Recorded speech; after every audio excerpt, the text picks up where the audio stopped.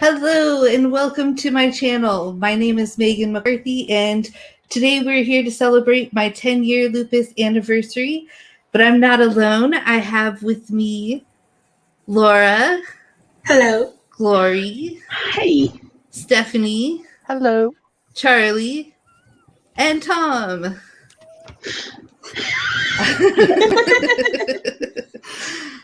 Okay, so I thought today I would start off with a little speech to explain kind of what today is all about.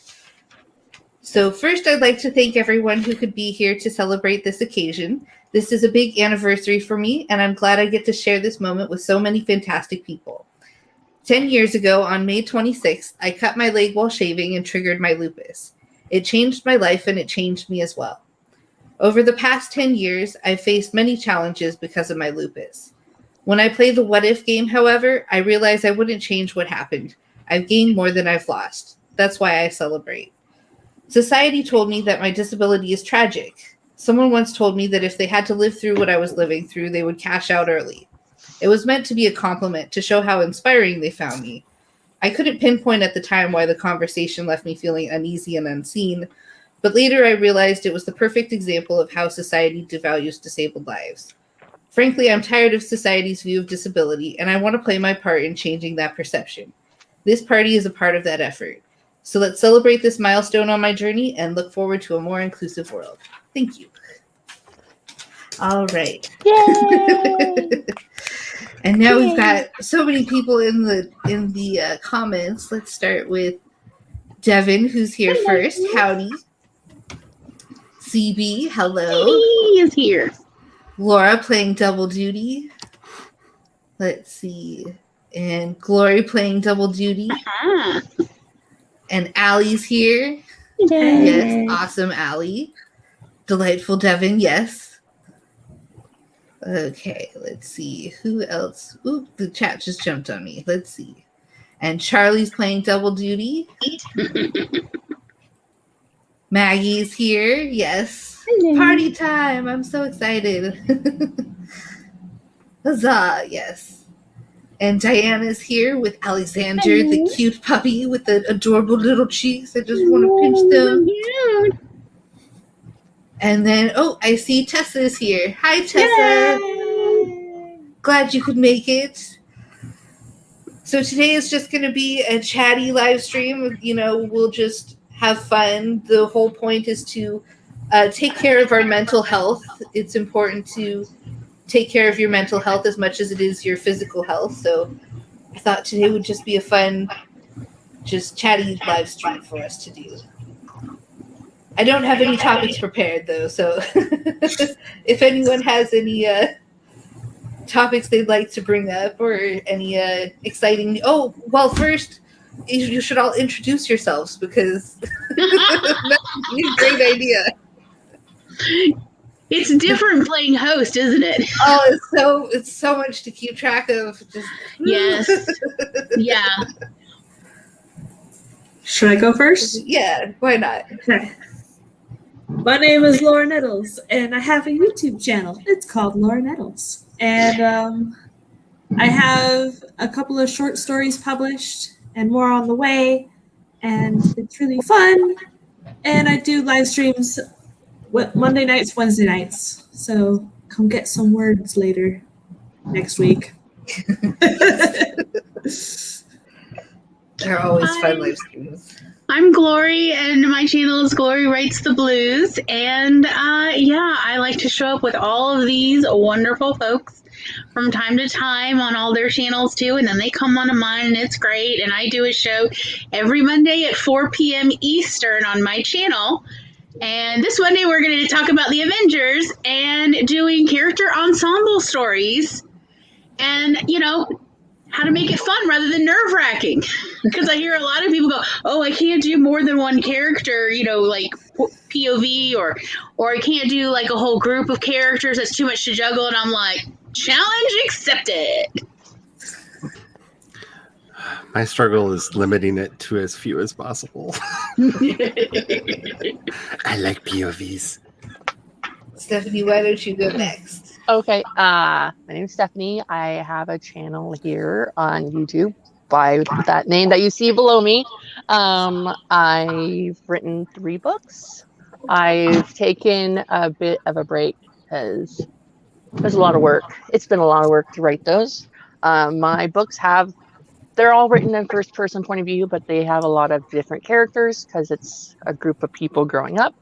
I have been kind of absent on YouTube lately, but that's because my Wi-Fi is wonky. And I think that's about it. I don't know what else I should say. You're up, Charlie, I guess. I don't know. Hi, my name is Charlie. I have way too many channels on the YouTube. I have this one, I've got the Project Shadow one, and I've got the Wisdom's Cry one, and I post things there. I do a lot of streams on this channel, but I'm going to be doing a lot more streams over on Twitch. I'm looking at adding 3 more days of streaming. I'm going to be doing games on Saturday night, and I don't know when the other 2 are going to be. Looking for input. As I blink desperately into the void that somebody will have good answers for me. Because I want to be doing more of that. There will definitely be a chat stream on Thursdays because I record my podcast on Thursdays, and I thought, hey, that would be fun to do, like with people and all the talking. And speaking of podcasts, if you want more of my voice, I just started season 5 of Project Shadow, and I really like the cover that Caitlin did for it. And I promise it's not as heavy a topic as it sounds like, but we started this season by talking about the hate industrial complex, which is the people that are trying to make money off of you by keeping you constantly angry and things that you can do about it. Because, I don't know, I thought start with something light and fluffy before we get into the serious stuff. Because, it's me. Oh, and we're doing the Pride and Prejudice anthology video on my channel if you want to know all the details about it. I'm very, very excited. And thank you to everybody who has already signed up. Like, I'm not going to start crying again because that's the thing. Thank you. Y'all are awesome. That's me. All right, I guess I'm last. I'm Tom. I mostly work with Glory on Glory Writes the Blues, doing our weekly show. I'm starting on Instagram, doing some Bookstagram reviews, and we're also looking at doing a new YouTube channel called Tom's Hot Takes. Well, no, sorry, Writer Recharge, where we just have fun watching trailers and talking about story ideas and just have some fun just being creative for an hour. Very nice. And everybody's links are down below. I tried to get as many links as I could find. So if you guys have more links you'd like me to link, just let me know and I'll add them down there. But everything should be linked down below. Let's see. I see some more people have popped in. We've got, let's see, Jenna. Hi, Jenna. Hello. Maggie suggests, how about we all deal with those people who say you don't look disabled? Ooh, that's like my least favorite. I get that all the time, like, but you don't look disabled. I know I look fabulous, but that doesn't mean I'm not disabled. People say that to me too. They're like, but you're not old, because they think MS as an old person's disease. Or when they find out my daughter has autism, they say, but she looks so normal. I'm like, what? Like, what do you say? Like, can I stab you and say you look fine? I'm like, I don't know. Yeah. Depends on the day. Compliment Sorry. you think it is. And then feel we've got Aryan Singh. I hope I pronounced your name correctly. If not, let me know. Just a random guy popping in. Well, welcome. We're just here to celebrate my 10-year Lupus anniversary. So it should be a lot of fun today. Let's see. Oh, we just lost. Who do we lose? Tom. Tom. He did say we were going to lose him, so. Oh, yes, that's right. Yes, says he drives further out of town to do a food delivery. So Gotcha. I'm sure he'll be back at a certain point. And Writing Violet is here. Hello, hello. Ooh, the chat just really jumped on me. Okay. So many comments. My voice becomes ice cold and barely above a whisper when that happens. Yeah. That's a good reaction. Mm-hmm. Rewriting a book that has 11 POVs means I now don't do more than 3. I can That's see a that. lot. 11's a lot. Wow. I feel this. I feel this so much. TLC. Full sisters. Yes, I feel both seen and called out. Yes. And if the person I'm speaking to doesn't listen, then Hulk smash. Yeah. Oh, yeah. Hi to Allie. Allie's here. Hello, Allie. Hello. CB says, I told my mother about Pride and Prejudice thingy. Nice. It's going to be so much fun. I have a few ideas that I need to work on. And Tessa says, hi to Jenna. Hi to Allie. Oh, hi to Tessa. I swear I meant to say hi. And Shay with the hobbies. Hey, hello. Sure. Of course. When does your stream start, Tessa? CB says, worse than saying you don't look disabled is when I am out with a support worker and people speak to my worker and ignore me like I'm invisible or something. Mm-hmm. Yeah, that's never fun to be ignored or made to feel invisible. My husband's also disabled, and he's made a habit, like when we're going traveling or out of town, he's made a habit of wearing shorts instead of long pants, because then people don't look at him weird when he parks in a handicapped parking spot, because he's a double amputee. We've been like locally here, and we've gone into stores, and like a guy would come out and say, well, what's wrong with you? Because he'd be getting out of a handicapped parking spot. And then we'd say, oh, we don't have any legs, because that's really what it is. And then we've had people like come inside and like follow him around because you can't see because he has long pants on. Like, why is it in your, yeah. Can I just say that should be the anthem for a lot of this? Why is it any of your business? Like, why do you care? There's so many things. Yeah, why do you care? Have you self-appointed yourself as the disability police? Why is it your business? It's not. Move on. Do you not have enough to do? Because I got tons, and if you would take some of the load off of me, maybe I could actually like work on helping, the world, since you're obviously not. Then you also hear. I'm just asking for laundry washing, okay? But then you also hear about people who take their deceased relatives' disability plaques, like their grandma's old plaque, and use that for themselves, and it's like when they don't need it. Yeah. Don't try and manipulate the system. Yeah, it does no one any good when you do it. Like, it just hurts disabled people. And I just have to say, there's a lot of well-intentioned people out there that don't realize how much, I don't want to say harm, because the word's not harm, but it's psychological harm, I guess, in some ways, when they do you don't look disabled. Or my personal favorite is, I have a lot of mobility issues because of my back and my legs. And when I'm out in public, people act like I'm made out of glass. And like, it's one thing to be there to help, to be ready to help if needed. It's another thing to be asking somebody every 5 minutes, can I help you with that? Can I help you? Can I do something for you? And treating a person like they just are useless, like they have no ability to do anything on their own. Like, it's like, I get the well-meaningness in a lot of those actions, but by doing that, you take away someone's agency and autonomy. Yeah. And it really, because you're not trusting them to say to you, if later on, if they need your assistance, you're saying, but constantly checking versus, initial one, if you need assistance, let me know, I'm here to help, and then just drop it because they're not a child. Exactly. We do infantilize every disability as much as we can as a society, and it's so problematic. Yeah, like that, or we infantilize it, especially with like I forgot what I was going to say. Never mind. My brain just it's like when I was going through my depression, people talked slowly and louder to me as if I had lost the ability to hear. and it's just like I'm having a funk. Like I am incapable of feeling happy right now. I didn't go deaf. Like I don't know why you like. It doesn't make things better. Like I already feel bad as is, and you're just like, do you need me to pick anything up from the store? Or like sometimes I use a wheelchair when I go to places where I need to like walk long distances because that's very difficult for me.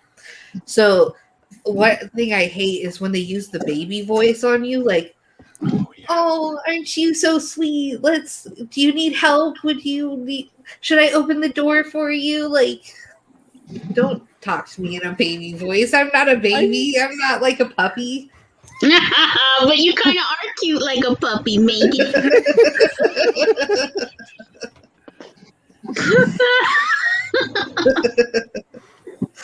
It's an odd way of creating that psychic distance so that you are giving. I feel like it's people giving themselves the ability to feel empathy without actually having to feel empathy by putting that psychic distance in. Like, oh, I treat you like I would a child, and then it's okay that I'm doing this. I'm not bringing myself lower by having actual empathy because our culture really doesn't like the empathy. You know, that baby voice says that you are not a peer. Yep. You are not equal to them. That is what that baby voice says. Yeah, exactly. I use a walker, and most people are always hovering to help. The hovering is so problematic. Like, be available. Don't trust that I know what I'm doing. Don't stand like a foot behind me, just waiting. Like if I'm in the store or something, and I see someone in a walker or using a walker or like in a wheelchair or something, and they're trying to reach something that's obviously too high for them, I'll give them space. Let's say, hey, do you want me to get that for you? And most of the time they're like, oh yeah, no problem, thank you, and then they'll go on their way. But then I see other people, they're like in their personal space, expecting them to fail.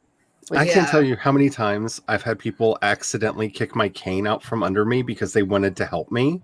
And they were just so close that they stepped when I put the cane down and they kicked it. So I almost went all the way down.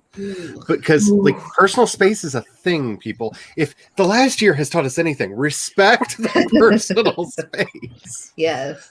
Because stay out of my bubble. Yeah. I have a big bubble. Because it's part of you wants to be so mad, and part of you feels guilty for being mad because you know that they just wanted to help you. Hi, Jules. You know, hope you're feeling just better. Yes, I hope you're feeling all the better. One thing that's been nice about having to use the public transit up here in Canada is that people tend to be very kind and give up their seats to people coming onto the bus. So like I hear all these horror stories about people not giving up seats to people with canes and stuff like that. Or somebody asks like, hey, can I sit? They'll usually just do the swap because they're in the blue chairs. So that's what they're for. So it's been really nice seeing a majority of people like respecting it and being kind about it. But yeah, I know I've had a lot of problem with that because at like our hotel, the reason we don't even go to the theater anymore is because the handicap seats are always taken, and because of the way my legs work, I need them because I need to my one leg has to almost always be straight or it's in constant pain. So I need that handicap seat so I can stretch my leg out, or I'm just going to be in severe pain through the entire thing and not enjoying it. But like, there's only so many times that you can go up to somebody and be like, I think you're in my seat, before you're just like, it's not worth it. Can we just go home?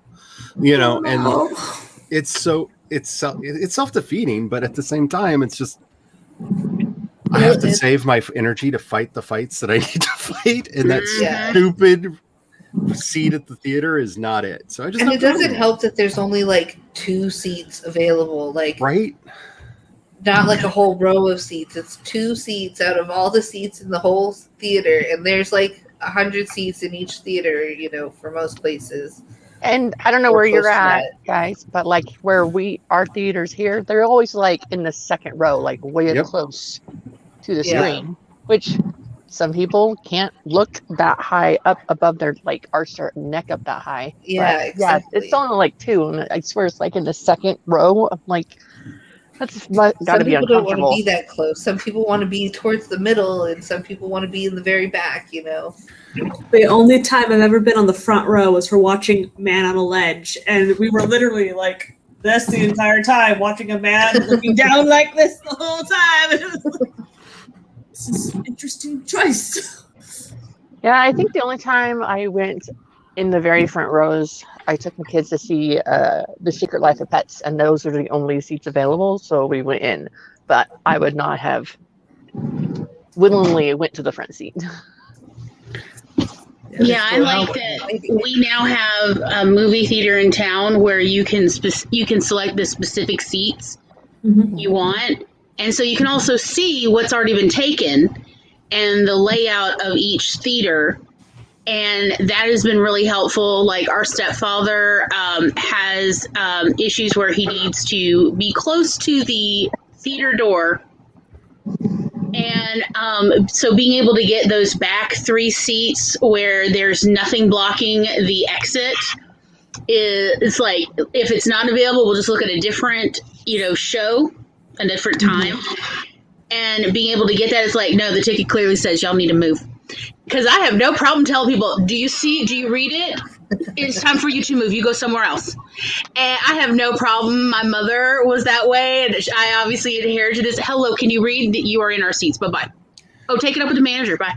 And I've literally done that and then plunked myself down because nobody can sit behind me. Nobody can kick my seat. It's fantastic.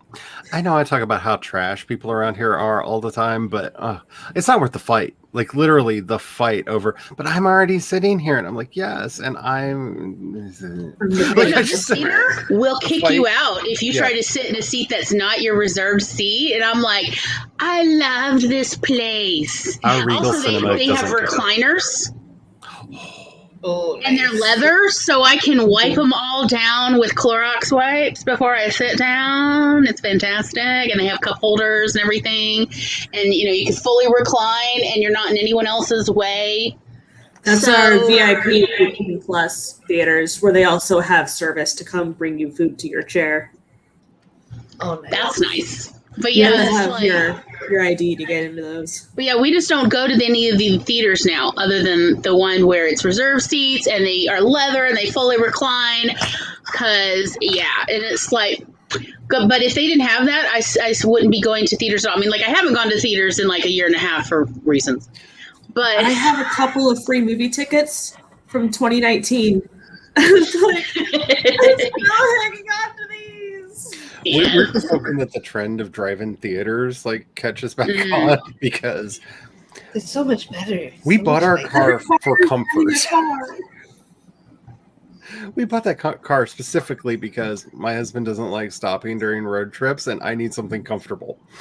It was a compromise. I'm fine watching a movie in that thing. Wait, when you say he isn't stopping, how long will you guys drive without stopping? Let's see. We can get from here to Lexington on 1 tank of gas, and so that's 500-600 miles.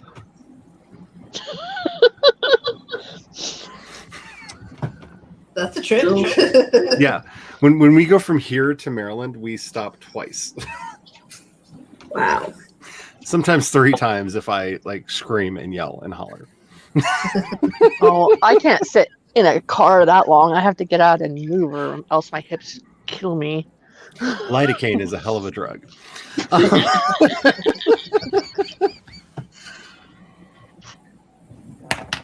Let's see. So we've got. I've had people slam doors in my face as well. Oh no, that's terrible.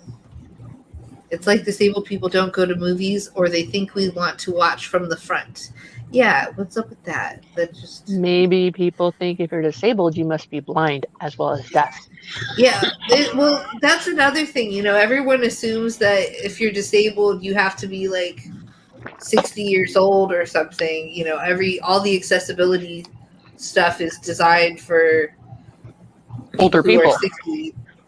It's not our very handicap pretty. seats are in the middle, like we have a few in the middle because our entrance goes into the middle of the theater, and then you have stairs going down and up, so the handicaps are in the middle. So they don't have to do the stairs, but they're not killing their necks. Oh, that's nice. Yay for not having to do stairs. Yeah, because stairs are like the devil. Yes. Or concerts and sports events. Yep.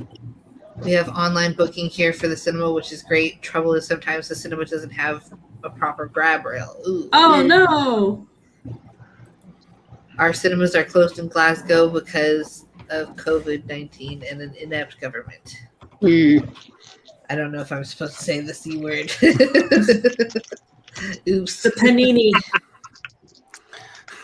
Panini.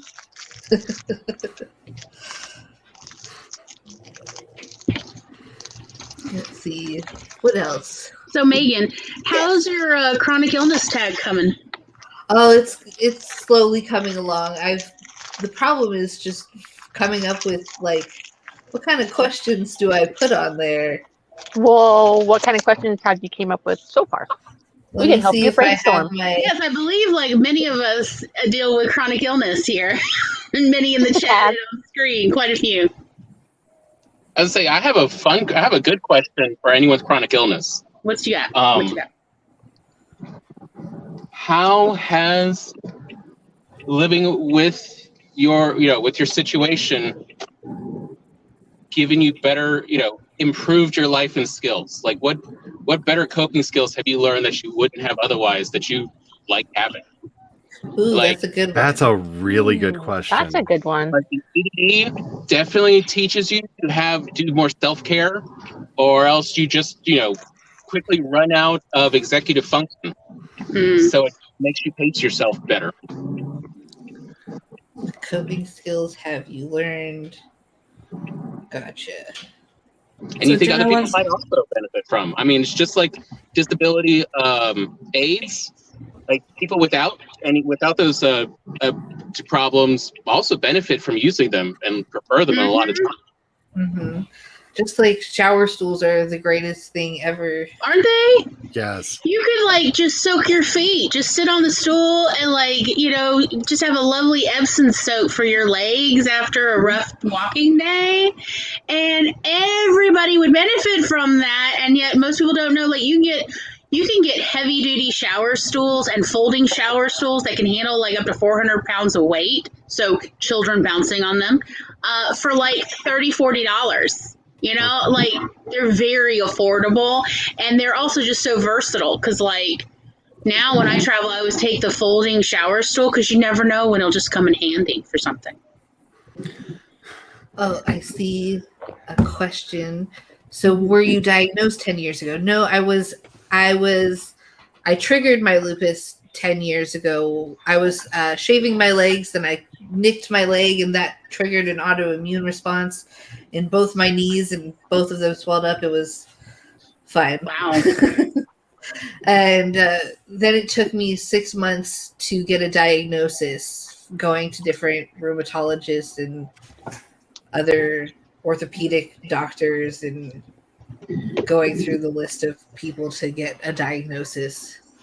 So what about you cutting your legs when you were shaving triggered it? So lupus can be triggered by trauma, whatever form that trauma comes in.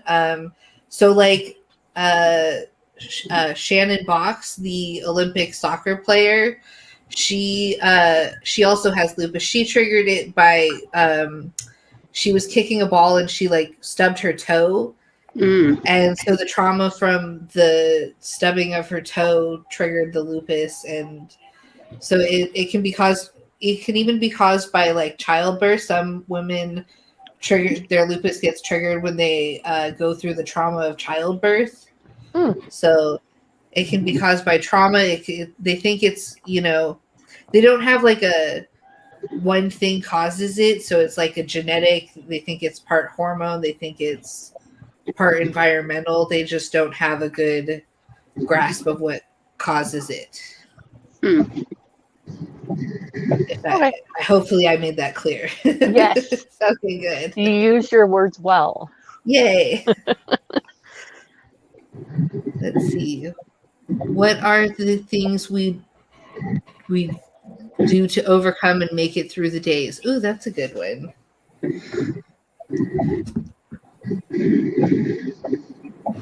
I think it's interesting how they're starting to find such a strong correlation between mental health and autoimmune disorders. Yes, that's And another big. And they don't know which is which. Is one causing the other, or they don't know exactly the relationship right now. It's purely a cause. It's a not a causal link. It's a circumstantial link. Mm-hmm. But there's a lot of evidence that even something as something like schizophrenia may just be an autoimmune disease of the brain. That's interesting. I didn't know that. Just hearing an article on Radiolab, I think, talking about doctors in the last decade have done some research and found that people with schizoaffective disorders have this tendency to get cold. And talk about just how cold they feel. Well, these doctors actually finally tested them. And the two things they found was, one, no, their surface skin temperature is in fact actually lower when they say they feel cold. It really does feel colder for them. But secondly, they found that those who develop this have a reduced T3 and T4, so their hormones are actually lowering their body's core temperature. Oh, wow. That's interesting. They have no idea what's the cause, but there is a direct correlation. It's not just something else in the mind of someone with a schizoaffective disorder.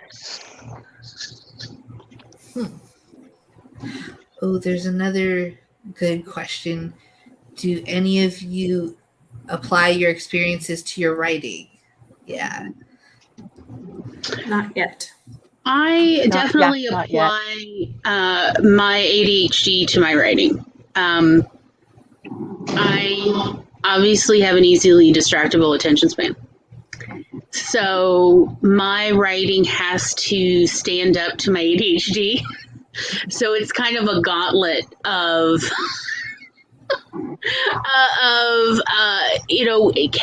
is my writing engaging enough that even though I've reread this now 10 times, I'm still enjoying reading it. And if it can't, it has to get punched up or it gets cut. It's, I truly, I'm ruthless about my editing process because of that. Because I'm like, if it can't keep my attention span, I assume it can't keep any readers. And that has turned out to work out really well for me as far as feedback I've received about mostly my nonfiction's what's been publicly published before. And that's what I hear again and again is, oh, I love reading your stuff. I love reading it out loud. It flows. It really moves along. It's great. I can't put it down. I love it when I hear that. I can't put it down. I'm like, yes. And that has a lot to do with my ADHD being this standard that all my writing has to pass. And it's a very tough standard. So for me, I was very scared as a child with my hallucinations I would have, and with scary movies would terrify me. I hated them. We tried to watch, I think it was The Raven, and we once they opened the coffin, me and my siblings were like, no, we're out of there. And so that was very terrifying. But once I started getting into movies and like Lord of the Rings and analyzing how they were done and how they were made, I got more into the mindset of how do I craft this and not in the mindset of a viewer, but of a creator. And then being able to create things that can evoke emotion is very powerful. And so I like being able to just work on the craft and the behind the scenes to create things now instead of so I haven't really utilized my experience of being terrified yet, but it fueled me learning how things are created, which got me into my main job. So, yay. Yay. I have definitely used like the various physical pains and traumas that I've experienced in my life in my fiction. It's I think helped the description a lot. I know I was going through a lot when I wrote Shine, and when I wrote Shine Like Thunder, and I've gotten a lot of feedback about the description of Sadia's pain in there, and I'm like, oh, good, and went to good use, because I literally would describe how I was feeling at that moment in the book. But it's also helped with like some of the story ideas that I've done. I've written characters that have dealt with depression, and I've written characters. The project I'm currently working on has a lot to do with dysphoria and social anxiety. So, yeah, I don't know that I could write a character that didn't have at least one of my major flaws, because it's hard for me to get into the minds of people that don't.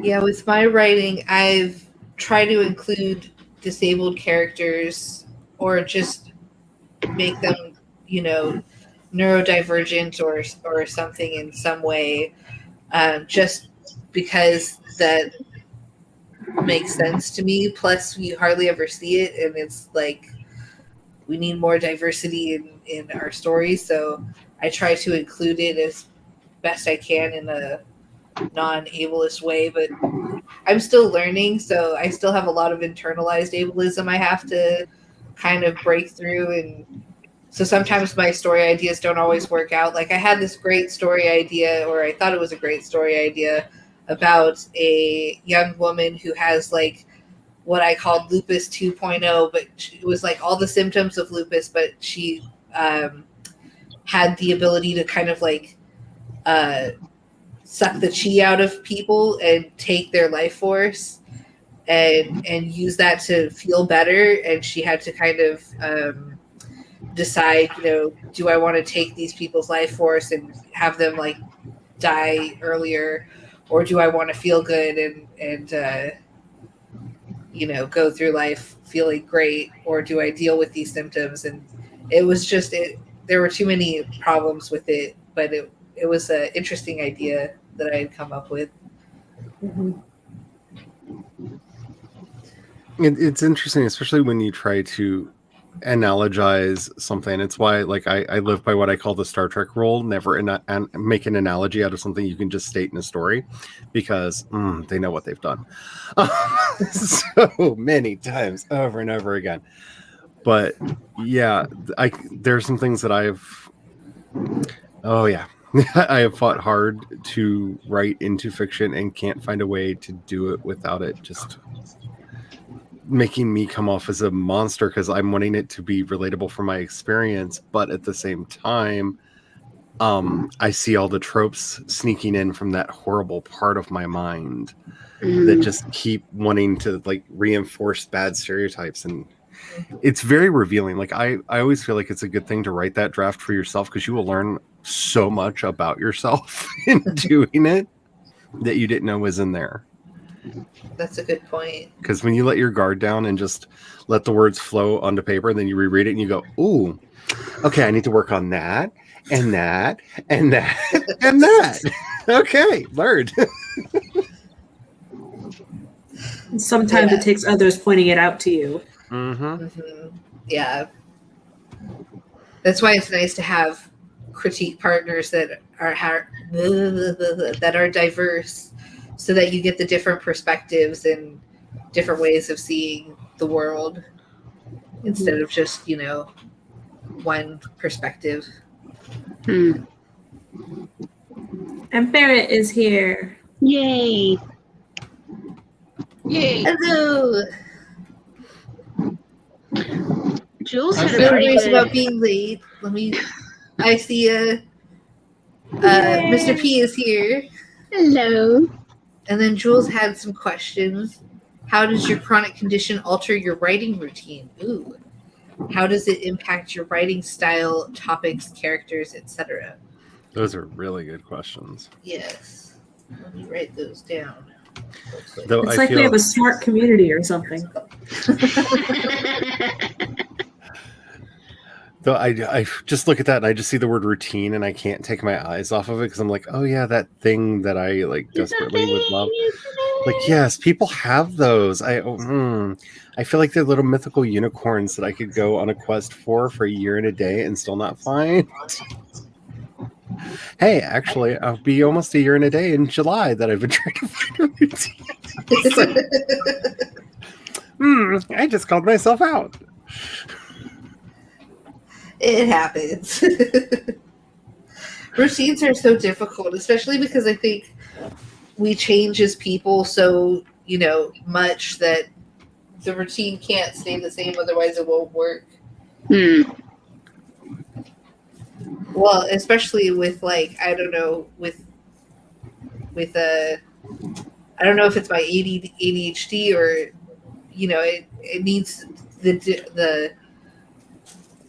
it needs to constantly shift so my attention doesn't get bored with it and then the routine falls by the wayside.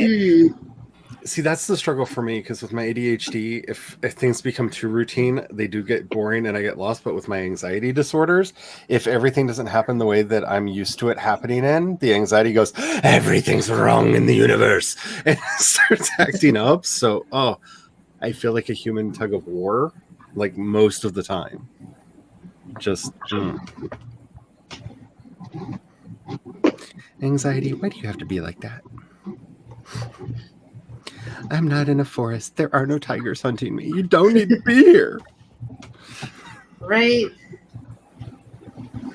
So for my chronic illnesses that I'm dealing with, my routine pretty much is more like a guideline or a checklist of, okay, first we have to take care of the body, or else the body will fall apart while doing the writing. And so it's not exactly what I would call a routine as much as more like a checklist or a guidelines of okay, have we done all the body things that need to be done? Bathroom, can we brush our teeth today? Water and food. What's that? Anyway, and if I have enough energy, then it's coffee. And it's sort of if I can get, so for instance, if I could get 5 out of the 9 things done, then maybe I have enough energy and wherewithal to do some writing or, setting up the next live stream or something. But that's how I kind of assess. It's essentially an assessment while also trying to get things accomplished. And so if enough stars align, then why, yes, productivity is going to happen. And then beyond that, I just ride the wave. That's all I can do. So some days, this whole idea, I admire people who are oh no, I sit down and I sit there for at least 2 hours and I write or I stare at the wall, but I'm going to get things done. I'm oh, that's so lovely that you can consistently do that. I don't know what that's like anymore. But I hear it's awesome and empowering. Because for me, it's I may only have 20 minutes of actual thinking energy before, nope, I'm going to need a nap. And that nap may be several hours long. Or I may have several hours and I will ride the wave. That's what I do is I just ride the wave. So that is my idea of a routine. And then at a certain point I look up and it's time to eat dinner. It's very dark outside, and that's how I kind of know, is it dark? Has it been dark for quite a while now that I think about it? Oh, it may be time to feed the body again. In college, my mom had to sit me down and make me write out a schedule with my classes so that I could schedule in eating time. Mm-hmm. Yep. Because when I wasn't working on my classes, I was in the animation lab because I was doing that 40 hours a week. So working on senior film projects. So it's you gotta eat too. Yes. Yeah. It's funny in the morning, it's so hard to get out of bed, and it's so hard to extricate yourself from the cocoons of warmth. Yes. And the dreamland that is so interesting and cool that you don't want to leave it and go off into the real world. Yep. Yeah. I use many of my life experiences and those of the people around me in several of my books. The best part of using fiction as a coping mechanism is that I've been able to encourage people to seek help. Sorry, I didn't mean to cut you off, Tom. I was just going to say while mine is very similar to Glory's, mine just prioritizes executive function. And essentially, how much do I have of that? That determines what I can do. I can walk around more than Glory can, but to think and actively decide to do stuff is a real crutch of my. So, like, if I'm doing really well, that's when I have to decide: do I want to go work, or do I want to write? Because that's the same energy requirement. Is driving around or doing a creative process. Otherwise, it's more puttering, very low energy. Making some food for me and Glory, that type of. But it's just every day and every hour. It's what's my executive function level right now? How sort of awake is my brain? I'm not sure how to really put it. Yeah, no, I struggle with executive function as well. That's like one of my main problems is getting things done and trying to get your brain to do what it needs to be doing. Yeah, it's kind of interesting that, like, Tom and I will definitely support swap a bunch, where it's kind of noteworthy to me, like, on days when he's struggling with not having enough executive function, those sometimes are the times when I'm like, oh, I have tons of executive function, but literally no physical energy. So I just essentially, like, here's your things. I'm going to make you a list, and they keep coming back to me every time you're done with something, and I'll tell you the next thing on the list, and you can get it done, so that we essentially support swap as a way to try to maximize what we do have. That's nice that you can do that you have someone you can do that with. Yeah. I normally just say I'm dyspraxic and leave it at that. I have used experience that I had at school. Oh, the chat just jumped. So many comments. I'm so far behind. Yes. Barry had a question that I saw looked pretty good. Oh, I see. What about your chronic illness has surprised you? Ooh, that's a good one. What about my chronic illness has surprised me? That's a really good question. My hallucinations went away with my first appointment with the therapist. It's like, wow. I've had it for years, and I show up in one session, and they're gone. It's like, what the crap? That kind of happened when I was a kid. When I was 7 years old, I think 6 or 7, I can't remember now. I was 6. I had my first migraine, and I was literally rolling on my parents' bed, holding my head, moaning. It went on for hours. So my mother took me to the emergency room. I swear to you, as soon as she pulled and parked in the parking lot at the ER, I was like, my head feels better now. And she's like, we're still going in. But I was like, we were in there, we were waiting. They actually really prioritized me at 6 years old. A 6-year-old with a migraine, I guess, was kind of noteworthy. And I was like, I swear it doesn't hurt anymore. And they're like, moving on.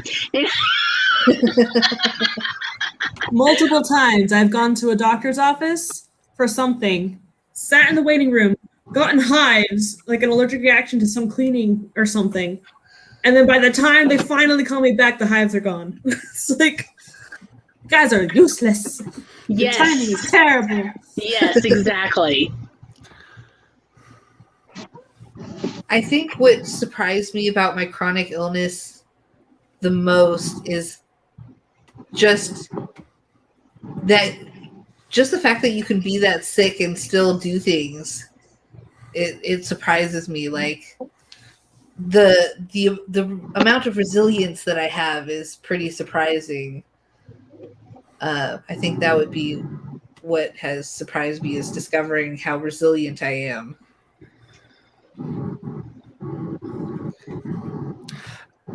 I think I'm still in awe of how much I'm able to ignore the chronic pain. Like it's background noise. Like, because I was talking to my sister the other day, and she's like, "It's amazing how good you're doing, and how much the pain's gone away." I'm like, "It's still there." Like, it's just so constant that I don't think about it anymore. It's like, it's only when it gets sharp and stabby that I like register it consciously now. It's just this background hum of just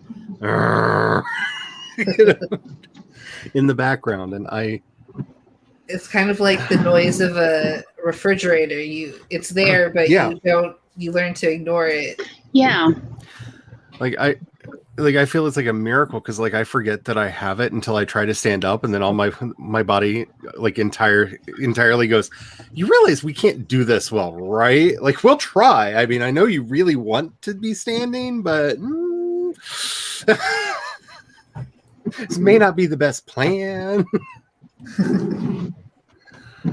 Oh yeah, that's right. Everything's broken. That's right. It makes it hard to sit. Oh, sorry. No, sorry. I was just going to start reading it makes it hard to sit for several hours a day due to back pain and sometimes exhaustion. Yeah. It's amazing how tiring being in pain can make you. Like, you do nothing all day, but if you hurt, you're like wiped out. It's amazing. I just need the doctors to get on that flying technology, like that, just like floating weightlessly in the air thing, because like, if I have one more doctor tell me, "Now, whatever you do, Charlie, don't sit, stand, lie down for any period of time, and definitely don't walk or ride a bike or swim for too long either. Just don't do anything." How does that work with physics? You realize I still have to interact with physical existence, right? Like, right. I'm not just a thought in the universe. So if you could please just get on that like weightless floating technology that apparently I and who knows how many other people need. Thank you. Mm-hmm.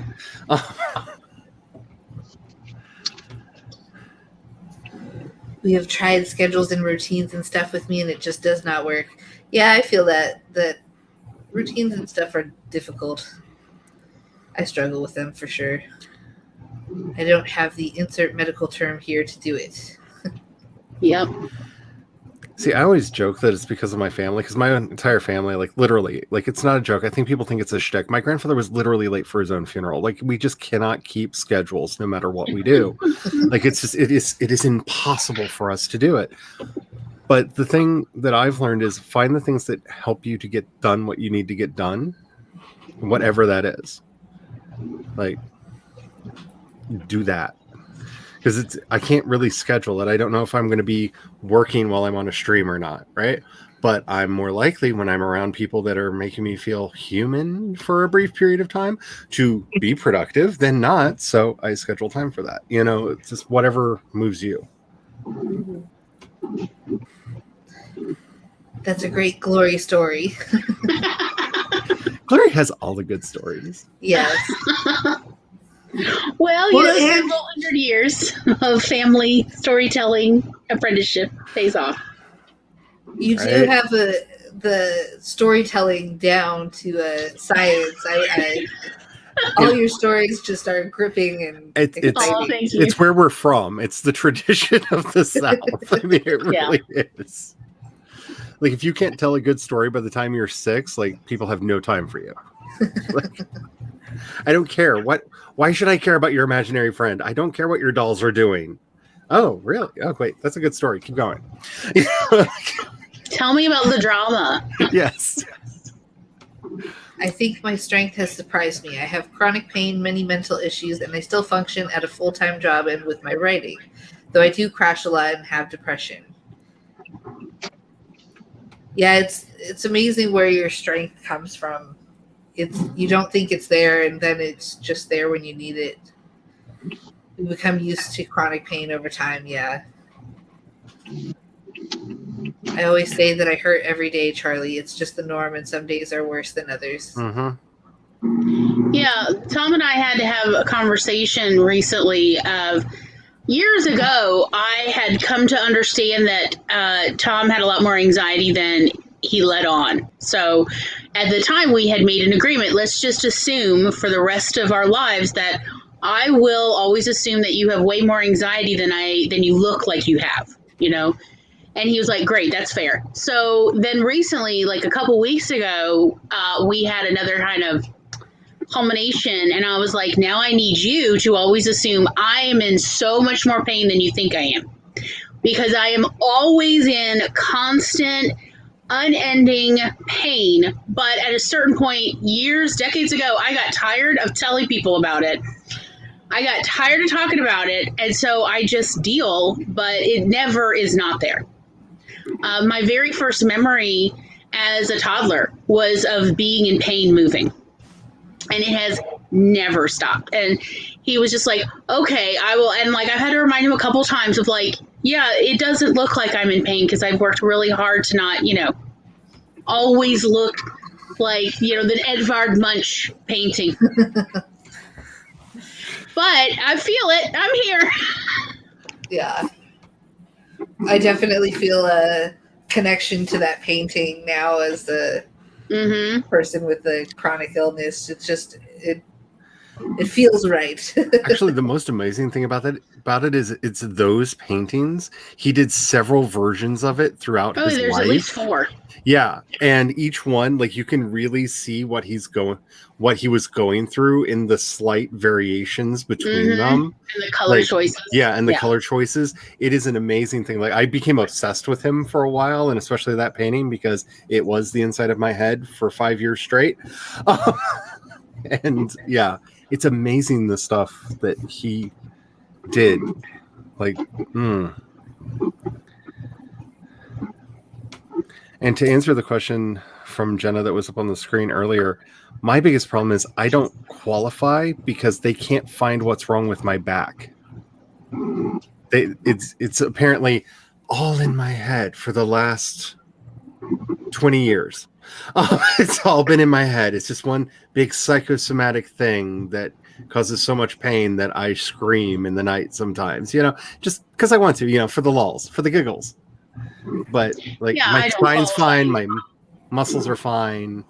Like it is, it's usually around here, it's an 8-year process to get on disability if you ever qualify. And I simply do not have the money, the health care, or anything to go through that process, let alone the energy of 8 years to, it's literally not worth it for the amount of effort and struggle and money, because it costs a lot of money actually to go to all the doctors. Even with, the rural healthcare initiative, I still have to pay $50 a visit and see a variety of different, I literally don't have that. So it's just not something that is on the cards that I'm not motivated to get, because if I go and, get better eventually, I would have to, and if it got worse again, I would have to go through this process again. And if anything, it would be harder the next time. It's like, why do this? Do you realize how little money it actually is? SSI is so minuscule an amount of money. It is not even, you can't live on it. I know so many people on SSI who literally have established relationships with other people because SSI did not pay the minimal to cover for them to live and survive. I just want to have an app that can just put back at people their social media posts for the last year when they're like, but it has to be hard or people would just stay at home doing nothing all day. Okay, you stayed at home and did nothing all day for a year. Did you like it? Who wants to sit at Who wants to sit at home and do nothing all day? No one. Absolutely no one. That made my depression worse when I got laid off for 4 months. It's like, I have all this time to write now. No. No. But that's, I don't know which form of toxicity it is, because there's so many and they're so intersectional and they overlap so many ways. That idea that we have to make it hard for people that need it to keep the people that don't from getting it. And it's just like, seriously, who wants to sit at home all day and do nothing? Like who are these people, and how bored are they? How devoid of imagination are they? Because even at my worst point, when my back was completely messed up and my depression was at full roar and everything was just firing on all cylinders, I still wanted to do something. I just was mentally and physically incapable of it. Like, I don't know who these people are. Bye, Tessa. But yeah, it's that mythical character out there that makes it hard for people that do need it to get it. Yeah, I don't qualify, like, because I am in remission technically. Like, they don't, the lawyers I've spoken with are like, the judge will never grant you your thing because you're too healthy as it is right now. Like, even though I still struggle with everything. Yeah. But yeah, I genuinely believe, like, if we could have universal basic income in this country, we would see a renaissance of creativity and technology, new technologies, because if people had that basic level of income, so they were not worried that, the one wrong month and they're out on the streets. Right. I think that many people would be able to find better fitting jobs. Many people would be able, some of them would even be able to take time off to, like, do that invention or that research they've always wanted to do, write those books, paint those paintings, score those albums, whatever. And, like, we would have an amazing renaissance in this country if people were not worried about being homeless all the dang time. Look at your favorite song that came out recently. I bet at least one of the people that worked on it was from Sweden. Just because no, I'm not kidding. Sweden has decided to prioritize the art. And so, like, you can get paid. You can get a scholarship to just work on music and or writing in Sweden. It's not, I'm told that you have to have certain qualifications and stuff. It's not just you walk in and go, I'm going to be an artist. And they're like, here's money.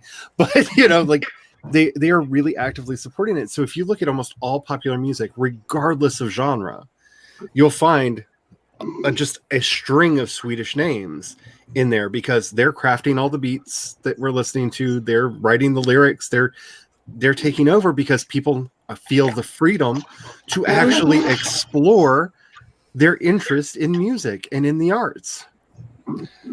Imagine that. And like, wow, because they are having a cultural renaissance right now because they are allowing people to actually try and see what they like, what they're good at or not. Like, I'm just not here for it was hard for me, so it should be hard for you. I'm not here for any of that. Like, it was hard for me here. How can I make it easier for you? Like that. Right. Yeah, no one should have to go through the stuff that I've gone through. Exactly. No one. Exactly. That's the kind of mindset that we should be having for all these problems. But a lot of people are so resentful that they want to make it as difficult for other people. And it's like, but that's not Glory. how things get better. Hey, Glory, why don't you go over your theory from Horrible Histories about sanitation? Okay. So, years ago, I was really sick for a whole week. This was like probably 5 years, just back when I worked at the library, and I was like, I got some terrible flu. Like, it was so bad. It took all the stuffing out of me. And I ended up binging the live action show Horrible Histories. And there was at the time like 5 seasons streaming. So I watched all of them in a week, or less than a week, really. Number one, they're super cute. I highly recommend for everyone. I mean, it's primarily European and American history, but it's fun to watch. It's a lot of skit stuff, but it's all historically accurate. And there is a talking rat puppet, so good times, y'all. But what I had noticed by like binging this and watching all of this while just laying there passively on the bed feeling miserable is different time periods, different civilizations and groupings. They had different levels of violence and punishment ideas in their culture. And I noticed since Horrible Histories, because it's aimed for children, aimed a lot at anything to do with poop. There's a big poop and urine focus on this show since it is for elementary school children, and let's be honest, it's an interest. So pretty much there was not a single time period in European and American history that they covered that they did not also talk about sanitation or the lack thereof, and like specific practices with poop. So like the Saxons building their homes out of feces, particularly human feces. And so like there's a lot of poop related historical facts out there. Romans really big into a variety of waste. They think dog poop would do really strange things, and I'm like, I'm surprised more people did not actually die of that, because that sounds fraught with peril. So, and I had noticed by binging all this such a condensed time period while I'm just laying there, I'm trying to be distracted from how miserable I felt with this flu, that I noticed that the better the sanitation, the less pervasive violence and the less extreme the punishments, the criminal punishments were, versus other time periods when the sanitation became worse again, literally sewage in the streets. They also, those time and periods were known for having much more extreme violence and much more extreme criminal punishments. Like, y'all know what a drawing and quartering actually is? It is a horrific punishment. I'm like, that's not a punishment. That's a torture and death. Anyway. Mm-hmm. So, and I had noticed it, and I did further research and found, yes, the better the sanitation, and it's not really specifically sanitation, it is how healthy any population is directly related to their sense of justice. So the more they're like, no, you must suffer, the sicker those people in general feel. The worse they feel is directly connected to how much they want other people to hurt for what we would necessarily think are like seemingly kind of innocuous crimes, spitting in the street. Why should you be beaten for, it's gross, but it's not like the worst thing ever. So that's what I had noticed years ago, and I've done further research, and I have not found, and I've actually talked to sanitation professionals, I've talked to doctors about this. So far, no one has found evidence to disagree with me on this one yet. So I told Tom, this was years ago, that I think sanitation professionals are the angels of any society, because they are the ones who are trying their best to keep the rest of us healthy. Has anyone else watched Crime of the Century about the opioid crisis? I have not seen that. I have not watched it. I've just been keeping track of all the articles and research done.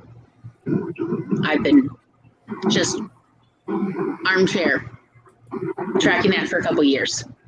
Originally, cob houses were made of poop, and early Egyptian birth control was made with honey, salt, and dried alligator poop. Yep. Ew. Yeah. There's a lot of poop in history. Oh, there's a lot. There's way more than anyone should ever be comfortable with. And it's not that all poop is always terrible. It's not. It's just, in moderation. Not just poop, but dried mummy dust. Yeah, I was just about to say, and the cannibalism. Don't forget the cannibalism.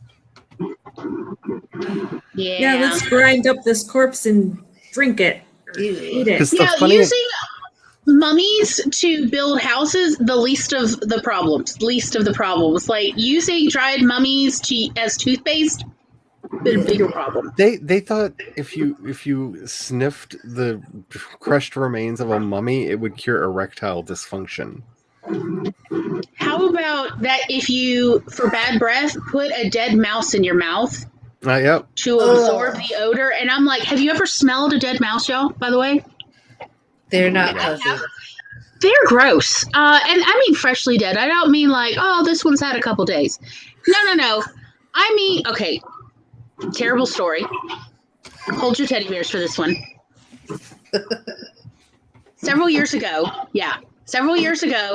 before the feral neighborhood cats adopted my house, I had a mouse problem. They were after all my yarn, y'all.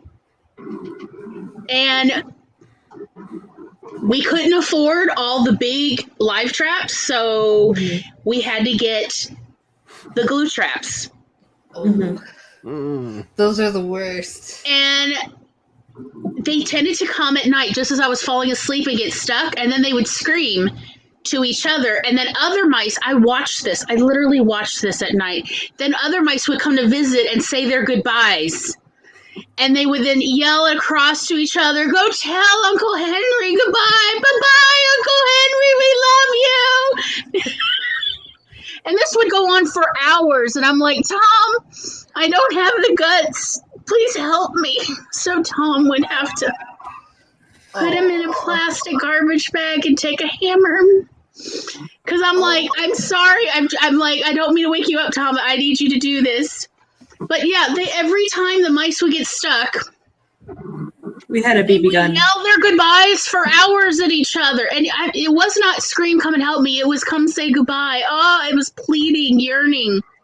They would come see each other and say their goodbyes, then go back home. To go nest in my yarn again. We had traps too in our shed in the backyard, and they wouldn't work completely sometimes. So that's when the BB gun would come out, put them out of their misery. Yeah. We tried the sticky traps. We learned very quickly not to because the mice were so dirty that they often were able to escape the sticky traps. Oh, because the dust's out there. Yeah, good point. And then we felt bad, so we tried to unstick the mice from the. Oh no, it doesn't go well. It did not go well at all. Oh. No, it doesn't. I'm so sorry for you. Yeah, we were trying to, just let it off into the middle of the forest, but no. That's why I prefer the live traps because, I'm like, look, I'm going to take you to the forest, and if you live or die, that's on you. But they're expensive. They're like $20 each.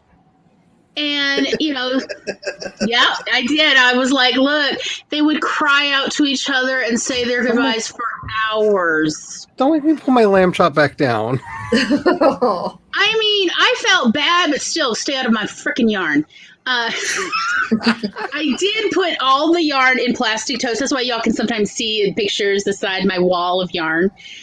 Because I felt like, let me just take the temptation away from them. And then the outside cats showed up. And yeah, the mice were like, we just found somewhere else to be. Okay, thanks. So that worked out quite well. At the time, the mice and the wood roaches, you know what I'm talking about, those palmettos, were having a war in my house. They had found, I used to have my ADHD medication back when I could afford it. And in there was also my migraine medication, which is a beta blocker. And also I used to take Mucinex because I had so much allergy problems. I worked in the library. There's a lot of dust. And I caught the mice baiting the roaches to kill them because the Mucinex will kill palmettos. They'll desiccate. And the mice were living on my ADHD medication. They were little mice chew marks. They were getting high, y'all. And and they were baiting. I saw the mice. They would actually find little bits of fallen food in the kitchen that we'd missed, and they would put it on the Mucinex so the palmettos would try to go for the food and end up eating some of the Mucinex. And then they would not get far before they would be upside down. So there was a war going on until the cats intervened. Yay, cats! Goodness. Yay, cats! Yes. Yes. So I wanted to see if you guys wanted to do a break, like a 10-minute break. Sure. Give us a bio break. Give everybody a little time to hug themselves after my horrible stories. Y'all didn't think I could do horror and suspense, did you? Okay, everybody, get your sadness Thought it was just out Laura. and cradle her in your arms and just say, Right, get your teddy ready. Just go back. It's okay, sadness. It's okay. And when all else fails, As I said, we found a way to not have to kill mice anymore, and that was nice. So. Well, sadness makes it back on the wall. Oh, it's my timer. Yes. Yay! Let's make this bigger. All right. We'll get started in 5, 4, 3, 2, 1, go.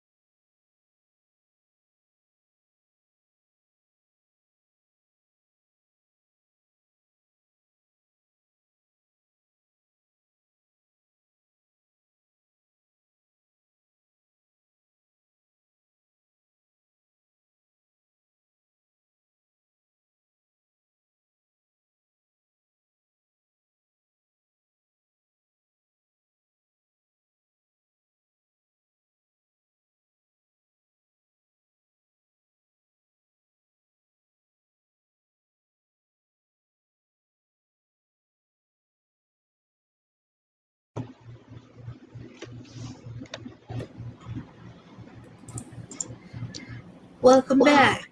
Yay! I don't know if you could hear that because I don't think I shared the time No audio. or That's it. the audio I meant. Bacon mac and cheese. Ooh, yummy. Sounds delicious. It's the twirly noodles.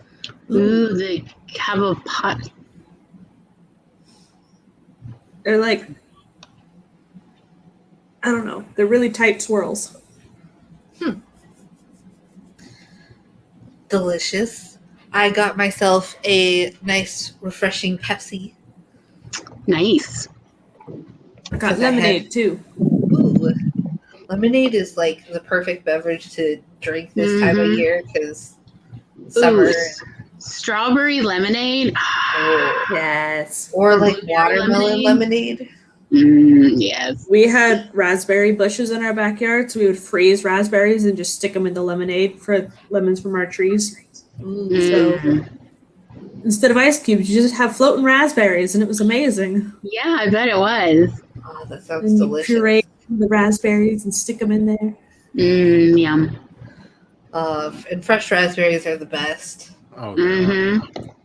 Yeah, we have wild blackberries around here, and if you can find a bramble of wild blackberries growing, there is no flavor. Like every single blackberry I've ever bought at a grocery store was like a huge disappointment compared to the wild growing blackberries around South Mississippi. When Tom and I were little, like little kids, like he was a toddler and I was like barely not a toddler. There was an entire lot across the street from Married Housing that was all just like literally an acre wide of blackberry brambles. We would go in the summertime every single day after lunch and go pick them and eat them. And we would bring some home to Mom. And she would just sit there just happy as all, just, my children brought me blackberry, because they were so delicious. And that was what, those are the memories. Like, he was so little that sometimes he was a little too short to get to where the big blackberries were. Like, the blackberries would be this big and plump and fat. Ooh. And, they weren't treated with anything. Nobody was using pesticides, so they were truly all natural. Nice. My mom and her sisters would go pick blueberries in Nova Scotia when they lived there. Ooh. Yeah. Their entire fronts would be stained. Yes. Goji berries are an experience. I've never had one. I'd say I've never had blueberries one either. are great, but the difficulty is the older the bush, the better the berries taste. Yep. Yes. So you really want to find something at least 50 years old. Yeah, a friend of ours has high bush blueberries the bushes were 100+ years old when they were uprooted in Maine and brought down here. And that was like 70 years ago now. And a friend of mine, her grandmother was the one who planted them here. She bought them. Her grandmother was visiting family, and there was an estate sale, and she was like, how much you want for the blueberry bushes out back? And they were like, $15 each. So she dug them up because it was like an estate, y'all, in Maine, an estate. Oh, nice. And she brought them down here and planted them because it turns out this is like the second best place for blueberries in the world, I'm told. I don't know if that's true. But she just planted them and she never did another thing with them, and they would just pick them. But my friend doesn't like blueberries because of the seeds. So pre-pandemic, I used to go every summer to go pick blueberries on our high bush blueberries. The berries would be this big and they were the most tasty, but they were like 150, 170 years old. And I'm like, how are they still alive? She's like, I know. The local USDA guy came out here and could not believe they were that old. He like dug around, he like cut a little branch, and he was like, yep, they really are that old. Nice. The berries I can't stand are Saskatoons. I've never Those tried. are I don't like think I've just ever had pure those. seed. Ugh. It tastes like wood. My grandma loves them, and we were driving up from San Diego up to Edmonton, Alberta, to visit my grandparents, and they met us down in Montana. And there was a cabin we were staying in, and there were just fields of grasshoppers, just clouds of them that we would run through. And my grandma's like, "Oh my gosh, there's Saskatoon bushes!" So she had us all go out there and pick Saskatoons, and we bring them all in the cabin, and they were disgusting. But she loved them. You know, it's a choice. Is Grandma a vampire? Look at Laura thinking about it. She's like, maybe. See, I grew up. See, I get that liking things that are disgusting because, like, my great grandmother, anytime she was proud of me, would buy me these whorehound candies that I don't know who thought that those should be candies, but they were like very popular amongst people around here. And so, like, every time I have a Ricola, I'm like, Granny's happy with me. Yes, I grew up reading about whorehound candies in the Little House series, right? And you know, that was that 10-year phase where I was obsessed with prairies and Victoriana and all that. And I am here to tell you, those taste interesting. They're like But root beer if you put mud in it.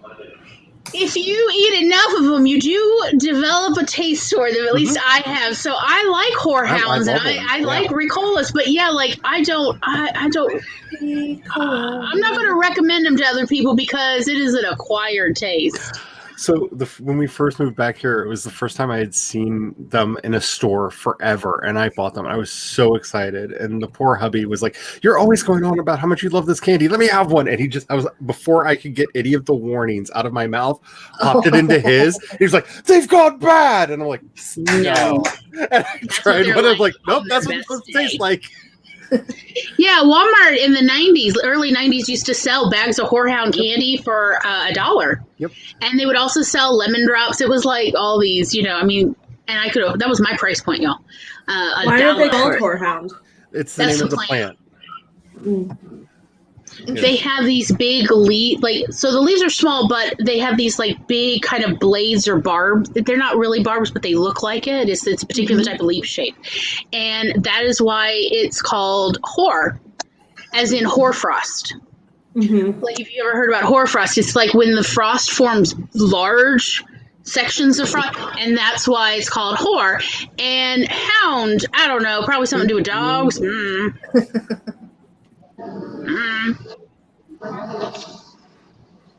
But yeah, it's like root beer's ugly cousin. Yeah, I love root beer, but I don't know if I want mud. It's that weird funky aftertaste in root beer where you're like, I'm not sure I enjoy this aftertaste. That's whorehound. Yeah. So I might like it. As said, it's not that it's terrible. It's not the worst taste in the world. It's not durian, y'all. Which I do love durian candy, but best of luck to everyone else. What? I'm telling about the ice cream. The ice cream pop. So, this is when I was married.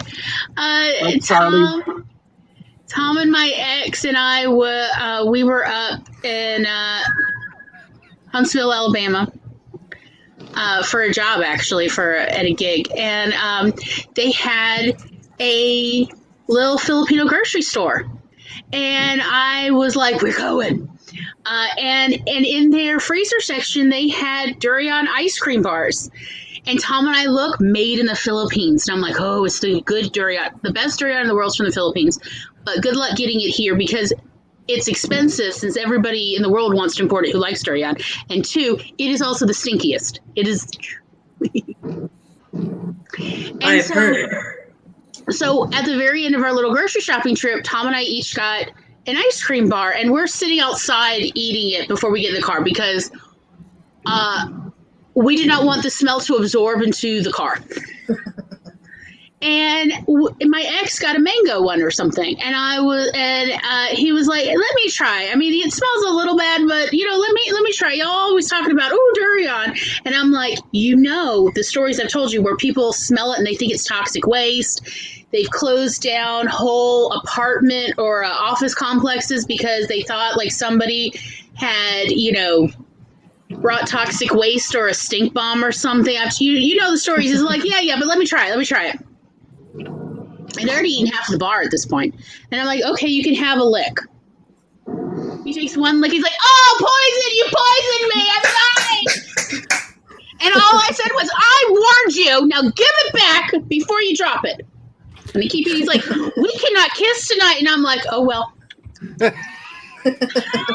Sucks for you.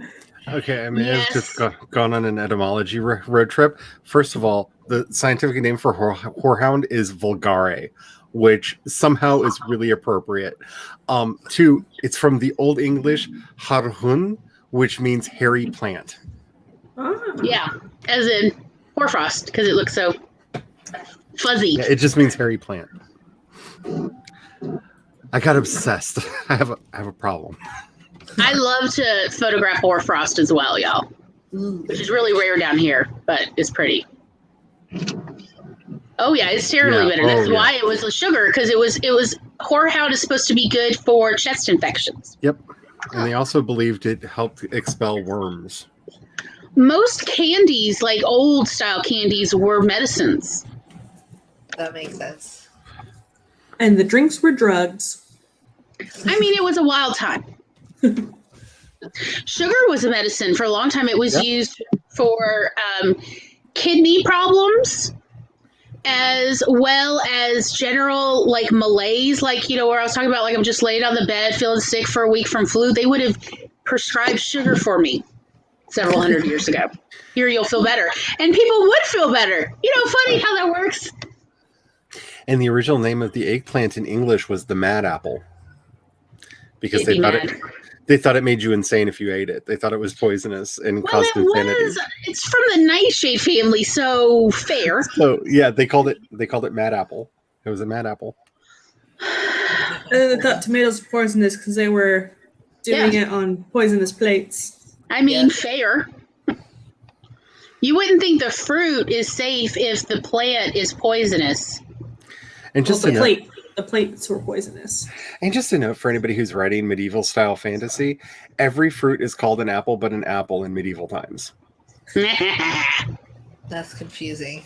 Yeah, apples were malas or malades, and everything else was an apple because apple just meant fruit. The things you learn. Pomme de terre. Yeah. Dirt apples, as I think of them. Come on, that's more of the real honest French translation. It's a dirt apple. Yes, yeah, it is. That's why I laughed. Speaking of nightshade. That should have been my drag name right there, right? Dirt apple. Well, that too. I was thinking nightshade, but girl, please. Well, I'm like, look, Charlie, I've never seen your backside, but I assume you have an apple bottom. I just assumed. In my mind, Charlie's got an apple bottom. Kind of, yeah.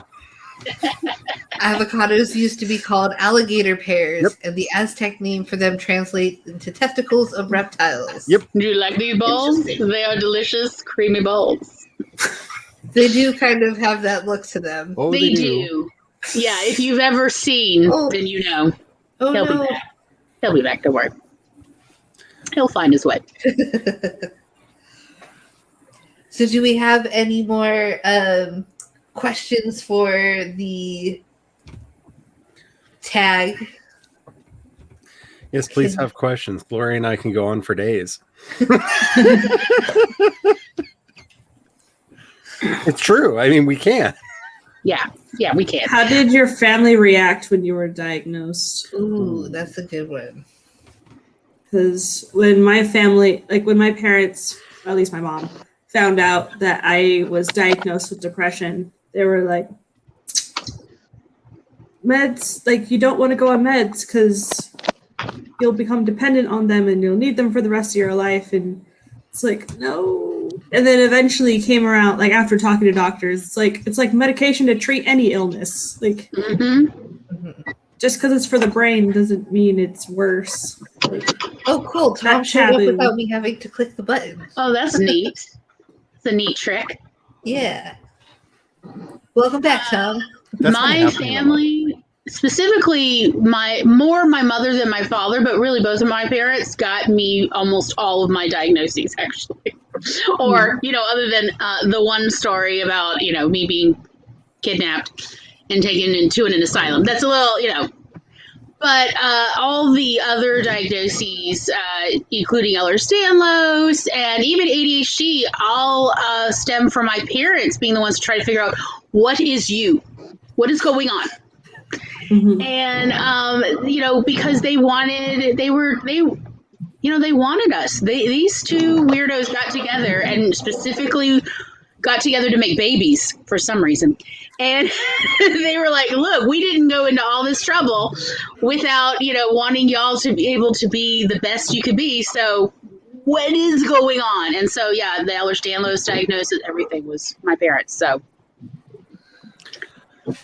When I got my ADHD diagnosis, I think the only thing that went through my mother's mind or out of her mouth was, yes, but can you fix the child? I came here not for the diagnosis, but for the fixing of the child. for the fixins. Fix the child. And with my depression, it was just, that's your own fault for listening to all that music. Oh no! That music. Just smile more and stop listening to the music. And yeah, that fixes everything. Talk less. Funnily enough, Smile more. yeah. When I started listening to more like angst music, I guess, like Linkin Park, 3 Days Grace, Red, Breaking Benjamin, all those, I'm almost like, no. They're good music, Mom. Oh yeah, she's convinced that I don't really have depression. I just get bummed out because I listen to all the devil music, and If only that were it.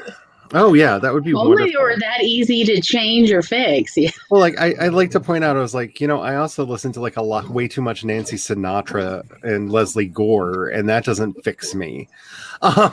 Well, granted, the Leslie Gore stuff is sad, but Tom did an entire essay about how heavy metal stems from gospel music specifically. And when he was still workshopping this essay, he presented the entire thing to Mom, who used to hate heavy metal, the devil music. And after his essay, she was like, that's actually kind of interesting. She's like, it's like hardcore gospel, I guess. And then she was like, okay, well, I've learned. I just don't want to listen to it. But that's neat. And, stop giving us so much crap. But not to say like other people's mothers would feel that way. Just, I thought it was kind of interesting if y'all can never know Mom since she's been passed away a long time. But it was such a strange turnaround for her. Yeah. For me, my parents, the way they reacted, they still will not admit that I have a disability. They are very clear that I do not have a disability. I just have a chronic illness. Like, to say the word disabled is like very personally insulting to them for some reason or another. Why parents be that? Because no, it's narcissism. Yeah, I get that so much too. They see their children, even their adult children, as an extension of their genetics, and it's like you're attacking their genetics or the soundness of their genetics, which is all BS. But and they're like, it's like you're saying that I gave you bad genes, and it's like, my parents know their genes are one thing I used to do just to get in trouble, basically, was I would, be like, oh, it's probably from my dad's side because of XYZ. And then Dad would get upset, like, no, it's not that reason. I'm like, well, it's not this side, or, well, maybe it's, and then switch parents, and, well, it's probably your side because of XYZ. Honestly, it's probably both of their faults, but, Yeah. For my mother, it's a roll of the dice. Yeah. When I was finally diagnosed with depression and got on meds, and we finally found ones that worked, and didn't give me the crazy jitters and the mental So after all that, she's like, I feel like I failed as a parent. Like, I didn't recognize it sooner to get it helped, because I guess it is the narcissism, but she didn't want to feel like she had failed as a parent. And so, yeah, it's about her. It's not about you. And I mean, like, look, no disrespect to anyone's parents, but as an educator, this is what it's like. I am so sorry, but this is what it is. That most people have a sort of narcissism about their children, whether they're aware of it or not. Their children they just see as a little extension. Remember, it's like, what was it? Motherhood is like having your heart walk around outside your body, getting into trouble. Yep. And that's how, like, I remember seeing that on Facebook of how people were describing how motherhood is, and I'm like, do you see the narcissism in this idea here of like, no, your child is not your heart walking around. Your child is an independent human being with their own thoughts, feelings, and perceptions. But yeah, of like, oh, I must have done something. It's like, well, I mean, if you'd really been that much into parenting, maybe you should have gone to parenting school and learned how to diagnose this stuff. But since you didn't, this is what you just deal with. It's you're not any worse than anyone else's parents, is all I'm saying. Parents do not seem to find that comforting. Can't imagine why. But yeah, there's this lack of emotional space between the parent and their child, particularly their adult child. And that's where you see this, no, it's like you're saying there's something bad with me or bad with what I gave you. And that's the problem. And if you can help your parent work through it, great, but you can't always. Yeah, my dad and I got a lot closer after his diagnosis for depression. And realizing, oh, this is a real thing. Like, yes. Welcome to the club. Let's commiserate about misery. Yeah, and like mental illness or any chronic illness doesn't mean anybody was a bad parent. Mm-hmm. Like, and also, like, why is anybody feeling guarded about the genetics they gave their kids? We literally can't control what we're giving. It could be the short gene. It could be the bad teeth gene. There's a plethora of genes. And it's like no control. Because, like, I guarantee you, Tom and I would probably not look or act the way we did if our parents had had a choice of the genetics they gave us. But it's just what we got. I mean, well, all right. I would look pretty much the way I look, exactly the way my mom always wanted a little girl to look. So, that one. But she wanted those Madame Alexander dolls, but as a child. So the curls, I'm told that I don't have a Jewish nose. That I'm complimented by so many Jews about, you didn't get a nose job? That's just yours? And I get that a lot, and so there's that whole thing. But yeah, that it's we all deal with our own little narcissistic traits that. Or rather, we don't. I have learned the hard way that money means people don't have to deal with their personal stuff. Right? Which makes so much more sense because I've always been poor. I've always been impoverished. Always. Because even when I had money, instead I was paying my employees more instead of keeping it, which I was told point blank to my face meant I was a bad business owner, by the way. Oh, several times, yes. I feel that, yes. Of like, I know, how dare I? But anyway, yeah, I've always been struggling to pay rent, to pay the electric bill, even when I own my house. By the way, I bought my house for $10,000 cash. Wow. Like, nice. It was a real fixer-upper. Oh, it needed a new roof, and it was an enormous roof, which I couldn't get anyone to work on till after Katrina. It was bad. So it's like it was always raining inside the house, is what I'm saying. For 8 years, it was raining inside the house all the time. And the floors were literally caving in. So, like, it was like living in a haunted house. It's fun if, you take a certain approach to it. But it was a house and I didn't have to pay rent. So I figured it was a good, it was a good investment in that way. But, But yeah, I can't afford to not deal with my crap. So I have to, and that's what I've recently learned. Oh, is that why the middle class are so messed up? Because they can afford to like have space from each other and go on vacations from their troubles. And I did not know there's this whole world where you can escape your mind and your It's trauma. the real American dream. Also, like the Victorian houses where you have the wraparound balconies to wall yourself away from the rest of the family. Okay, we had one of those, and it actually was very nice. That I have, yeah.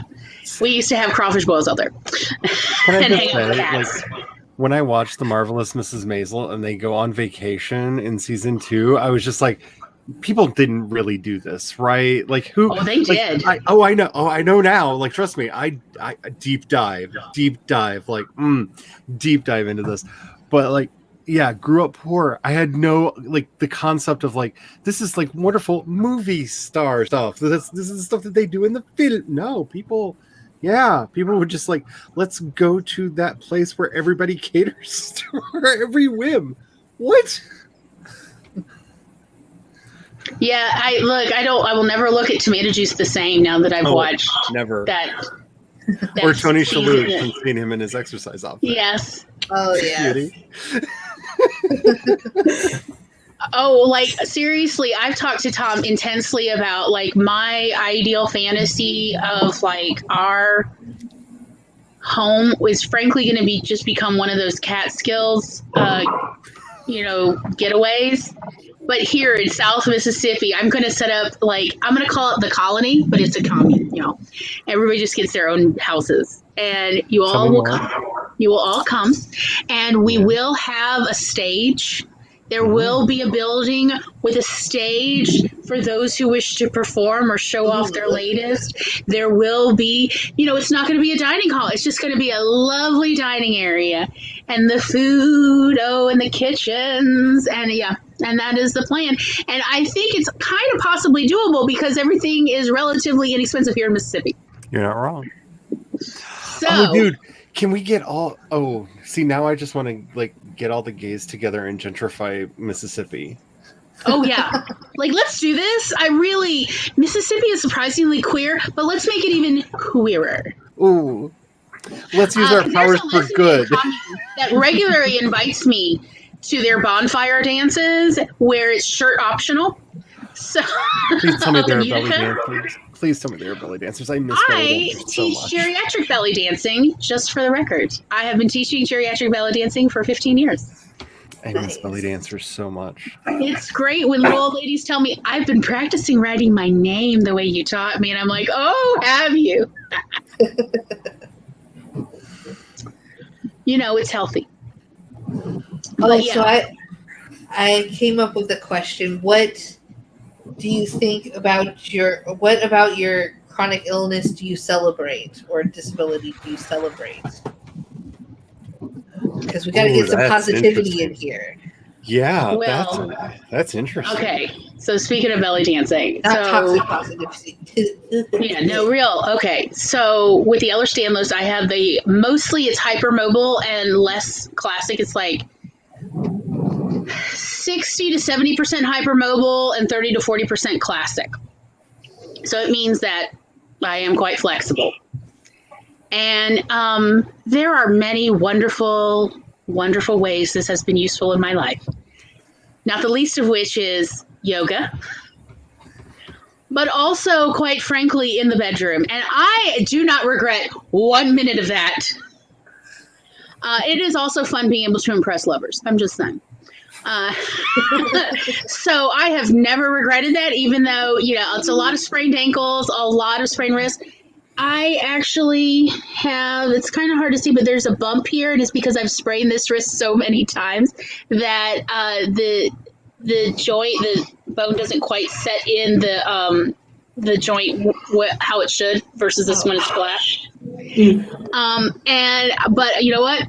I would not trade any of them for the amount of fun I can have in bedroom time. So, yeah. Everything you've ever heard about being flexible, being useful, yep. So I have been applauded.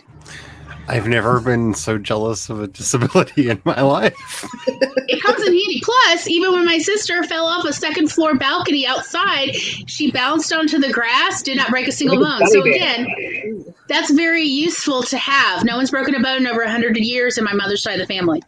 Wow. Yeah, we're rubber band people. That's amazing.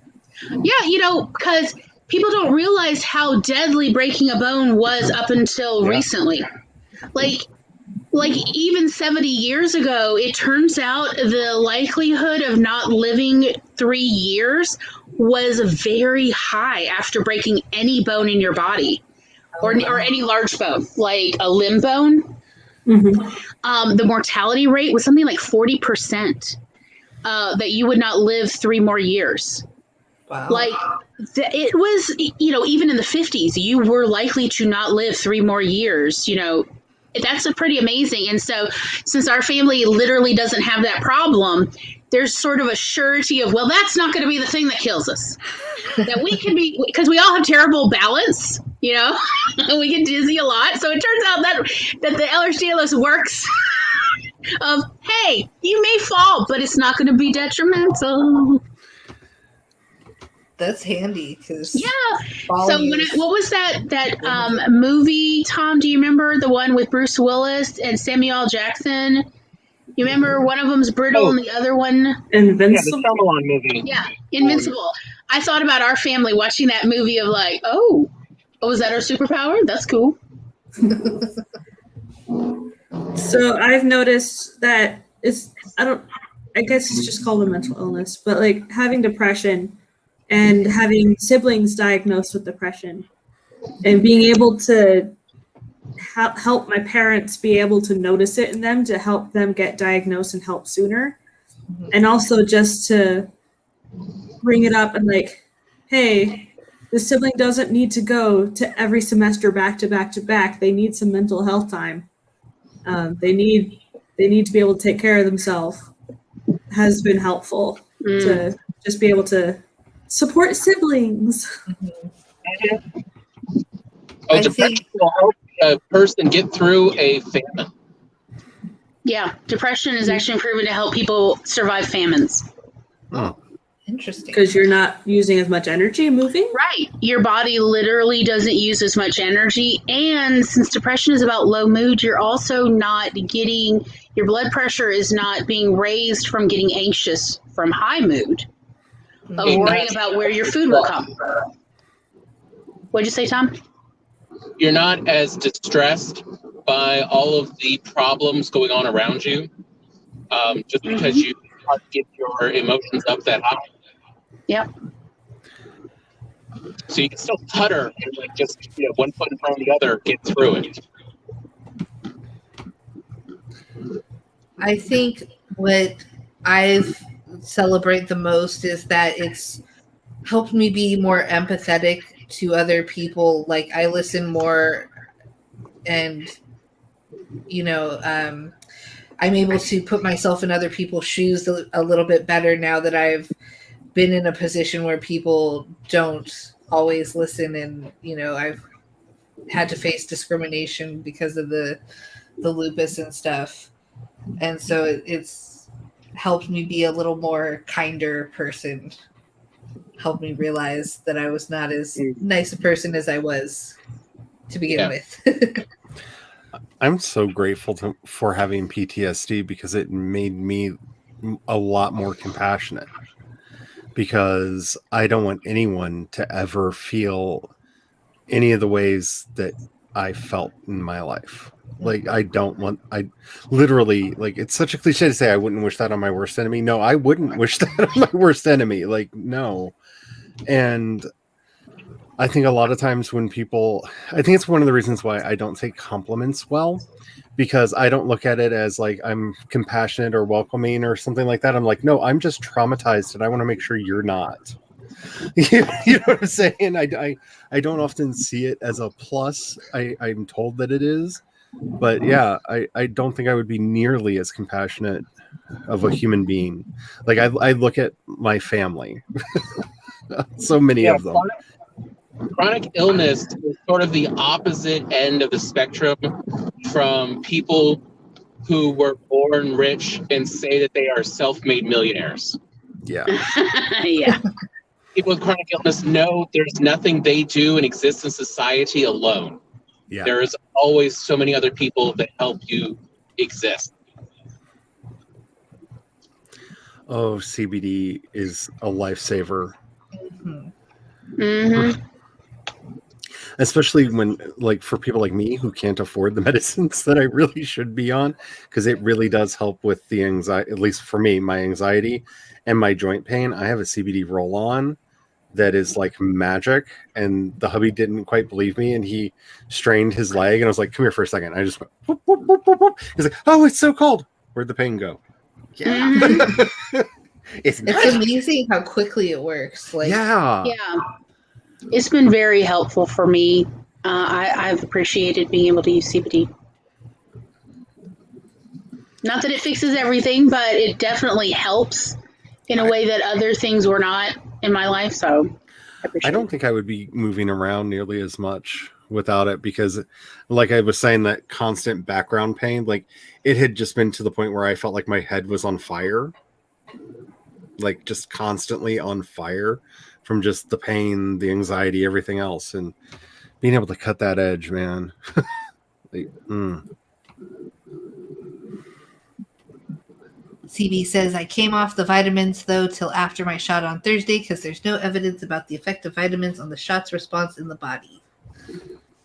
Spence says, THC is a fun time. CBD makes me feel like how I imagine people are supposed to feel. Yeah. Right? Like, oh, this is how people feel all the time. This is great. Mm-hmm. Yeah, it's really annoying. Not annoying, but like when you can't remember the last time you felt happy. Mm. Yes. It's so. Yeah. Just, Yeah. That's not fun. Yeah. And then finally I got on meds that worked for me, and it was like, I can function? What is this? I graduate college, yay!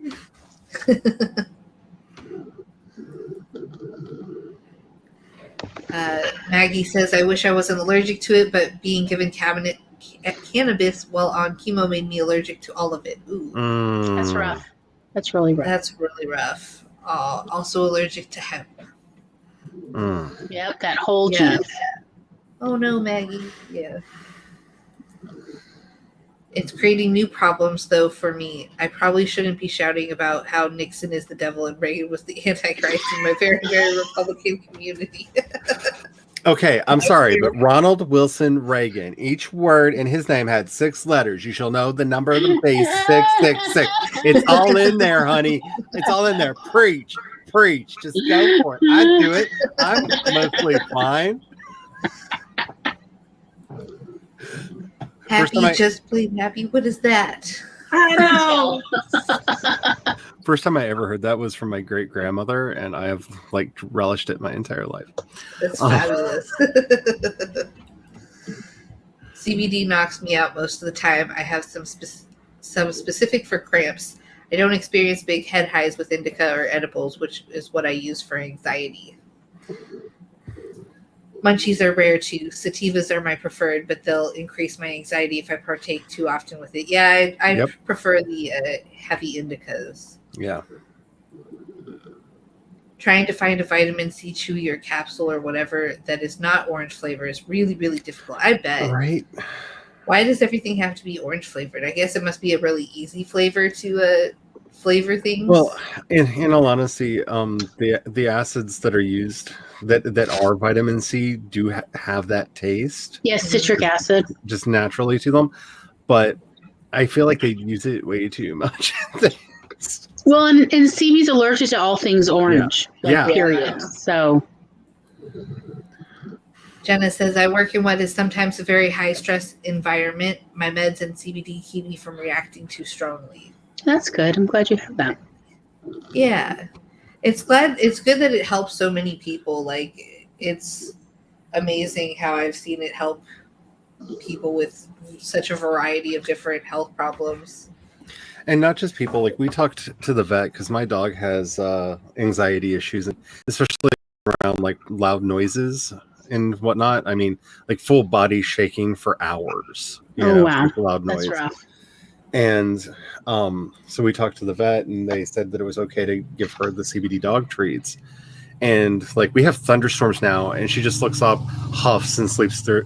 Like she's fine, and it's a miracle. Like I did a stream the other night while there was thunder out, and she just laid there sleeping through the whole thing. That's magic in my book. I mean, that's straight up magic. Because normally she would have been like, "You have to hold me, the world's ending." Jenna says, "Do I want to quit? Yes, I just can't quite yet. LOL." Yeah. Spence says, "Mr. Spence is supposed to take some CBD every day. He has 2 bottles and I have 1, but he can't do THC at all."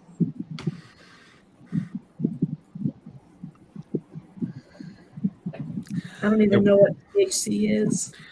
It's the psychotropic. Yeah. It's the psychotropic aspect of cannabis. And what's CBD? It's what is the word? There's actually a word. I thought for it was cannabinoid. Well, it is a cannabinoid, but there's another word for it, like how it actually works in the brain. But I can't remember what it is. I know that I take it for painful periods because it's really helpful with reducing prostaglandin buildup, and prostaglandins are what triggers a lot of inflammation response. So cramps, the pain of cramps can trigger the prostaglandins, and the CBD essentially breaks that cycle. So essentially I also don't have swelling going on either, which is great because who wants their belly to swell? Not a great time of the month for all those things to happen. Not interested. So that's really helpful for my endometriosis. That's how I originally heard about CBD. Was I watched a video somebody did about their painful endometriosis, and they mentioned CBD oil, and I'm like, I looked it up, and soon after that, it became legal in Mississippi, and I was like, hey, let's give it a try. And we found that it was very helpful in reducing general inflammation, as well as helpful in curbing my asthma. Because again, the inflammatory response was building up in my bronchial tubes. So. And while none of us are doctors and we're not making medical advice, I will say make sure that if you are buying a CBD product, to buy it from a reputable source that uses a third party to evaluate it, because hemp is literally a trash plant. It can clean up nuclear waste out of the ground. It will take any heavy metal out of the ground and put it into itself. So it needs to be very thoroughly tested so that you're not mercury poisoning yourself or poisoning yourself with other heavy metals. So make sure you trust the company that you were getting it from, and that they are using a third party where you can actually look up your batch number. That's the big thing. You want to be able to look up your batch number and see the reports so that you know that what you're getting is not tainted. We've had some problems with veterans being given tainted CBD because we don't care about veterans in this country, because it's the greatest lie that we perpetrate. I'm not going to get started on that, but it can really cause liver damage and kidney damage if you're, have the heavy metals. So make sure that you really trust the company that you're getting it from. Jenna says, THC seems to make me spiral easily. I avoid it now. That can happen with it, yeah. I'd withdraw from the THC if I went without it cold turkey. Biological addiction, if not mental. I went through withdrawal once, and now it scares me. It was really horrible. Yeah, withdrawal from THC is pretty uncomfortable. It's like any other addiction, getting rid of it. And I think addiction should be something that we're thinking about when we're talking about chronic illnesses, because it is a chronic illness. Yeah, it is a disability. As a recovering addict, there are times when Like, oh, especially last year, like all I wanted was something that had an opioid in it. Like that just, it's all I wanted in the universe. Like, luckily I don't have a driver's license and I live out in the middle of nowhere and could not do anything about those urges. But yeah, like it's something that's, some of those addictions are always with you and they're hard. Maggie says, we have such a problem here in Colorado with people selling Primo 357, which is tainted cannabis. They put everything from allergy meds, meth, crack cocaine, PCP, heroin, and even laundry soap. Oh my goodness. Oh my heavens. Oh no is right. TV says it's frustrating trying to navigate getting vitamin C that I can actually take and having to explain that because I am allergic to orange, which is an obscure allergy, I can't have certain vitamin C's. Yeah. That's such a complicated allergy. I mean, all food allergies are hell. Well, especially because citric acid is also used so often as a preservative. Mhm. Like that just can't be easy. Eva says, I went off some other medications last November due to plague scheduling and have withdrawal from those two. Also horrible. My appetite has never been the same. Jenna says, CBD doesn't give me a high, Laura, just keeps things even. Yeah, I don't experience much of anything from CBD other than like within 20 minutes, I start noticing like that my muscles start relaxing a little because that they're scrunched up from pain, if that makes any sense. Which is kind of on brand for like when I take prescription muscle relaxers, about 20 minutes after, like I start feeling the effects of. So, apparently that's the rate of my body. I did get a CBD vape for like emergency and break glass, like I'm having an anxiety attack kind of thing, and that's been really, really helpful to just like, because it goes right into your bloodstream. It's very fast. Yeah, that's what I use is a vape. And it's a low heat vape. Yeah. And I can control how much, I take depending on what I need. Just like, no anxiety, you die now.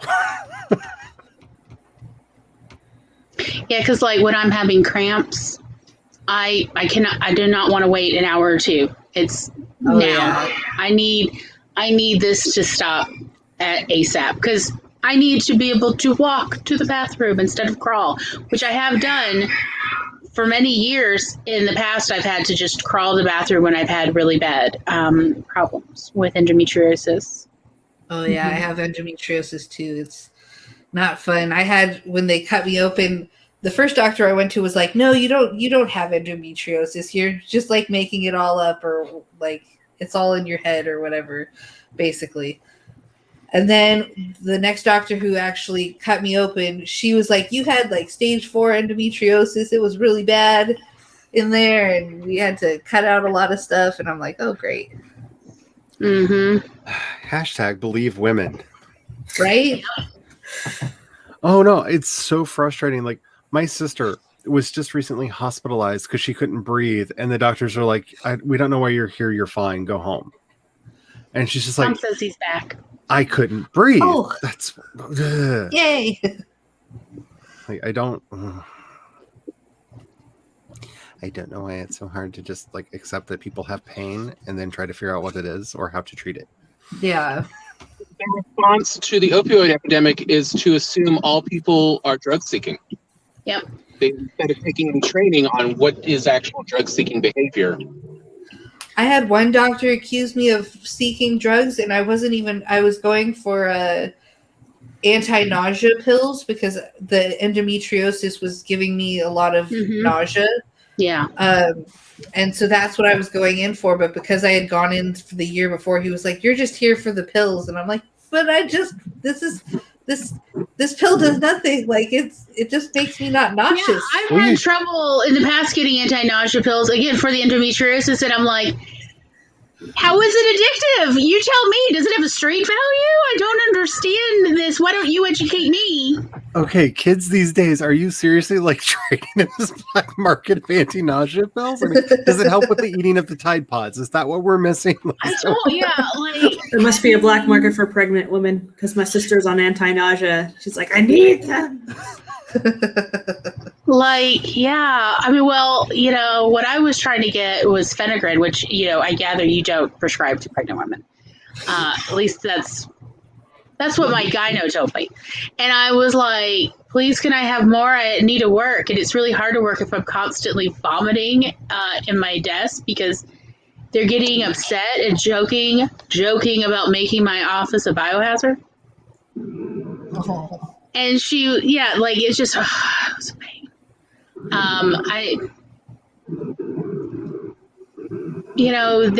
The doctors are not trained adequately. They all think they have great education and they don't. And that's a problem. We know they're not getting well trained because they're certainly not training a good bedside manner. Yeah. And you can train bedside manner because I've met some people who, before they were going in to become psychotherapists, and I was like, and when I heard they were going to become a psychotherapist, I'm like, that one? Oh, they're terrible with people. And then, fast forward 6 years and now, they're fully trained and licensed and practicing. Totally different kind of person because you can train people for good bedside manner, it turns out, if you go to the right kind of places. Mm-hmm. Maggie says, it seems like when people have chronic conditions, the doctors just want to dose us until we don't care and hope to wait for us to die rather than really treat us. Or am I the only one who feels this? No, I get that impression. Yeah. Let's be honest. That's the American way. Or they don't want to dose you at all. They just want you to die instead of treating you. Yeah, because you're going to ruin their stats. Or something, yeah. Or, for all I know, they're dealing with empathy fatigue, which is real. And quite frankly, they're not taking care of themselves. They're working too much, and now they just don't care about anyone because they're so exhausted. I've heard that some of the problem is that chronic conditions like this make a doctor feel inadequate because they have no way to actually, treat the problem and make it go away. And because the way the health system is so set up to cure problems, and then what happens when you come across a problem you can't cure, my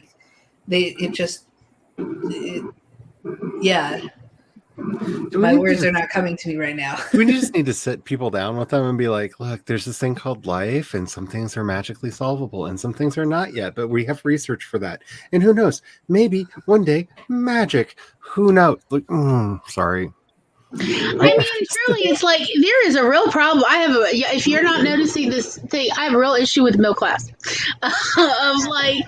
It's just look, it's rare for you to find a doctor who grew up poor all the way through college. It's so rare for somebody who truly, I'm talking about sugar sandwich poor, to become a medical doctor. So, the vast majority of doctors lived a true middle class life as a children and teenagers, and middle class to upper middle class is normally where they are. They have never had to deal with their own problems, let alone the grief of you are not God and you cannot fix people. You can only aid and abet their body, and at a certain point we don't know enough on actually how to help people.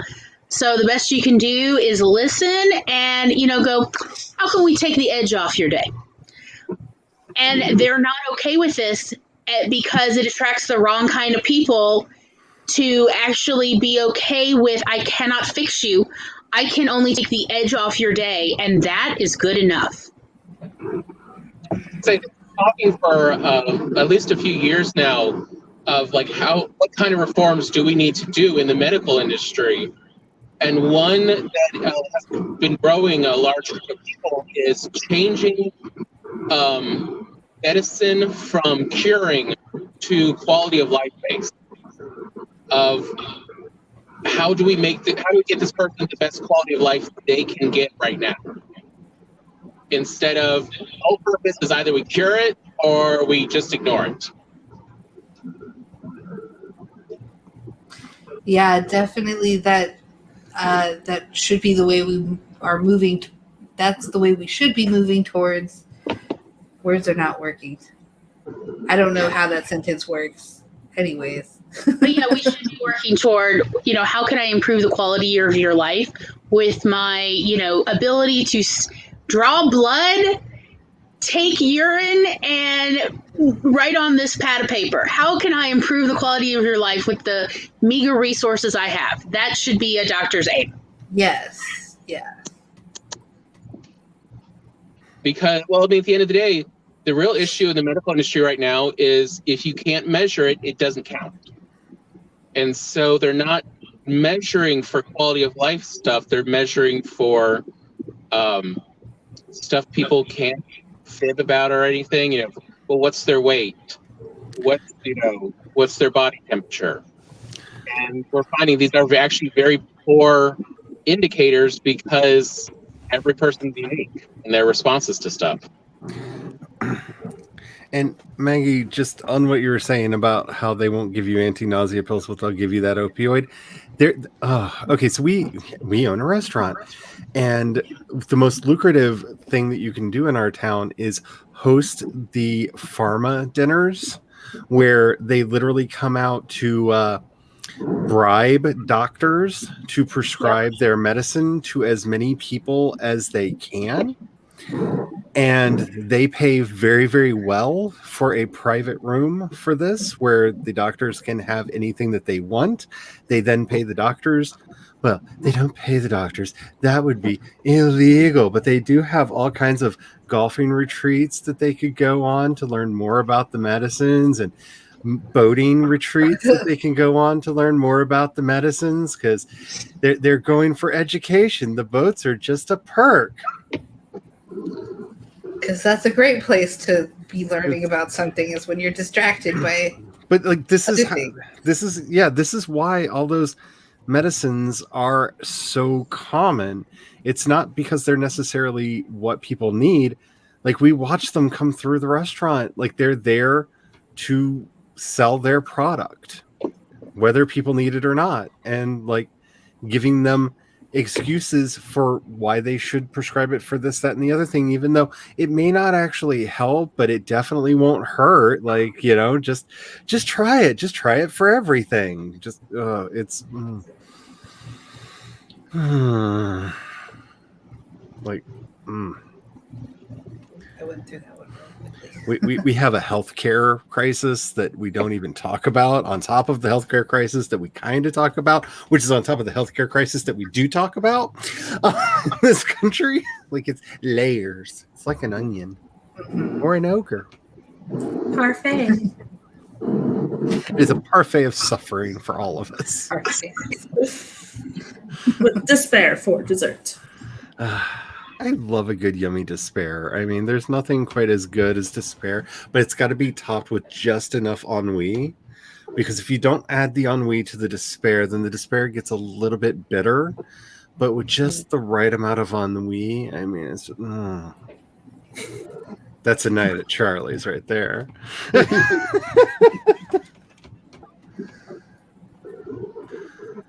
Stevie says, I have to be knocked out to get blood drawn now, because when I was 5 years old, a clown of phlebotomist tried about 6 to 15 times to get a vein so that she could get blood. Ooh. Ouch. I feel this. When I was about that, a little bit younger than that, I had a nurse that was upset because I was fighting all the things that they were doing to put me to sleep, and just yelling and screaming and throwing a fit. So she thought the best way to cure this was to randomly stab me with a needle repeatedly, so that 2 orderlies and a doctor had to pull her off me. I don't like needles. I wonder why. I didn't like them at all. Wow. The PTSD, it started early. Yeah. Apparently they almost arrested my dad for intervening. Wow. And I'm just like, really? Should he have been the one arrested? I mean, seriously? Like, really? I think you picked the wrong target there. Did someone sneeze? I heard that. I heard something. I heard it. I don't know where it was. So bless whoever Bless the sneezed. Machine. All of the blessings. Goodness be upon you. Spence says, ugh, the stats, and if you can't measure it, it doesn't count. Stuff makes me feel murderous. My grandma was in a rehab physical therapy place, and this bee tried to make her walk up and down halls. Eva says it makes no sense. Eat the rich. Yes. Mm-hmm. That's all they're good for. I'm trying not to pull my anti-capitalism rants out, people. You're not making it easy. Pharma reps take pharmacists on those trips too, because doctors will ask pharmacists what is the latest drug. Yep. We have a billionaire problem. Yep. Yes. Everything else is just a symptom. Mm-hmm. Yes. That is very true.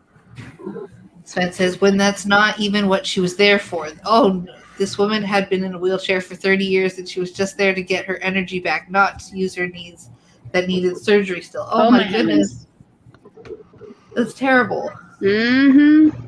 There's so much like medical neglect and medical abuse. Just straight up medical abuse. It's amazing. The stories I hear from other people with chronic illnesses, it's just like everyone has at least one story. Ooh, I can't do that. I hate needles.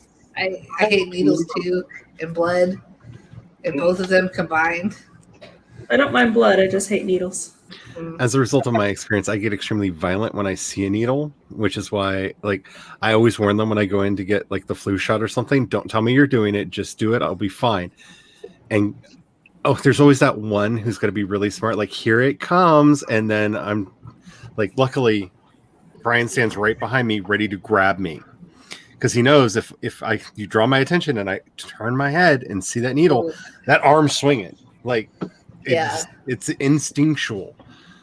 Like, no, just believe people when they say don't just do it. Yeah. I just can't look.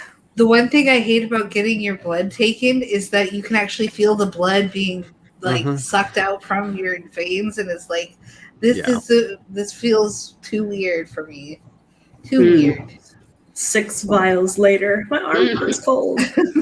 I think my record for number of vials drawn during one draw was 29 vials. Oh my goodness. That was when they were trying to diagnose with PCOS. Yeah, they brought 2 carrying cases for all the vials. Wow. And I was like, I deserve a freaking toy or a lollipop now. And they looked at me like I was the crazy one. I'm like, 29. You have drawn at least a cup, if not a pint, out of me. I deserve a toy. Yeah. At least. Yeah, that's my or at least a all-time box record. of cookies. They just had Give me the my hardest Chips time. Ahoy in my juice box. Eva says, my mother was in the ICU for a week in 2019. She had several things going on, but what got her from regular ER stall to ICU was heart related. Oh, I already read that one. Spence says, aside from the COVID shot, the last time they stuck a needle in me, I spurted like I was in a slasher flick. Ooh, that sounds like a lot of pressure there.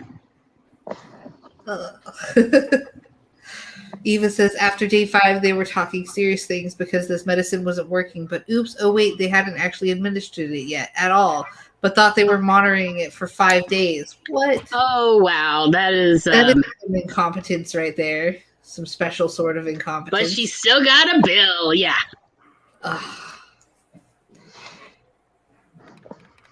Maggie says, I grabbed her by the throat when she asked why I didn't call her, and I shook her and reminded her that I had been calling her on the bell between every contraction for the last hour. Oh my goodness. 13 is my record for vials. And CB says, and then trying to get a cannula in my arm. Good Lord, that was a nightmare. Yeah, those are unpleasant. Yeah, I have collapsing and rolling veins. Same.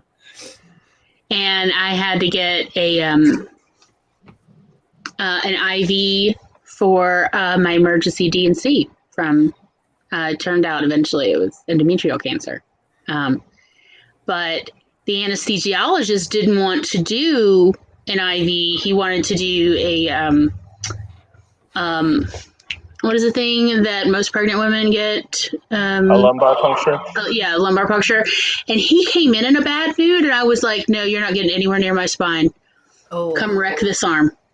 And he was like, I'm gonna find it. I'm like, you get literally 3 tries, and then you have to find someone else to do it, because that was my mother's rule.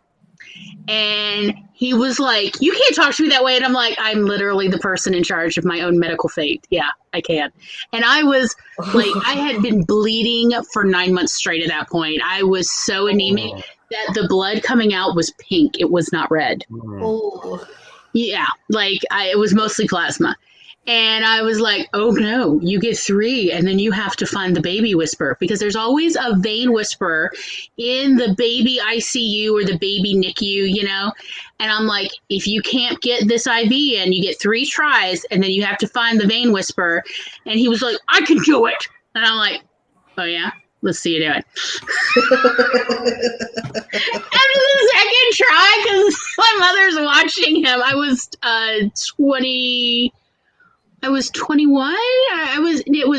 It was literally 2 weeks before 9/11, and that's how I actually remember when this was. Oh, wow. And yeah, because I was recovering from this DNC when 9/11 happened. And he was like, after the first 2 tries, he broke out in a sweat. Mom's like, I thought he was going to sweat on your arm. I really she's like, I could hear the Jeopardy song in my head. And he's like, I'm not going to call anybody. I have a freaking degree. And I'm like, there's always a vein whisperer. Somebody's got to get a PICU into an infant. Go get them. And he's like, I can do this. He did get it in. Let me tell you, I swear he was like praying, or he was muttering. I don't know. Was he cursing his ex-wife? I'm not sure what was happening. But he got it on the 3rd try.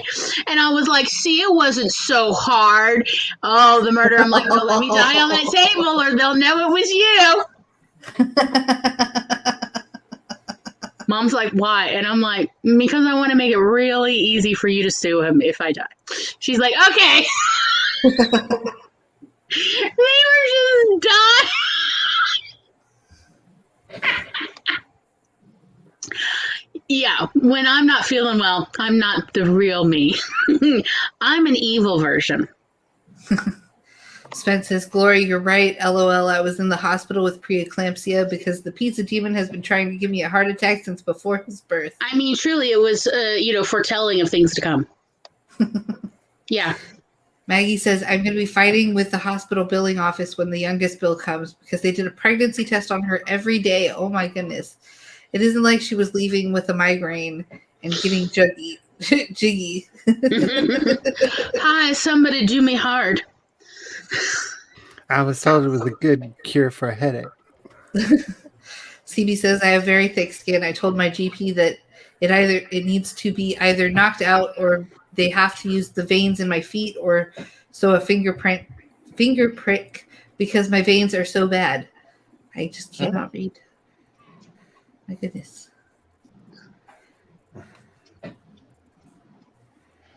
I'm very fortunate.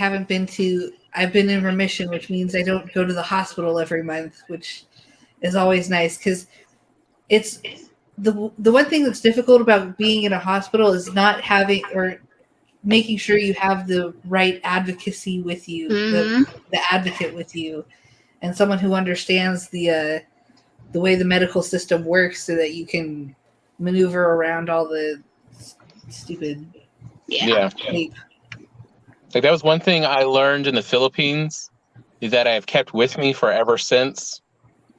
Even if your enemy goes into the hospital, if they don't have someone to stay with them, you send someone. Because that is not a kind way to kill someone. Mm-hmm. And it will happen if there is no one there with him. Tom had to hear me have an entire rant about if Superman was in the hospital, Lex Luthor would have sent someone. Because who are you without your arch nemesis? Who are you without, your counterpart? That Lex Luthor would not have let the medical world kill Superman, which they surely would have. I know, right, Allie? Are you still in the chat? Hi. I will have your channel. It will be mine. Sorry. Maggie says, I took an IV kit from a nurse and started my own one, and she demanded to know if I was an IV drug user. And I said, no, I'm just a better trained nurse than you. Yes. Yes. I am here for the sass. I do. Because of the beverage bug, I haven't been to the dentist for 13 months. Yeah, it's been a while since I've been to the dentist. Same. I had to go to the dentist last summer because I had a filling fallout, and I was like, "Oh Lord, don't let this be what kills me." You know, the whole pandemic. I mean, and thankfully, everybody except the front receptionist was wearing a mask. She was literally the only person in the entire building I saw not wearing a mask, and I just was like, But, you know, the dentist was great, and they got me in and out, and they're like, we really like you come back for cleaning. And I'm like, I will see you at the end of this pandemic. But, yeah, I was like, please don't let this be what kills me. Why have people got to be dum-dums? I like Spence's. So my takeaway from this part is that I need an arch nemesis. Yes, I'm just saying. It's useful. Yeah, I was very upset when my mother died because she was my arch nemesis. I mean, Spence, you know, if you want to, I'm sure you and I could, like, I don't know. I'm auditioning people. Maggie says, back on the reservation, my kin won't go to the hospital because of how bad the doctors are. On the res, you only go to the hospital to die when you have no family to bury you. Mm-hmm. Yeah. So we lived up in Flagstaff where we're a big Navajo community up there. And the hospital had put up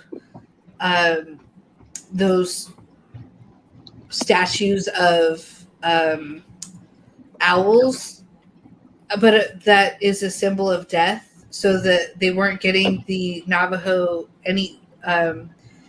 the Navajo community wasn't going to the hospital because of the signs of death on top of the building, so they had to get rid of that and try something new to get rid of the birds. Wow. It was like we live in such a huge area with a huge Navajo community. Like, why was this not on the top of your mind? Like, it just baffled me. Racism. Yes. Phoebe says, I sneezed out what I thought was a filling, but it was a piece of my tooth. Ooh. And it's because my enamel doesn't work properly because of overgrowth disorder. Wow. So, wow. Spence, isn't your landlady your arch nemesis? Yes, owls are messengers of the dead. That was what I was trying to say. And they figured out that you just need the giant eyes. Like you can now, instead of getting an owl, you just get a balloon with these giant, you know, intense looking eyes that will scare away birds. Oh. And that's a much better solution than what they had before. CB says, I asked my dentist why it hadn't been flagged when I was a child, and she didn't know. It's called incompetency. Yeah. Oh, yay. Yeah. Spence, I hope that means that things are going to be better. Yes, hopefully. We should find out on the 4th if it's better or not.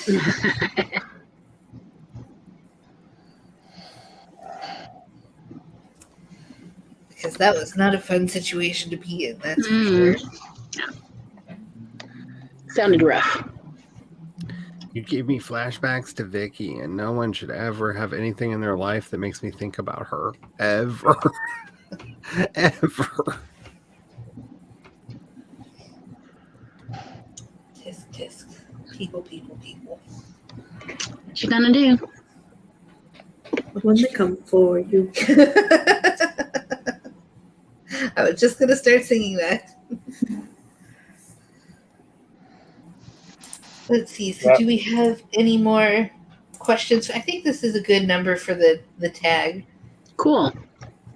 So hopefully I can write this up and fill it out and get the video uploaded relatively quickly.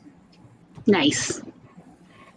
Now remember, if you tag people, You're gonna need to just directly send the link to people like Bingo Tag. Because Oh, I'm terrible at it. I'll hear my name get called in a tag video and be like, "Oh, I should do that." Ooh, shiny. And then okay, I was completely about to say forget. that's me. Like that's the Yeah. problem is if I don't have like a physical where I can go back and go, didn't Megan send me something? Let me go revisit what that says in chat. Because I'll watch a video and go, oh, I need to do the thing, and then shinies. The last time I did a tag video, I really wanted to ask everybody for their address so I could send postcards that said "tag you're it." And like the tag questions on the back because I know I could use that. Yeah, that was a great idea. Like, just badass. because trying to write down all the questions for a tag is such a headache. Like, yes, especially if they don't put it in the description, and you have to like watch the video and like pause. Okay, write down the question, unpause, wait for a bit, pause again, write what it is. Yeah. Well, I mean, you could put it in a Google Doc and then have the link in the description so anybody could click on it to view it.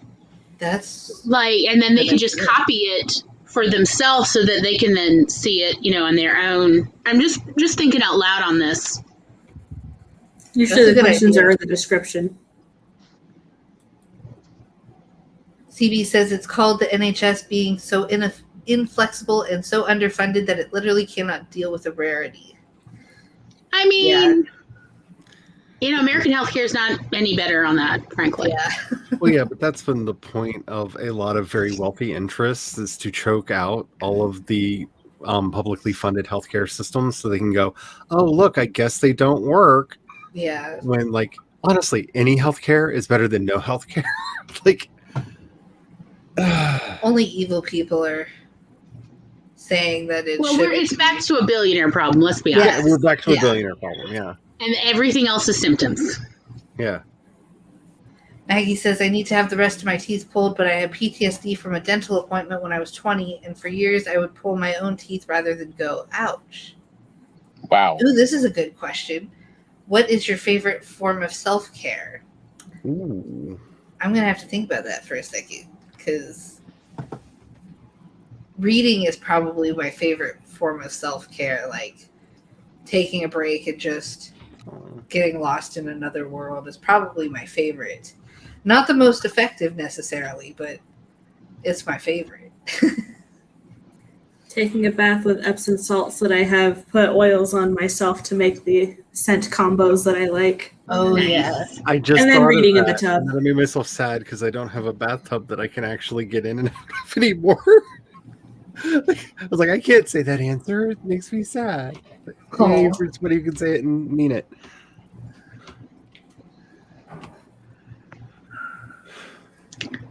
I love going driving with Tom, especially at night when everyone else is sleeping, the middle of the night.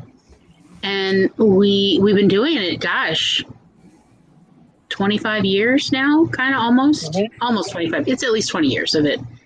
And driving around weird places in the dark, listening to whatever music I'm obsessing over at the time, like it always just felt, and Tom's not the only person, but Tom's the only person I will name because almost everyone else I do not even speak to anymore, or they have ceased to exist, and it's partly because I ignored their existence.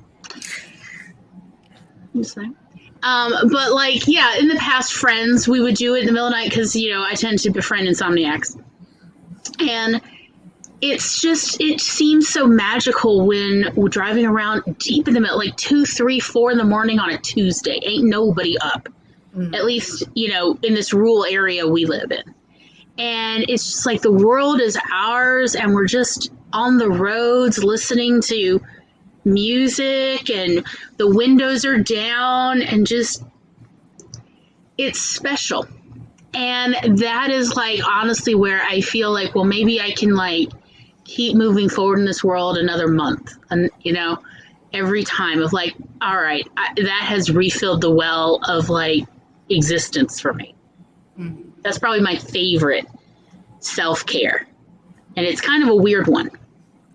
Back in college when I had a car, I would drive up into the mountains and just go stargazing. Yeah. Yeah, That was fun. I miss stargazing. You can't really see the stars very well out here because all the city lights. Yep, same. And I don't have a car. I don't have a car either. It does make things inconvenient. Car insurance be crazy in Toronto. Ooh, I bet. For me, it's meditation and contemplation. Like I'm not kidding when I say that I was going to be a monk before I got married. Like that really is like my sweet spot. And there are a lot of meditative techniques that I have learned that I feel like I could spend the rest of my life just doing this. And it's very, very restorative and very rejuvenating for me. And yeah, I wish I gave myself more time to do stuff like that. But yeah. CB says I was misdiagnosed with another rare disorder. Maggie says me, Glory, and Charlie, the memory loss crusaders. I think I should be on there too because my memory is like. I would put Tom in there too. I'm totally like Tom's like, excuse me, consent. No, Tom's already.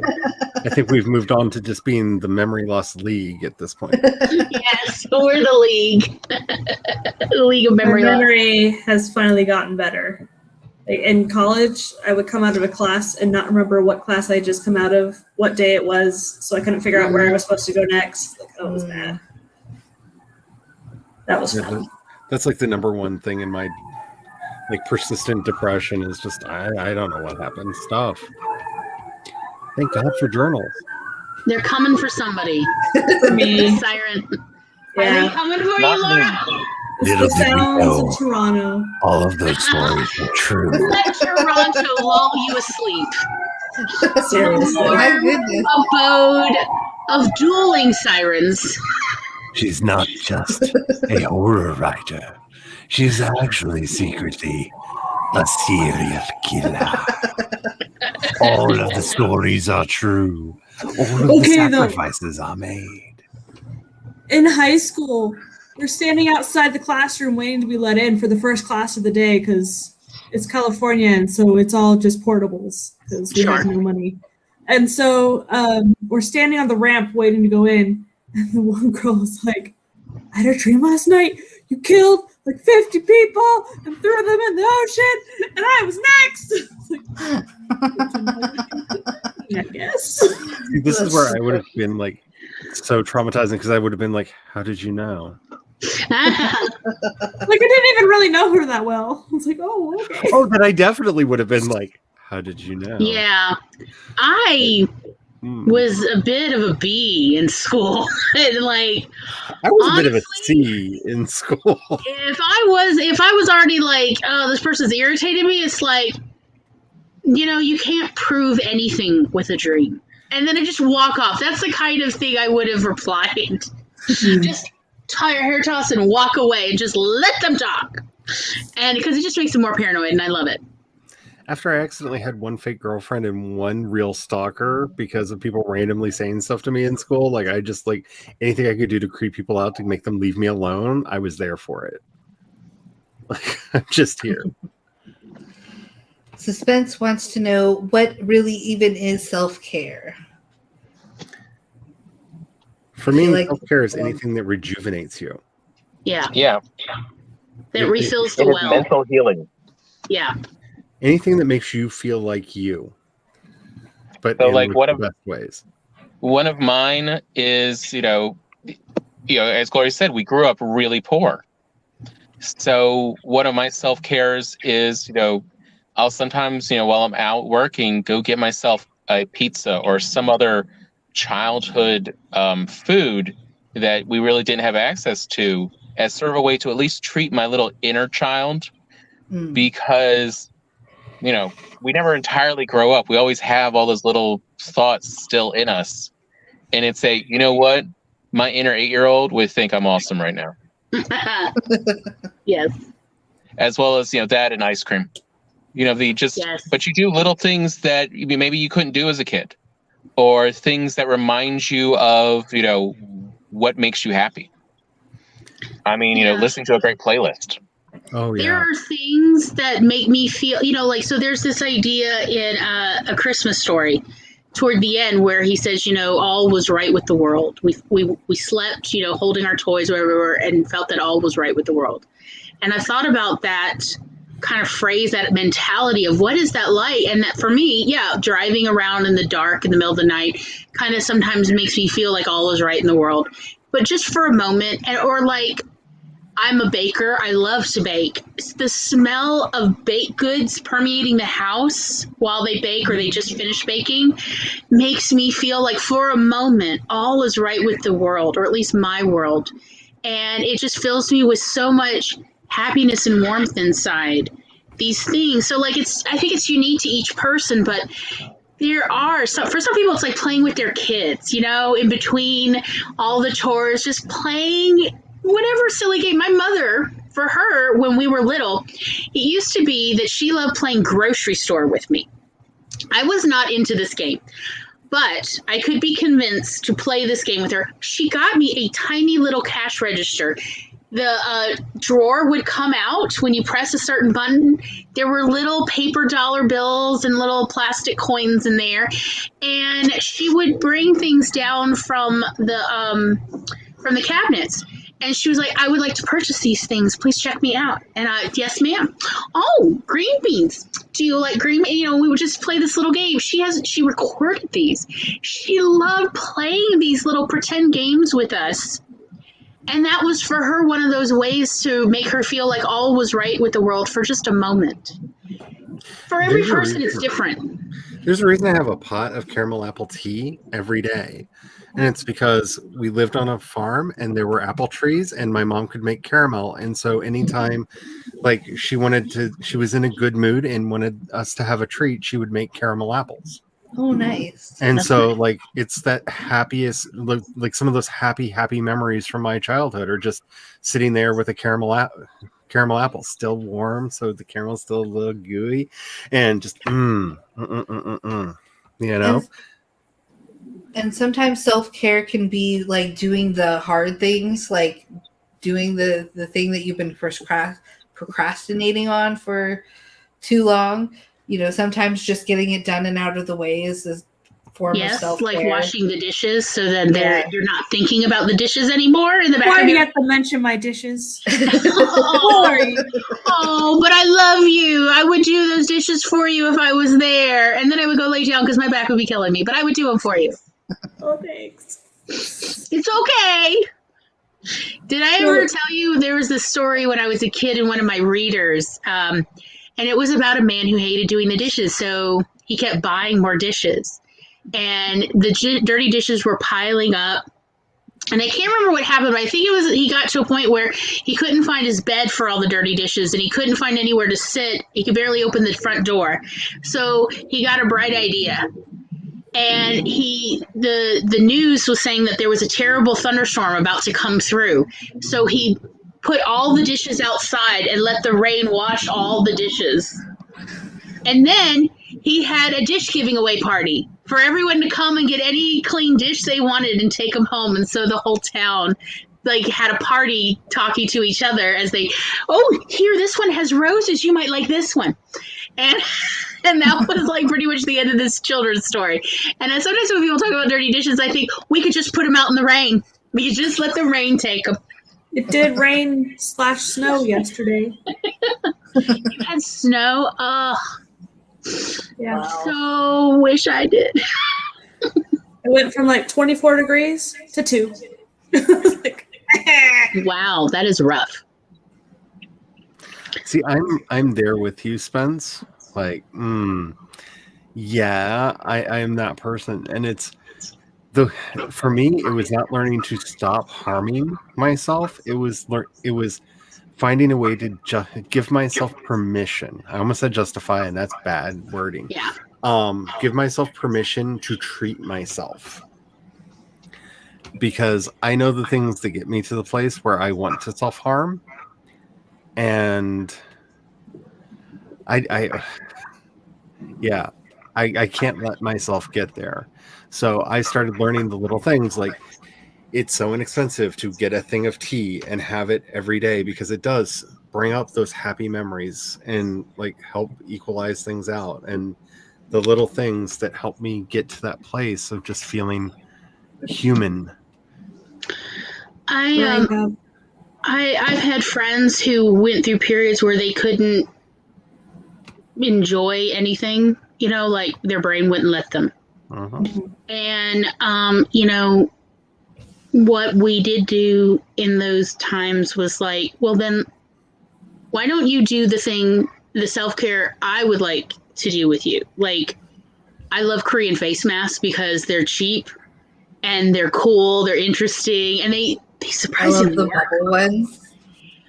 But yeah, like a bunch of these kind of face masks, they actually, a bunch of them work. And it's like, look, if you don't know how to do self-care or you don't feel up for it, why don't you let me have my way where I get to do self-care on you?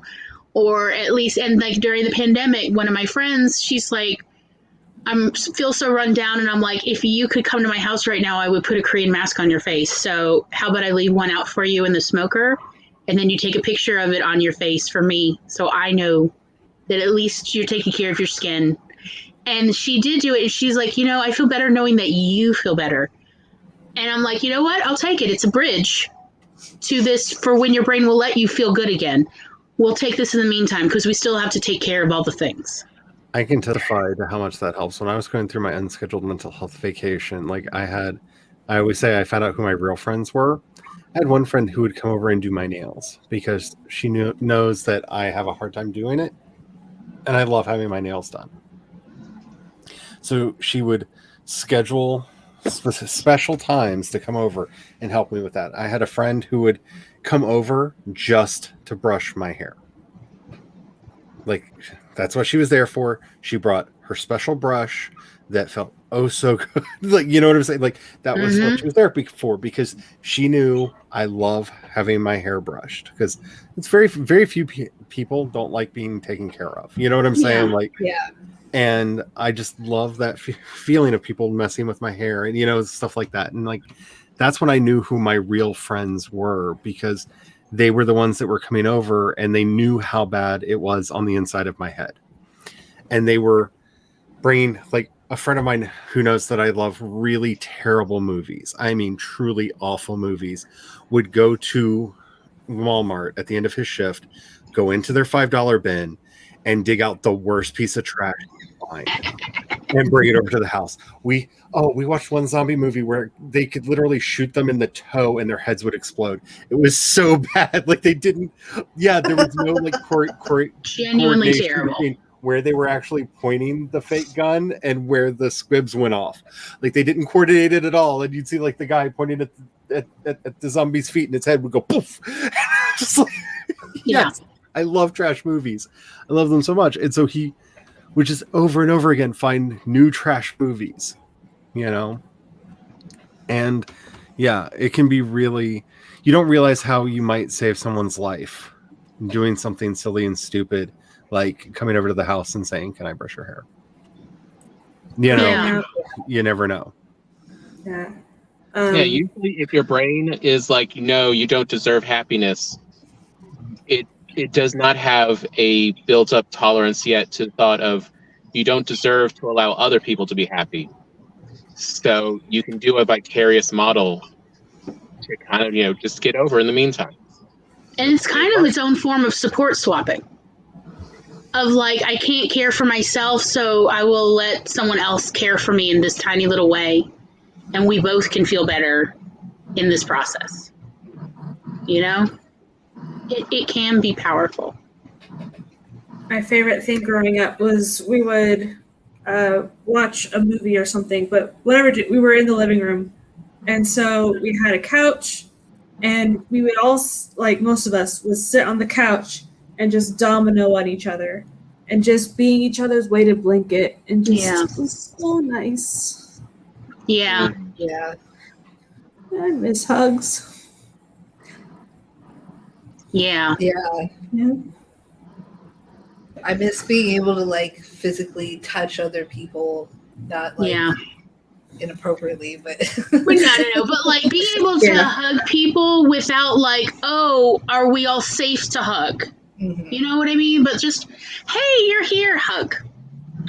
I don't really get much pleasure from receiving hugs, but I'm told I give excellent hugs, so I really enjoy distributing my hug skills when I see other people and knowing that, people say it's like being hugged by a teddy bear, and I'm like, yes, I am here to do this.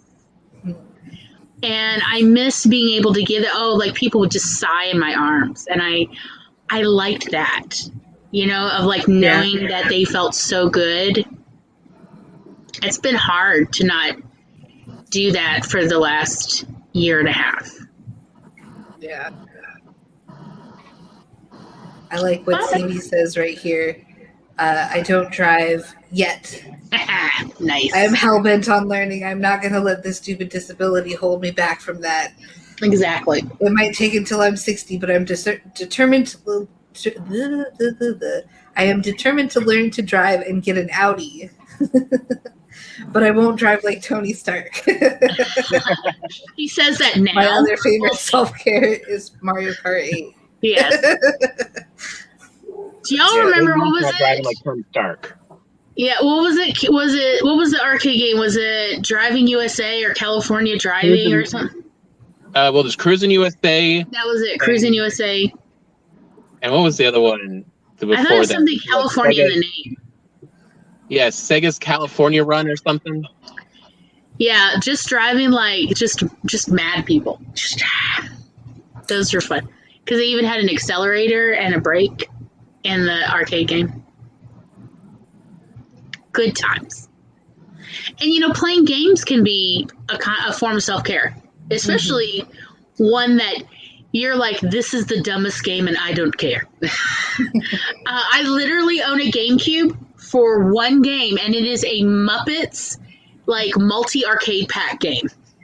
And it's the only reason I still own a GameCube, because they never released it on the other platforms. And I'm like, look, it's Muppets doing, what was it, like Galaga or something, and Space Invaders. They did all the old arcade games, but Muppetized. Nice. It's super dumb, y'all. It's super dumb. And it's like, this is definitely something I am playing just for myself. This is not something anyone else in the world has an interest in. And so that is a kind of self-care, because it's just for my enjoyment. I mean, if I remember the Space Invader version, it's chickens coming down as, and they occasionally drop eggs. Mm-hmm. It's so dumb. So stupid. But, it's Muppet stuff. So I think finding any kind of game, can be a useful thing. Well, we're here for the wholesome and the romanticized, yes. That's what refills our wells, among other things. Maggie says, permission to rest, permission to ask for help were so hard for me. Working to the point of exhaustion and pain was my self-harm. Yeah, learning to listen to your body and not push it too far is such an act of self-love. Making sure you take care of yourself is difficult to do. We're not trained to do it, and society doesn't train us to take care of ourselves. It's a push kind of society that we live in. I was actually thinking about what we keep talking about throughout this past season of getting excited about movies. And, why is Tony Stark messy? And why do all these heroes seem to have so many problems? And a lot of it is that part where they don't have a moral code, an internal moral code that they've set. So even before they get to a situation, they know where the line is that they are safe to cross. Where is the point that they have to stop because they will not live with themselves, versus what are they fine with? What is it okay in a duress situation to do and such? And self-care and self-harm are the personal versions of that, the moral code, because at what point are you advocating for yourself? Because if you don't do this, then you will not be able to function later on. Mhm. And you want to do this for yourself, and you also want to do this other things for your friends. And so it's sort of developing your own moral code for where you do have to take care of yourself. Which, yeah, is definitely not the American way. To put it mildly. Yeah. Let's see. Jenna says, I missed Tom and Glory talking about something, didn't I? I'm stream hopping. Stream hopping is always fun, but let's see. Tom and Glory were talking about their coping mechanisms, driving and looking at all the scenery and all that fun stuff. Yeah. Yeah, what's your favorite way to self-care? Yeah, your favorite ways. Maggie says, my stroke was the door that slammed on my old life, but hubby and the girls and my goats and my chickens were waiting on the other side of the bed if I could just get up and move. Oop, it jumped again. We are talking about self-care and letting others care for us. Yes. Yeah. Okay. Spence says, the idea of other people taking care of me makes my skin crawl. Yeah, it is something you have to get used to, especially because we aren't taught to let people take care of you. You know, it's vulnerability. Well, I also want to just step in here. There's a big difference between somebody infantilizing you, like we were talking about earlier, and somebody actually caring for you. Yes. Like, you can feel the difference between those two things.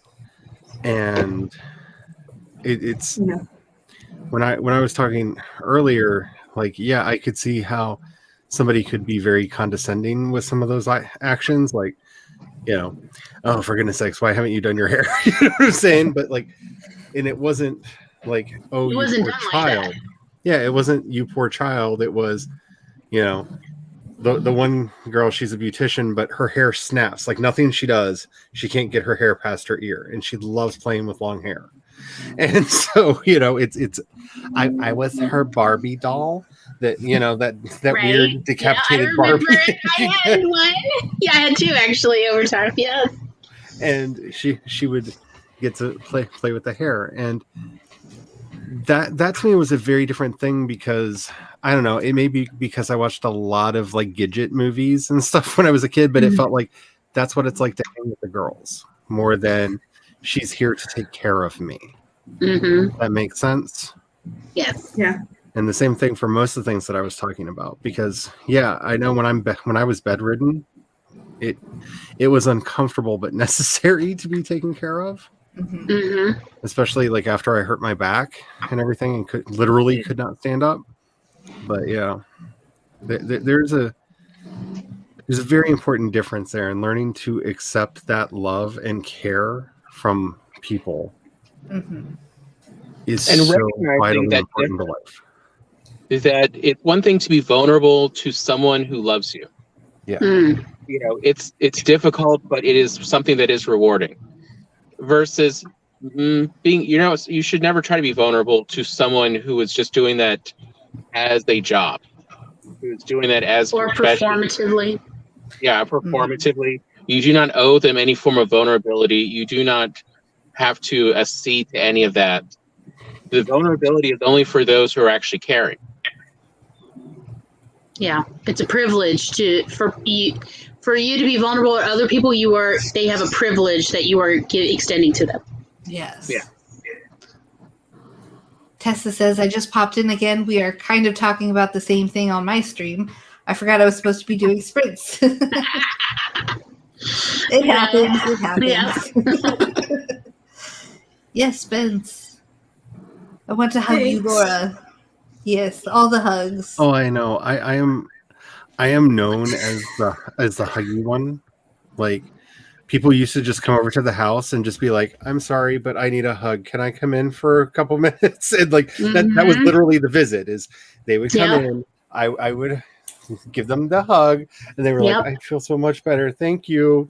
You know, and and I miss that so much. Like there's only so much time you can spend on Zoom looking at each other going, I wish this was you. Yeah. That is the one inconvenience about author tube is you can't Yeah. hang out with all Send your someone friends. over to their house to give them a Send hug. food. Yeah. Yeah. Send food, send love. One of the things my mom would do all the time,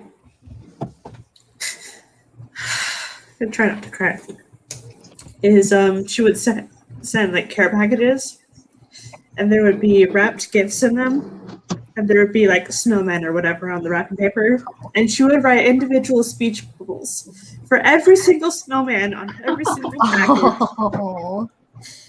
and she would do little doodles in the cards, and just Aw, mom that's is so amazing. sweet. That's sweet. Yeah, that's so cute. All those little snowmen with I just Thought miss bubbles. family. yeah. And can I just say, we need to normalize crying. Yeah. Yeah. It's Like, we really do. Like, I nothing feels better sometimes than a really good cry. There are 3 movies that I own specifically because I know I will cry either at the very beginning, like I don't know what it is, but that Deliver Us song from the beginning of Prince of Egypt, I cannot make it through without wet, snotty tears. And Yeah. like, I'll warn the hubby. I was like, you may want to go outside. I need to cry. I'm putting this movie on. He knows. Bride of Frankenstein with the blind man. Mhm. Cry every time. for me it's Bright Star, the movie about John Keats, his life. That Mhm. movie gets me every time. And Cyrano de Bergerac, I cry so much at the ending every time. Just those are my crying movies. If I need a good cry to get out, it can be refreshing to have a good cry. I It's cry just every really time. annoying when you do it in front of your boss. It's like, I'm so sorry.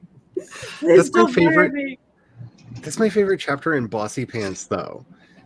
To stop listening to everybody who tells you not to cry. It freaks them out. Do Yeah, it. it does. Yeah, it can be Do a it. powerful tool, I'm just saying. I mean, Sometimes- You're giving me a raise. You can manipulate people with your tears, especially if they're jerks. Yeah, I have not COVID's been been wearing hard. curtains, Yeah. so- Oh, I'm so far behind. Let me read a little I faster. know. I have a No. GameCube and I love it, but I rarely play video games. Jenna says, I'm trying to think what I do for self-care. Nothing too special that is separate from anything in my day. Is that a problem? No. As long as it's something As long regular, as it works. then it's just you scheduled it in. Yeah, I mean, like, yeah, when I have more energy, I bake pretty much almost every day. And then it's more like, let's play the game of where do we put all the baked things? Who do we know we could just leave it on their door? You know, and then it becomes stealth. Just leaving bags of food on random people's doors going, if anybody asks, we'll just pretend that we got the address wrong. I've done that. Hey, Carrie. Hey. CB says, I resent having a care package because it makes me feel like I'm a burden on society. I love care packages. I think she may be talking about having like a care person come, like she has like a program. Oh, You know, because she has like a helper come sometimes. yeah. It's part of NHS, I think, or I don't quite understand the healthcare in the UK, but I feel extremely like I'm a problem when it comes to care packages because like my sister will always like she sends me like a text message like every couple weeks like be looking for a package. I saw something at the store and I was like, you have to have this. It'll be there shortly, and I'm just like, I never leave the house. I never have the opportunity to see things for her. I'm a terrible sibling. My house is full of wonderful things. Spence says, self-harm is almost reflexive at this point. I go through phases where I have to monitor myself. I've caught myself in moments where I had to physically disengage my muscles as to not break my streak. Yeah, it's hard to break that urge to self-harm. Well, I mean, it's getting control. It's trying Yeah. to find another way to have control on yourself. Yeah. and I don't recommend my path to anyone. Like mine was going through serious withdrawal from like I was doing a lot of things for self-harm, including taking a lot of substances that gave me the illusion of feeling good. And there's something about that severe pain of withdrawal that like I don't want to hurt anymore. Like I don't want to hurt anymore. Yeah. Which is not a good way to do it. But I understand. I understand. Like if you ever need to talk, trust me, Spence, I understand. I've been there. I think our worth can get wrapped up in this idea of, well, your value is only in what you bring to the world, you know, whether it's productivity or whatever you're doing in the world, and that is not accurate, at least not from my perspective. I think people are valuable even when they literally give nothing back in the world, because we need all the people. We need everybody to just be themselves, because, you know, people are valuable to each other. You know, I would not be in the same mental health state, if I had not found all of y'all. So whether you realize it or not, all of you, including everybody in the chat, are part of my mental health support system now. Mm-hmm. So you are definitely valuable to me, and it's not just because you're part of my mental health support, but it's also just knowing that you exist in the world, and I feel like that makes the world more precious to me. Yeah. And so your value so what if society then pays for a health worker come to your house or whatever to care for you at the time? You just existing is valuable to the world. The world just has a hard time showing or expressing that, but that, at least to me, is my truth of you have value, and so what if you need help? I need help. I need help for things, but that's okay, because I'm just doing me, and the world needs me too. And I think this is the politest way I can say it. To hell with all of the Richard Dawkins and all the people who think that we should do a eugenics to make the world a better place. Everyone, like my niece has Down syndrome. You can argue over what productivity she brings into the capitalist system that we live under. She is the best hugger. She texts me every Saturday morning with all of the beautiful artwork that she's made just for me that morning because she was thinking about me. She's always like first person on my birthday to text me or call is always her. The first person on any holiday to text or call is always her, because she is sweetness and light, like so many people that are in that same boat. And no, everyone has a purpose. You may not be able to see yours. That's why I keep bringing up the story of the Lamadvovniks on the stream. The whole idea is that their goodness goes unseen. They don't know that they're the ones supporting the universe, and they will never know until they pass on that they were one of the ones whose goodness held up the universe. You don't know what a benefit you might be to other people or what good you're bringing into this world. It may be unseen by you. It may be that one person at the mailbox that you just nod at and they realize I'm not alone. Somebody saw me. It could be as simple as that, but that little act of kindness helped them get through their day. You don't know. You just don't know.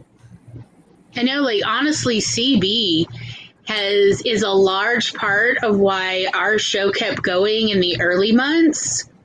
CB always showed up because, like, we were like, we'll just do Awkward Sibling Hour. We'll just do this, like, whatever it is, 7-8 episode run. And then we're done. And CB kept showing up, and we're like, well, if we stop doing it, what will CB do on Mondays? And, it was just so nice. And, like, when CB didn't come one time, we're like, is she okay? Does anybody know how to get in contact? Is she all right? Did something happen? Did the pandemic get her? And because, y'all, so in a large way, she definitely helped motivate us to keep doing the show. So good or bad, y'all have the show in part because of CB. Woo! Yay, CB! Yeah, we did get really worried when she didn't show up that time. It was just does anyone know how to contact her? See, that's exactly it right there. Yes. Because I'm sorry, the one way to know if you failed as a human being is if somebody has to point at you and say, you're advocating for eugenics, right? Like, if that phrase ever has to be said to you, that's the one and really one of the only biggest ways to know that you have failed as a human being. There aren't a lot of ways to do it, but you're arguing for a eugenics, right? And all of our food crops are in danger because of, monoculture, and it's going to all of those plants that seemingly have no use in their, I guess, varietals. Yes. That is the, only way to protect and future-proof these plants that we rely on for, for food. And we're is all these ones that were like at the time, this plant has no purpose. This version of the eggplant has no use whatsoever. But thankfully, it's still around in the wild, so we can still go back and use what it's figured out for our future problem. We're losing the butterflies because everyone was like, well, milkweed is just that. It's a weed. It's a weed, so there are chemicals that are sprayed everywhere around here, especially because we grow a lot of rice and corn, and milkweed likes to grow in those fields and choke out the plants. So they just spray everything with chemicals, so the milkweed goes away. I remember being surrounded by hordes of butterflies when I was a kid, and when I see one, like, it's a miracle anymore. Like, that weed kept the butterflies alive. Yeah, we actually live in a part of Mississippi where it was part of the monarch butterfly migration path. And for like several days, twice a year, there would just be streams, literal air streams of butterflies. And Mom would have to bring in the warm weather, jackets and sweaters for us to put over our heads because they would just be everywhere. But it was still beautiful to see. It's just, I found the sensory of butterflies landing on me and licking me very disconcerting. As a child, I could not handle it because it's just bugs. I like looking at them, didn't like touching them. And that doesn't hardly happen anymore. Most of the time, the monarchs don't come through. I literally know the exact parking lots. You want to see this airstream of butterflies? You could see this 3 days out of every year. Because they would go through this parking lot. And then they were on their way to Mexico, I guess. And that was just how it was. And, now that it's not there, it's it's kind of sad. But we need all that diversity. And it's true of people, too. Our universe is fractal. So just like we need this diversity of plant life, we need the diversity of human beings. So, yeah. CB, if I could, I would help pay for your care package. Because you definitely have made such a huge impact in my life in the past year. Same. And, so I appreciate that the UK is paying for this benefit of which I am a receiver of. So, thanks. It does feel good as a former colony. I will admit that. So, I'm getting just a little bit extra out of the You'll be England. Wait and see.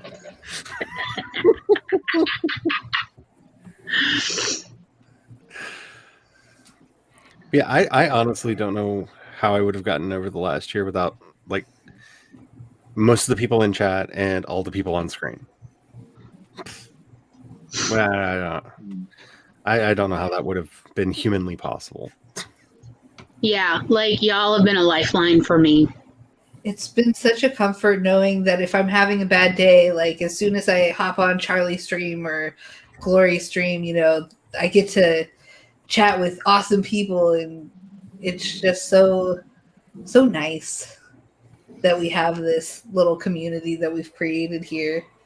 And since this is Megan's show, I just have to say, if you ever get tired of me streaming, it's all Megan's fault because I was ready to give up.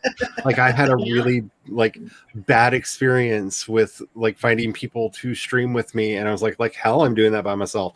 And I just put up a blind, if anybody wants to stream with me, just let me know. And this person that I had never heard of, that I don't even think we had even talked on maybe a little bit on a stream We before. had talked a little bit on a stream before, but no idea. I was like, I'll do it. And this whole my whole YouTube is like not all her So fault, but now we mostly know her Megan's fault. responsible for Charlie's channel, and CB's pretty much responsible for my channel. Yeah, like there's so many people in this community who've made such a positive difference in each other's lives. And yeah, it's in part like for me, I'm here because 2020 was such a weird year. And by weird, I mean terrible. I don't mean weird in the usual way that I mean in a positive way. I was like, no, it was a pretty rough year. But yeah, that was. I told Tom, like, the last thing I expected was something so wonderful to come out of such a rough time. But, you know, I was like, I hate to be that kind of silver lining kind of person. It was like, oh, don't get me with these silver linings. But it is sort of this surprising, like, it was like, what a wonderful way to concentrate so many amazing people in such a small little grouping. We were talking before Jace's stream earlier today. I think it was Natalia Lee put out a video that said, "Is AuthorTube dying?" I watched it. I saw that. That was Natalia Lee's video. Yeah. I had some thoughts. Yeah, and we were all like, "How?" I don't know how anybody could say that. I mean, I look at like the channels that are still popping up and all the growth, and like I look at my I think she just screwed up her algorithm. Yeah, because like I looked at my my streams, like I got to the point where, you know, okay, there's just a couple people here, all right, and then like, oh, everybody was tired of writing because of camp, and I forgot to think about that, and oh, here everybody's back and then some, you know, like things go in cycles. Real quick interjection. Carrie would like to join us, but I don't have the link on hand. If someone could send her the link, awesome. I got it. Yeah, because I have space on here. We have one more spot available. And Carrie. Hopefully Stephanie is out of the freezer by now. Oh yeah. Well, like, I mean, I think like if you're part of one of the, you know, more toxic areas of AuthorTube, yeah, it seems like a dead place. But if you're part of one of the compassionate growing areas, you know, you're seeing a different area of it. Mm-hmm. Well, she was even saying that some of the older people that she followed are still putting out videos. Like, they're there. You've screwed up your algorithm, so you're not seeing them. Yeah. And the algorithm is a monster. I'm just going to say, like, you never know what it's going to deign appropriate to show people. Yeah. It's all on the whims of whatever YouTube finds most valuable at that point in time. Well, also, if you stop watching, it's going to stop suggesting it. Yep. Yeah. Yep. And then unsubscribe you without your permission. Yeah. Yeah. That too. The algorithms know better than us. Don't you understand this now, Laura? No. Don't randomly subscribe me to an exercise channel I've never seen before. Right? That was so weird. Will we get Carrie? Will she show up? On the internet. Spinny Big wheel, money, show us big Carrie. money, no whammy. Yeah, stop. He just watches the sunset, huh, Tom? What? Yep. Tom's just watching these like, here's the sunset. Yay! We got Carrie. Hi. Hello. I do not have my new internet provider yet. Joe pushed the appointment back another week. Oh. So I was trying to fire my computer up, and I'm like, I'm going to throw everything down the hill. I mean, it's a choice. Okay.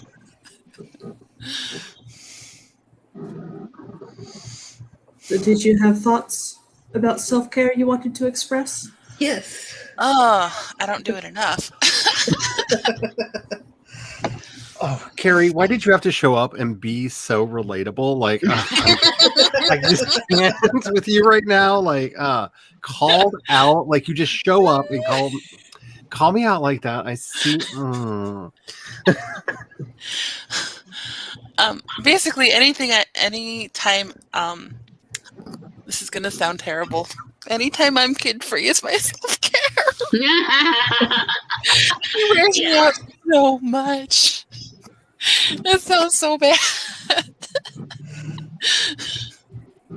You know us children, we are energy vampires. Yes. Fair. And money vampires too. I Yes. mean, all the things. Yes. all the vampires. Yes. But she knows that, like, after dinner, it's daddy-daughter time, and she seriously wants nothing to do with me after, like, 6 o'clock. Nice. CB says, I don't get my new internet provider till February unless they screw up before then. Uh-oh. That's quite a while to wait. Ooh. Yeah.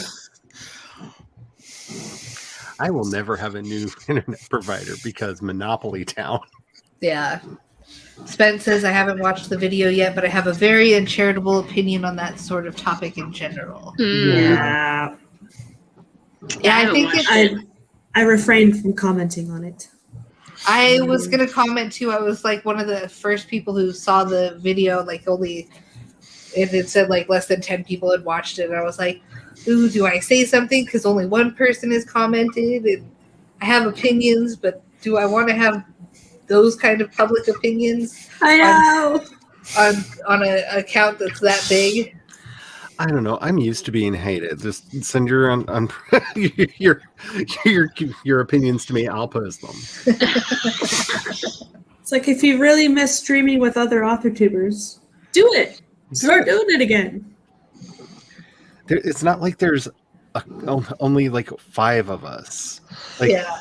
Think about it. Like, if we do this stream for another hour, like this is gonna fully Brady Bunch on us. If we're not careful, we're gonna have to like pull money and get Megan Pro just to fit all the people on here. I mean, it's how this works. Well, I mean, AuthorTube is such a small community, but even though it's so small, there's still like hundreds of people on AuthorTube. Like, there's more joining not every all month. have a channel, but they're there. And they count as members of the community.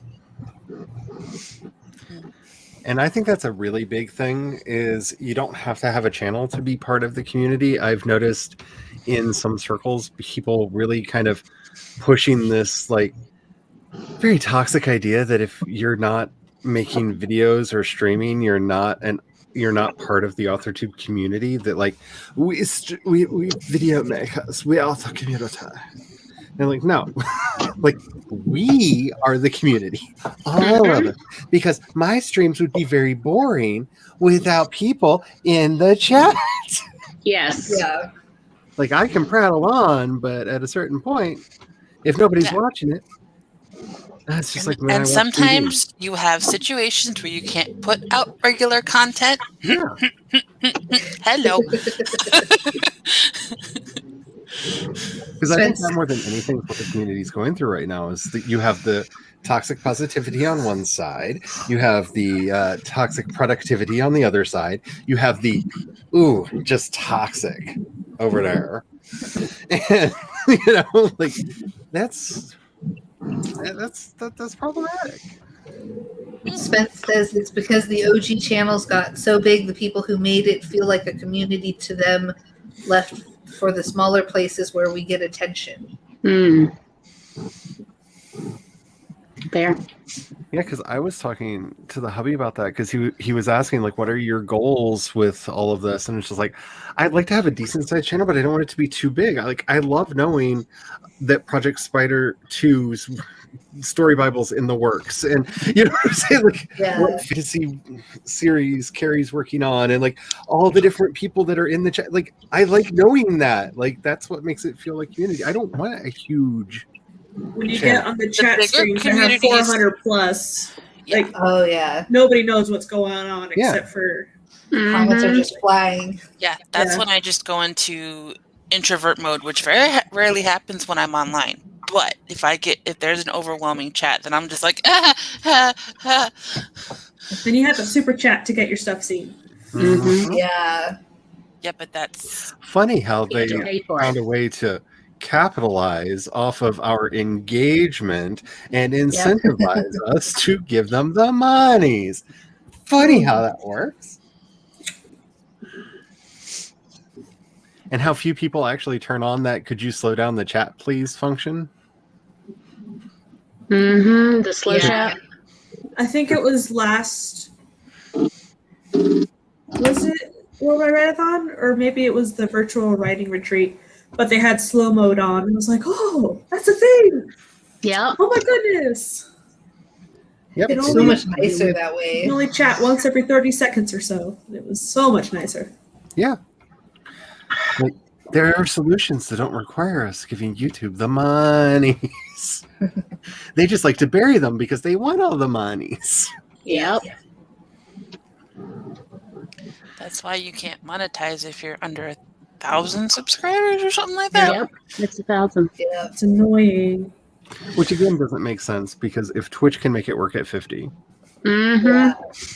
And Just YouTube has been Oh, here. and by the way, longer. that monetization doesn't count if you're making shorts. Anyone can make shorts as long as the short gets enough views on however they're doing that. So the YPP doesn't matter for if you're making shorts. You can still make money off of it, maybe-ish. I don't know.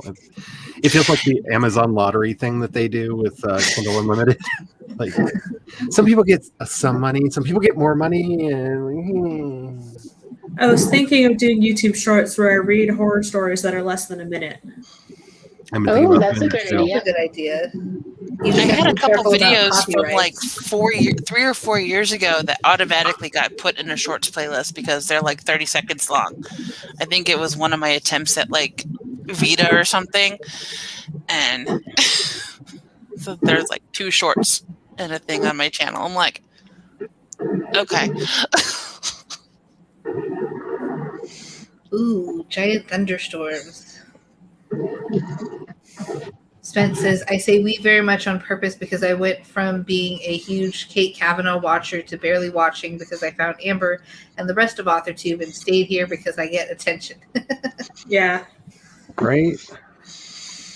It's the community that is the most important thing you get from AuthorTube. It's not so much the watching videos or the content that you consume. It's the community that you create around this. Yeah. Like the first author tuber I ever watched was Rachel Stevens a couple of years ago. And then everything has turned to about the courses on that channel. So I did take the course. It was very expensive. It was really cool, but I don't think it was worth that much. I think she's still technically booktube, but the first like writing kind of videos I watched was it was like 2013, 2012. Katie Tastic. She did a video every day in November for NaNoWriMo. Yeah. So, but I watched all of those videos like a year later, and then that got me wanting to start mine. Because I like binged hers, and then I went, I could do this. Is it the one where she put the post-its on the wall for all the chapters? I remember that one. That was one of the first videos. I've seen those, but she also this one as it got more and more into November and people started to tell her that they were winning Nano, she was like eating candy for however many people were saying that they that they won, and eventually it got to the point where it was like so many people, she's like, I'm gonna get sick. One of the chat streams that it's not just chat, there's also sometimes sprints, is the Troublemakers. So Stieg and Wally Samo and Katie Ann and Great Fry. Those ones are really fun. They've only been going for 6 months. But like the Discord is hilarious. It's all memes that they create about each other. Stieg is hilarious. So he's hilarious. Yeah. I don't catch any of his live streams because time zones and Norway. Yeah. Yeah. I miss all of them. It's sad. But the Troublemaker streams are usually during the day, so I get to be in the chat. Oh! And they know I exist. I'm not just a number. Yeah, if it's not before 9 o'clock a.m., between 1 and 4, or after 6, that's my free time. I Unless I'm out unfortunately have somewhere. a lot of free time on my hands, but hopefully soon that'll change. Did we want to take a short break and maybe have like a bio break? Okay. Or did we want to keep going and I can just go on a bio break by myself? It's your stream, honey. You're Mm-hmm. just along for the ride. Let's do a break. So I could Okay. use one. Let's see. Refill the lemonade. Not with your lemonade. Yes, let's not do that. Have siblings, sorry. Thank you. I almost choked on a gummy worm. It was a deadly worm. Murder on the stream. Okay, let's see. Is this working? Yeah, that's working. Let's make this bigger. All right.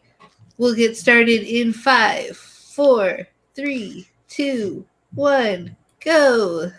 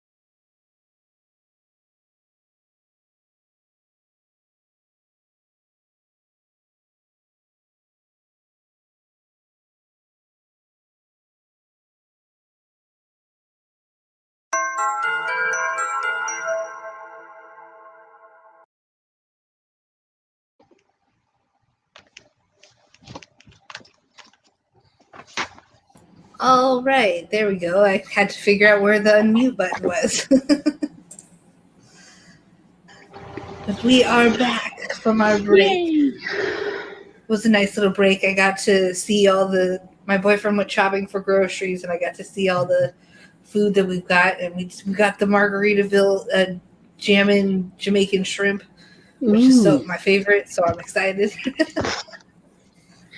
Nice. Tonight we're having a crawfish boil because it's like probably the last of the season, so it's down to $3 a pound. Oh, wow. Nice fish. Yes, and yeah, so it's very exciting. So that is what we're going to have as soon as Tom gets home. How big are crawfish? Well, they can be small, but, the crawdaddies are like, like this big. Those are the big daddies, and they've got like big pinchers that are worth cracking. Yes. Those are the ones that we went fishing for crawdads in a river once. That was fun. Yeah, the idiots in this town are now too bougie to buy them, so they don't get them. We can't find them to buy around here. My back's too bad to go hunting.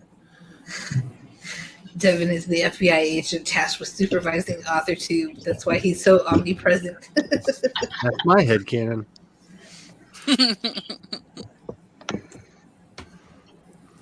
Yep, Tom put the potatoes in the pressure cooker before he went out to do deliveries. Ooh, nice. Nice. So they've been done for hours, but they've just been soaking in the goodness. Oh, that's what makes them good. Yep. Yes, because they're just soaking in crab boil right now for the last 4 hours, like pretty much since right before I got on for the pre-party. Yes. Kudos, Devin. You have my respect. That can't be an easy job rounding up all those streams, especially during Nano. Oh, yeah. Especially during Nano, yes. And he's always finding people that I've never heard of. And how do you keep finding all these people? Yeah. I've discovered so many AuthorTubers from Devin's playlist. Maybe we like the other Megan. From people.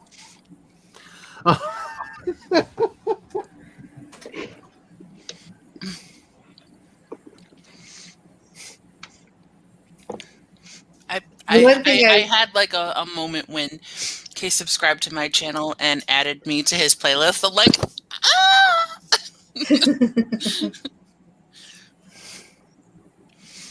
Oh, Spence says, when I was a kid, we had the St. Joseph River run as a little BB creek through our backyard, and we'd catch crawfish with a colander. That's funny that you can catch crawfish with a colander. That just is like... Oh, yeah. Like most crawfish so much fun. In America actually live sort of in this swampy, muddy... They don't live in water most of the time, most of them. Because I think there's actually there's something crazy, almost 80 different species of crawfish, but they only farm 3 of them. Mississippi apparently has an incredibly diverse ecosystem of crawfish. Because I was just trying to look up, it was, I think, last year, I was looking at when does crawfish season start. Because every year it's a little different. They've been moving it up. So now it's Christmas. All right, you're sorry. And I came across an article for the Mississippi Game and Wildlife about Mississippi's biodiversity. And I'm like, I didn't even know you had that many species of crawfish, period, in the world. But yeah, most of them don't live in water, although the ones we eat do. But most of them live in marshy, kind of muddy, soggy areas. So they're sludge monsters. Yeah, they're sludge monsters. And you can literally, there used to be a crawfish that lived behind my apartment that I lived in another part of this town.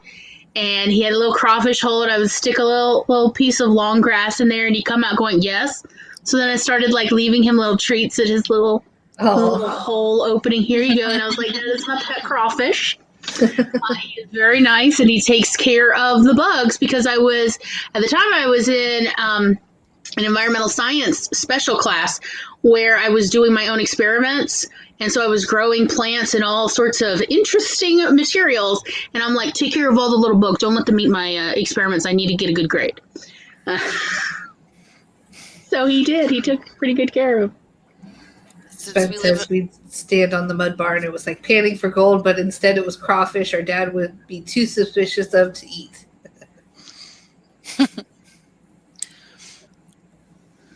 since we basically have the woods in the backyard, I have wanted for years to make a bat box. And I told my dad I will go to the store and I will buy the wood if he will make it for me. That's cool. That's nice, yeah. Now that he's feeling a little better, he's starting to tinker around in his wood shop again. So I would love a bat box. We have so many mosquitoes. Yes, attract the things that eat them. Charlie, did you ever look at the carpenter bee trap thing? Yeah, we're thinking about trying to get to do that.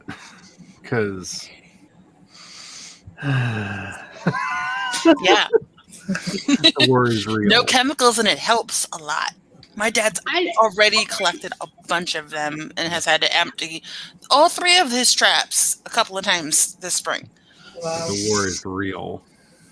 They have been out in force already. Inadvertently found out how to deal with the carpenter bees in our area. The problem was we had a woodpecker literally tearing apart our front porch. I mean, and also it was so loud. I was trying to sleep. And it was, one of those classic ones where it's mostly black with a white head and a red, or maybe it was a red head and a white stripe on the neck.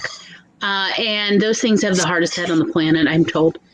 And so I was looking up how to get it to move on and the holes were this deep. They were this big and this deep all over the railing. And I'm like, this thing's going to collapse. And it said something, one of the things I researched, because I didn't want to poison it because, you need woodpeckers. They're really good for the environment. But I did not want it, I wanted it to move on, is what I'm saying.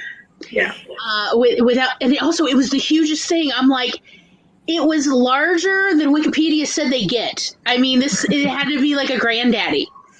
It was enormous. I was genuinely afraid. I drove home one day at the end of the day at work in the summer, and this thing was working on my porch. And I was like, it's so big, I'm afraid to take, a broom to it. I'm afraid it would attack me back. It was so big. It was the size of a pretty big toddler, I guess, is what I'm really getting at. Which is really big for a bird with, this incredibly long beak. And what I found was apparently they have a very sensitive sense of smell, which is why they do not hang around places with lots of pollution because they're very sensitive to it. And it suggested putting out neem oil or other strong smelling oils that are not dangerous. So, and I had already ordered some tea tree oil that I then later found out probably wasn't safe for humans.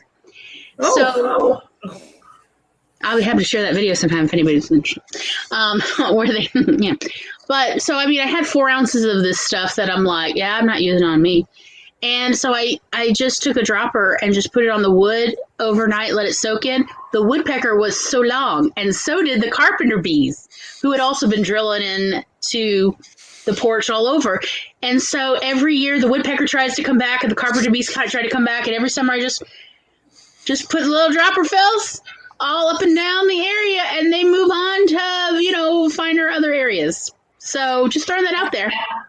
My dad found this thing for carpenter bee traps because he doesn't want to, spray because we got the grandbabies. And and the dog.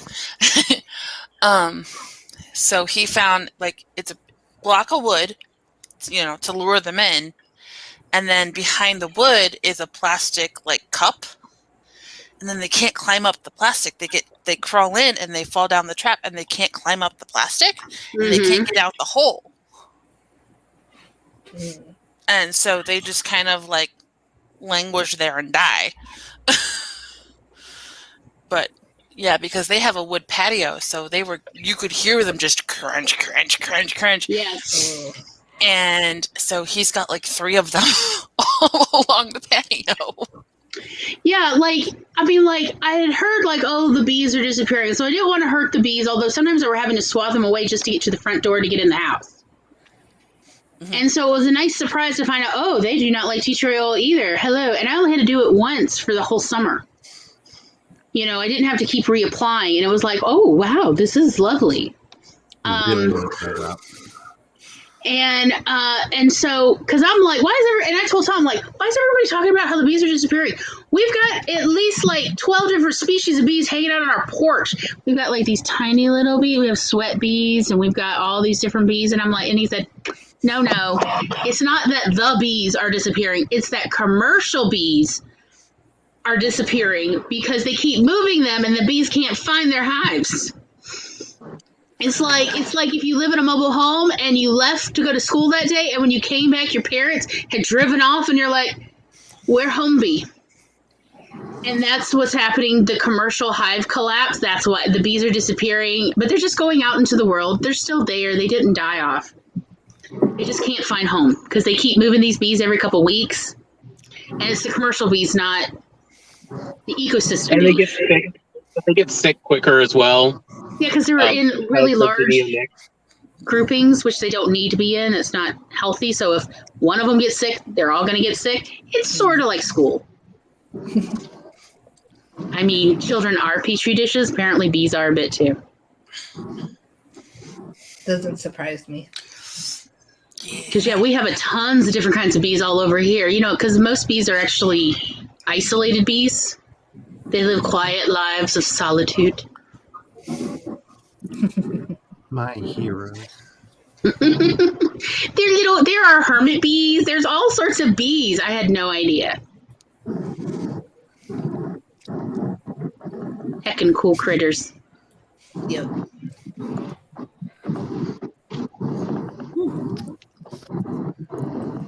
Right. Oh, by the way, it's called a great woodpecker. It's called a great woodpecker. It was huge. As I said, it was the size of a large toddler. Wow. You know, so about 3.5 feet long. And I mean, like, I was genuinely like, I cannot swat this thing. It will probably like take offense in me. Yeah, I don't like snakes. I didn't know they got that big. I didn't either. I had thought they were like, 18 inches at max. I didn't know that there were so many different varieties because there's like 3 or 4 that hang out in my parents' backyard. Because they have a bird feeder. So they come and they snack on the suet that they have hanging down. Sure. And one day my mom found a pile of feathers and recognized them as one of the woodpeckers. The hawk had got to them. No. Because they got a hawk hanging around. And my mom's like, that's why we haven't seen any chipmunks. Because they were hanging out under their patio. Our neighborhood hawk once tried to take a swing at my mom's dog. He learned that was a mistake. She's a fighter. My mother, not the dog. Oh. I am honestly Don't come near my fur baby! that our feral cat community has survived since we have so many bald eagles in the area.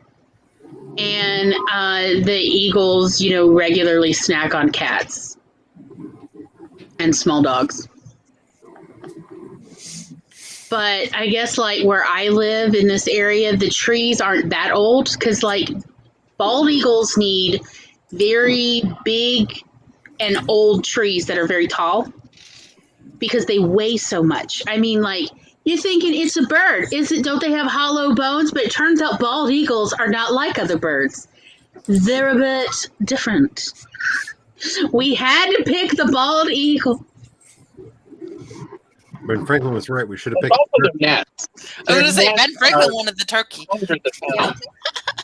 At least turkeys have pretty feathers. I'll say that. They have beautiful feathers.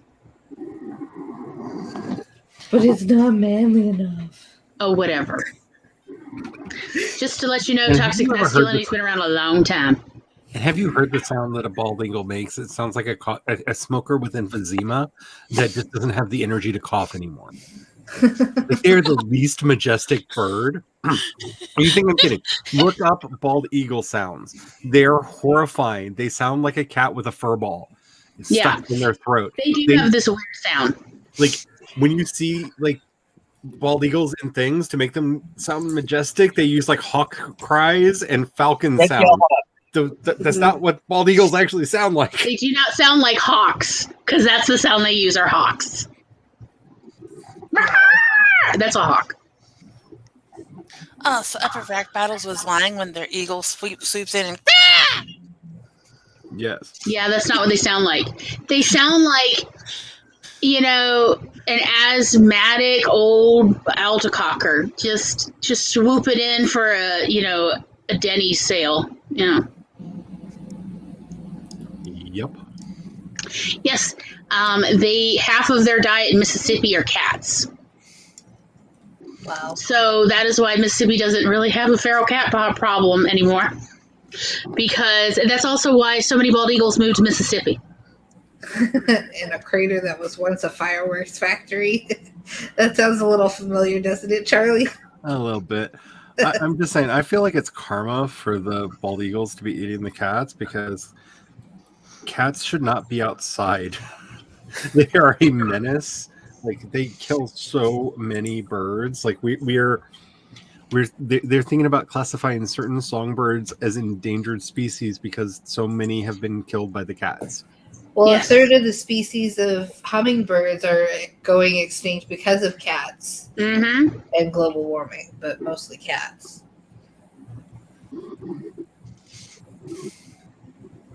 oh, my grandmother Not the always put pretty out hummingbirds. the hummingbird feeder with the sugar water and Yeah.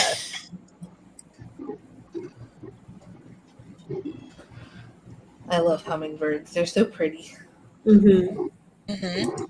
They're Yeah, so I love that beautiful. iridescence on their feathers. It's so gorgeous. We had Japanese beetles in our backyard because we had a peach tree that they loved to eat the peaches on. They were so loud you'd think it was a helicopter because they were so big and they're gorgeously iridescent. But man, when it hit you, because it flew into you, it's like, Yeah. gorgeous. But they ate our peaches. Yes. How dare Oh they? no! I love feeding birds apart from the mice it attracts. Yeah. One of my favorite YouTube channels is actually just a bird feeder during the day, and then at night he switches the food out so that it's a hedgehog feeder because he gets hedgehogs. He's in like Germany, and it's one of my favorite channels. But yeah, he's got little mice that love to eat from the bird feeder. That's where cool. I actually got the Itchy the Hedgehog story from that I still love need to Itchy. work on editing.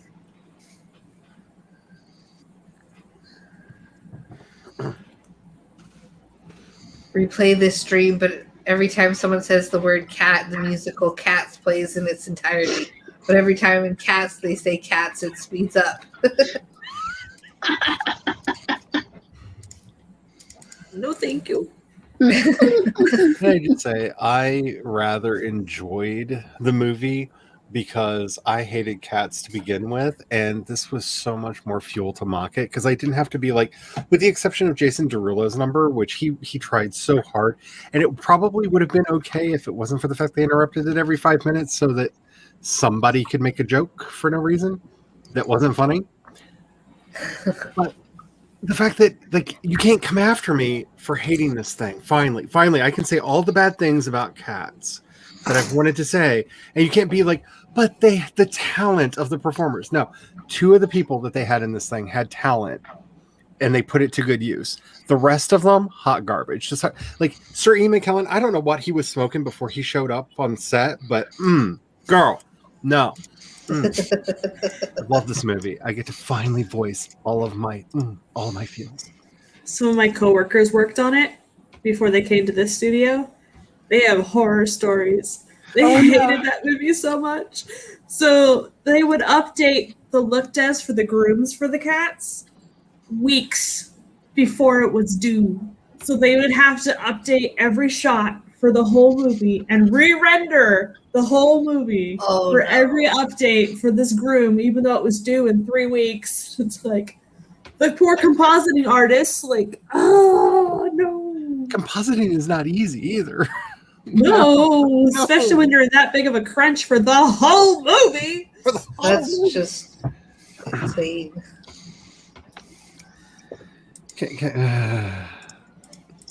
Glorious train wrecks are so few and far between, and you know me, I am trash. I like to watch trash burn, and I may have watched that movie more than once because it is just, it is a glorious trash fire of just like, who did not, who thought like this would be so not creepy if we put children's face on the mice? Like, who did this? Don't the cockroaches have faces too? Yes, the Yes. cockroaches have faces, but they literally put children's faces on the mice. So creepy. So they're That's eating small children. Woo. Ah, Why? What? Who thought this was a good idea? Like, I don't know what bad trip the director had before they started this. I have a friend who loves the show Cats. I don't know how they feel about the movie. I haven't heard their opinion yet, but I really want to know, like, what about it is what about it draws you to this show? There's only one thing about Cats that's even remotely entertaining, and that is it has drawn some of the best dancers. And that's what it is. It is a dancing show. It is not a music show. Everybody knows the one song that was for the weird Phantom of the Opera thing that they didn't do because thank God he decided that they didn't need to make a third one. Ugh. And yes, Love Never Dies does exist. If you didn't know, there's a sequel to Phantom of the Opera that he made. It's terrible. It should not happen, but it doesn't.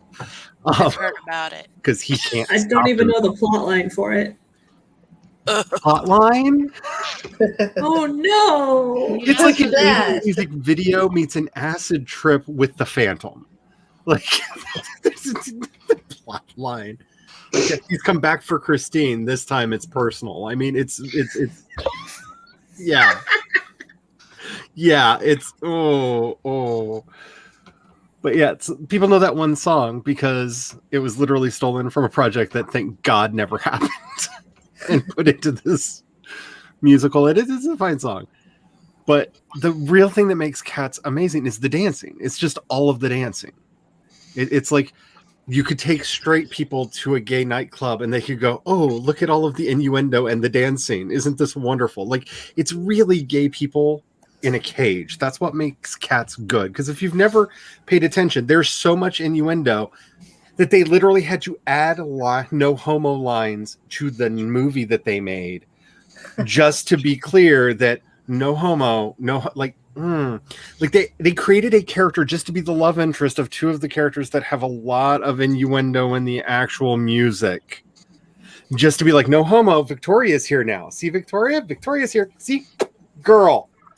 So into the girl. Hey, baby, how you doing? No, I'm into the girl. What are you talking about? Hey, baby. That's all it is. It's a drag show with good choreography. That's it. And it's kind of a furry drag show because everybody's dressed like a cat, but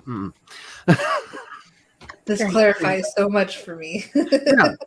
Because if you ever get to see it live, like the dancing's what it's all about. It's the dancing, like amazing feats of dancing. It's not the music. Okay, now finally. Tommy, break it up. Oh, sorry.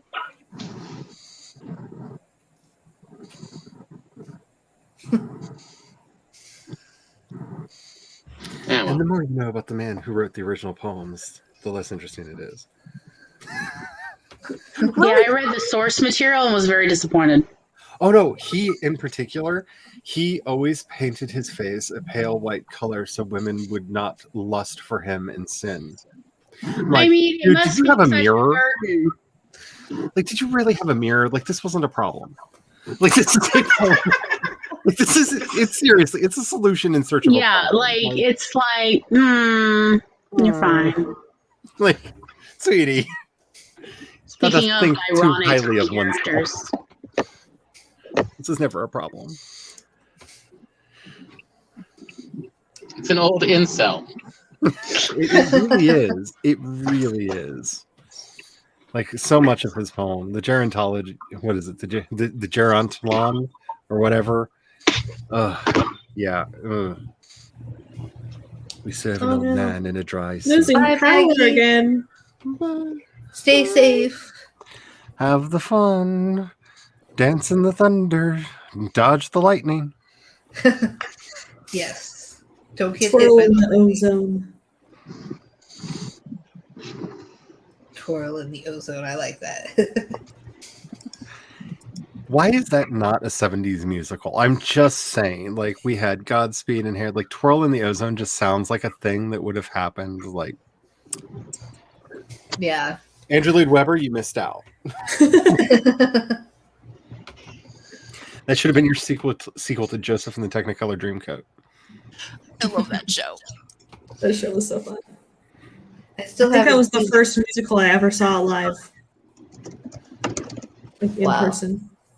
When I was in community theater, we performed it. It was so much fun. Let's see. I used to do plays for my church, and we did one for Noah's Ark, which was fun. I can't remember where I was going with this little anecdote, but now What did you I thought play? you were about to sing a song, Megan. Sing us a I song. would like I don't remember any of the songs from it, but Were you on stage? I was on stage. I had a part as like I remember part of it. It was like Ham the Weatherman, and we were weather girls, and we'd sing the weather report, and yeah, that was a lot of fun. And I also played an old Jewish man who was really funny. I wish I could remember what the name was, but I had to. Methuselah? No. Choose No, or choose until it was after a made up. That's true. What? It was a made up character for the show, Oh God. and it was God. definitely interesting. Okay, I once went to a drag review. It was called The Gaze of Noah, and it was amazing. Like they did It's Raining Men when it was time to get into the ark. Oh, Oh no! it was fun. And the moral of the story, kids, I'll never forget the drag queen in her beautiful angelic dress who came out. And the moral of the story, kids, is that everyone should be at least a little bi, because it's Adam and Eve, not Adam or Eve. Go in peace. It was like Good lesson. Yes. I approve. Very important lesson. drag shows are fun. Stamp of approval. So much. We have a local civic light opera, and so we actually have two different, I guess, like production troupes in town, and there's the civic light opera, and they're the one who do the musicals, and they drink, so they have a bar that available every performance, and then there's the not musicals. They only do just regular plays, and they're the Baptists, so there's no drinking, and also homophobia. And this is it. This is it for local community theater. Okay. So we used to go to all of them because my mother worked for quite a while. She worked as a temp at Coca-Cola, and her supervisor at Coca-Cola was one of the people very much involved in the Baptist, no drinking, no homo one.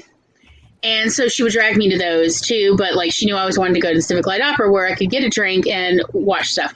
What I loved about both community theater though was nothing ever went though according to plan. Ever. One of my favorite memories of all time was when the Civic Light Opera did 1776, which I loved the movie version of that musical, and have had copies of it over the years. Like, and I've got all the songs memorized. I love it so much. Because And Mr. so they- Feeney as John Adams is. Yes, that voice. Honey, he's Knight Rider, okay? I know that you are young. It's nice, but he is Knight Rider. He's the damn car. I want a car in the voice of Mr. Feeney to tell me where to go. Yes. Where's this app? Where's this app? I know. I need it So anyway, so of course Mom got us tickets because she knew how much I love 1776, and we went to go see it. And if you are familiar with 1776, there is a scene where Ben Franklin and Mr. Feeney are trying to convince Thomas Jefferson. Is it Thomas? No, it's not Thomas. It's Thomas Jefferson's cousin to go back to Virginia and go get, the legislature, blah, blah, blah, blah, blah. So, and he does that Lee song, Henry Lee. Yes. Yes, that one. So in the middle of the song, the guy playing Ben Franklin is sitting on a bench on stage, and he fell asleep. Like snoring asleep. He is an elderly dentist, and he fell asleep. And John Adams is trying to wake him up, but like real discreetly, it's not working. So they go on with the production, and every time it's Ben Franklin's turn to say something, John Adams goes, "Oh, what'd you say, Ben? Is it?" And then the line. And then they go on with the show, and he slept on the bench for 20 minutes while the show continued around him.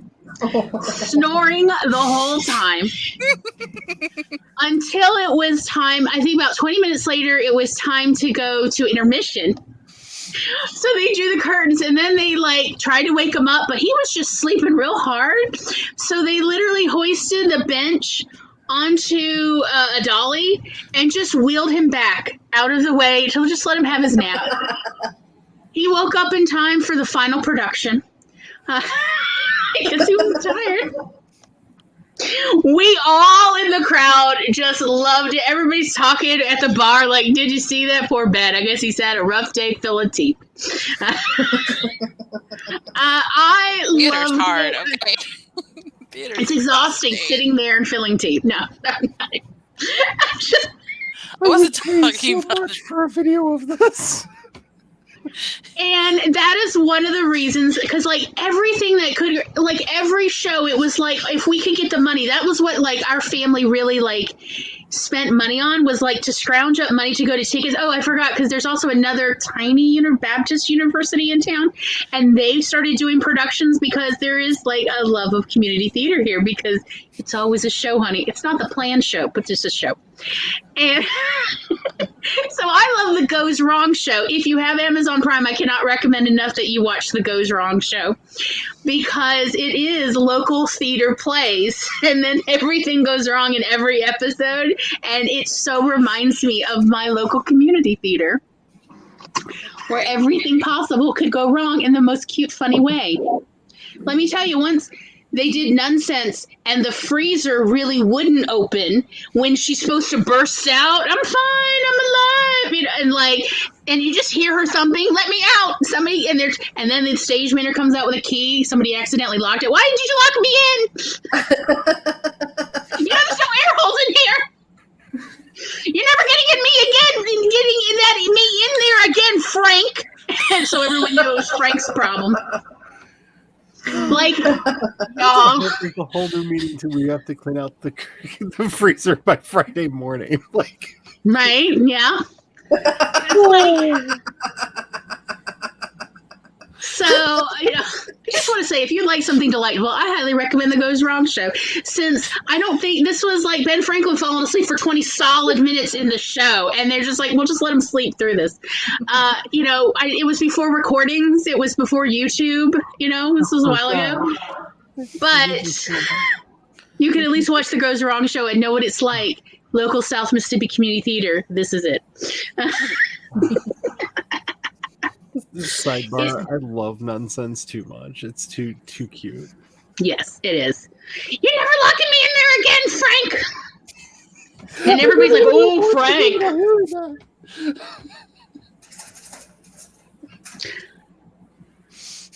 She was real mad. She may or may not have like done something to Frank's car that night and then bought him a new tire. You walking home tonight, Frank? She was mad. Understandably. Why was she? I didn't mean it to lock it. You locked me in. I don't know. It was always worth it. Our family could scrounge up the money to go to any of these local theater shows because it's not the show you're expecting, but it is always a guaranteed show. Spence says, I was in band and something like that happened. The director's baton flew out of his hand and hit the first clarinet in the face during the performance. Oh, no! The poor thing. CB says, and my other friend had a lightning quick change between her majorette's number and her ballet point number. She came off from her majorette's number and a couple of stagehands helped her change, but they put her hat on backwards. Oh, no. Oh, that's funny. When my sister was in high school, they did Grease, and so I went to go see the show. I think some of her friends were in the band, so and let's say Sandy and Danny got a little too caught up. No, it wasn't. It was Rizzo and her boyfriend. What's his name? They got a little too caught up in the makeout session in a scene at a Catholic high school. Administration was not happy. Can imagine. Isn't that why you're supposed to cast all the gay guys? So it's like strictly acting? I thought that was why. That was the purpose of gay guys in Catholic school. Catholic school. You think anybody would be? There's a lot. There's a lot there at any Catholic school from I've been led to believe. I know, but they wouldn't be open about it. At least not in... I'm just saying they wouldn't be into kissing the girls, so like it's very chaste. Yeah. The one and only musical we did at my school was we talked the head of the drama department into letting us do the Rocky Horror Show. Well, that's foolish. It was fun. It ran for one night and one night only. I bet. Oh no, CB. I almost landed in the orchestra pit when I was 18 and was doing an amateur opera production. Spence says, and then the guest trombone player backed up too far and bumped my flute with his butt while I was playing, and we almost had to stop because the domino effect of bumps, scoots, and giggles. I can imagine. That really should be a country song. I'm just saying. Yeah, bumps, scoots, and giggles. CB says, and then there was a time I was the villain in this awful play called Foodstuffs, and the candy apple I was tempting my nemesis with flew off the stick. Nice. One time in marching band, somebody's pants fell down around their ankles during the performance. Oh, no. So we're marching, and they're like, marching like this because it's around their ankles. Front of the formation, perfectly on camera. Oh dear. Oh my. And they're white pants, so you can definitely see. We finally changed to black pants, and that helped our performance score because you couldn't see every single misstep as glaringly obvious. Oh, good job there. Yes. Yeah. Oh my. I think when my sister graduated, they only had like 25 kids in marching band. Oof. It was horribly small. Like, I just had Brooks and Dunn's Boot Scoot and Boogie. Yeah, that's what I was thinking of too. Like the moment I saw it, I just heard Brooks and Dunn's Boot Scoot and Boogie. Like, just it fits. they were my first concert. As well as Otis Walker. Do you remember that song? Let's all go down to Otis Walker's. Because it always used to play together for me, and it's Boot Scoot and Boogie and Otis Walker. Brooks and Dunn was my first concert. Wow. I was like 10. Mine was Sarah Evans, and I was 13. If we're talking about the ones that our parents made us go to, regardless of whether we wanted to or not, mine was the Oak Ridge Boys. I think mine was Weird Al Yankovic, 4th of July. Nice. I have only ever been to classical music concerts up until my friend, like 3 or 4 years ago, had tickets to Marty McBride. Was it Marty McBride? Tom, are you there? Yeah, I'm listening. Who's the one from Mississippi? Marty something. Marty Stewart. That's it. Yeah, let's do it. I love Marty The Stewart. one that like you have to like sew them into those pants every night. Oh Yep. Yeah. She got tickets. They had given the newspaper extra tickets, and she worked at the newspaper. So she's like, "You want to go?" And I'm like, "Sure." I've never been to a non-classical music concert in my life, like live. I've watched like rock concerts and stuff, like recordings of them, but I'd never been to one. And that was my first one, and I'm here to say the pants were as tight as advertised and as bedazzled. Wow. He's also really sweet, because then afterwards they did a whole signing thing, and you go wait in line. Like we were trying to get out of there. We did not need signatures, but it's like, I guess we're here to get signatures. And they all like gave signatures for free. They were real sweet. We all like had a little chat as everybody moves through the line. It was actually pretty cool. You know, it was like, oh, they're real sweet people. But yeah, that was only a few years ago. One year for like a 6-year period of my life. Anytime Roy Clark was in driving distance, Dad put me in the car and we went and saw him. Mm-hmm. He puts on a good show. Not my kind of music, but he does put on a good show. I like Roy Clark. I was first exposed to him on the Muppet Show. And That's how he is. Yes. Yes. One year we went to see Trans-Siberian Orchestra, which is fantastic.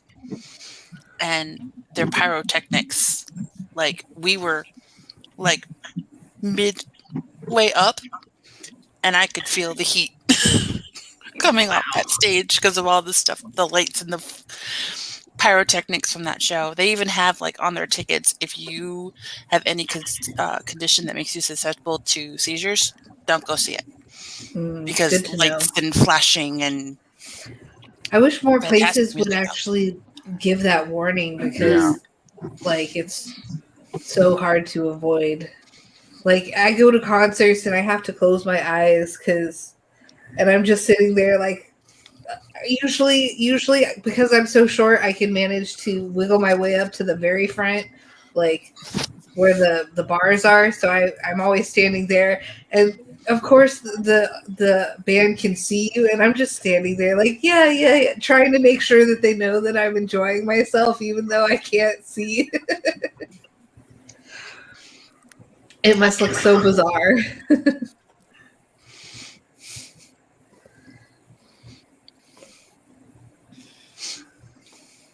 My cats are making weird sounds, but the hubby is home. He can deal with them.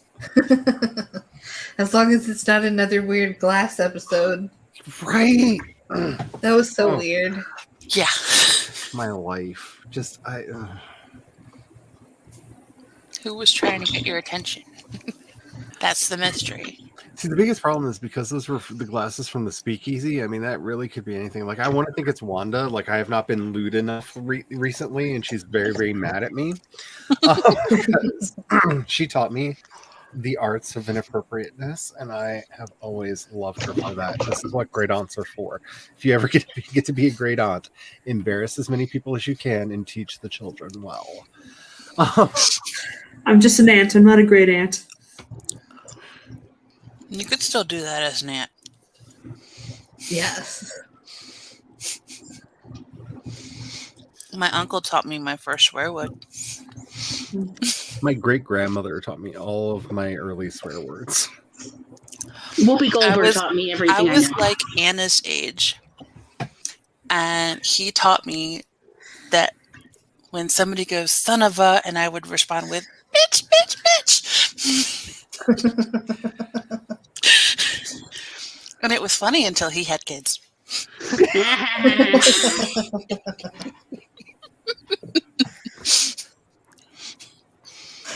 That's funny. Yeah, I learned I learned mostly from my classmates. I was not very aware of things. Like I learned the F word, and I learned the symbol for it, the hand symbol for it, and I went to my dad and I'm like, they tell me that this is this means the F word in sign language, and my dad just didn't say anything. He didn't confirm nor deny. He just kind of ignored me. And so I had no idea. Like I was clueless as a kid. I was the exact opposite of clueless as a kid, and it was so problematic because like the cool kids would be expounding on the glories of all of the naughty things that they knew about, and I would just be sitting there going, I don't think you've ever done any of those things. I really don't. I probably shouldn't speak up about this and correct you, but I think you're wrong about all of this. Just Feel like it doesn't mean what you think it means. yeah. You keep using that word. I do not think it means what you think it means. I'm so jealous. Oh, I would love to see Cyndi Lauper. She's amazing. I love her music. I want to meet Dolly Parton. Yeah. That would be so awesome. Yeah. I mean, I want her to sign all of Anna's books that she gets through Imagination Library. Which in 2 years has already been a lot because she gets one every month. Wow. Yeah, that's quite a few books. Yeah. From the time you sign them up until they're 5. You get a book a month. Mm-hmm. Nice. And they're like age appropriate and super cute. Oh. That's great. I love reading initiatives. They're my favorite kind of initiatives. Mm-hmm. I miss one thing I miss is in school, they'd have or at least our library had a contest, a reading contest, where if you read so many books, you get an In-N-Out gift free burger gift certificate. And of course I always won because I read like a speed demon. We had the Pizza Hut ones. Like you read so many books, you get a free personal size pizza through school. Nice. We had those all the time. So that's how I got all my pizza. You get one topping. So every time I just got straight pineapple on there. Nice. Nice. Also helps to guarantee that it's yours. Yeah. I agree with that. It's like that one time I called Brian Adams. That's my childhood. I took him out for pizza with money for my first job, and he always went on and on and on about how he liked anchovies, so I got anchovy pizza. And that's when I was let in on the secret of storytelling. You always embellish it, kid. Yeah, always have something in there that makes people go,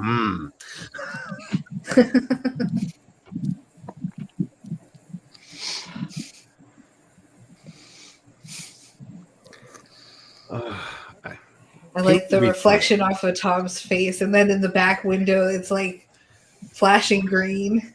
Yep. It's like a Christmas tree almost. Tom looks like he's about to start like Taxi Cab's Diaries or whatever that show was, Cash Cab Confessions. Oh. Yeah, that's it. Taxi Cab Confessions. Yes, that's what I was thinking of. I was like, talk about some softcore. CB, I wish I could go there with Brian Adams. The problem is I have two. They're not traumatic, but they are problematic memories that both involve Brian Adams. And oh, poor Brian. Not like him in person, but like a female friend of mine who really couldn't take hints. And I may have heard everything I do for you so many times that I might stab somebody in the eyes if they tried to play it for me again. She just couldn't take a hint. My mom loves Brian Adams, so I grew up on some of those songs. I'm unfamiliar with Brian Adams. as far as I know. Summer of '69. Oh, Everything okay. I So do, yes, I do for you, or whatever that song is. Yeah. Did you see Cimarron, Stallion of the whatever? Spirit Stallion of the Yeah. Cimarron. Spirit Stallion of the Cimarron. He did all the music in that. Oh. Like, I'm not saying that he doesn't have talent. I'm just saying there's a certain person's face that I just see leering at me through the shadows every time I hear Bryan Adams. And she Facebook stalked me. It was not fun. Like, the messages I got, I was like, if your husband sees these, I'm going to get so beat up. Like, stop. Just stop, woman. Blocked. Wow.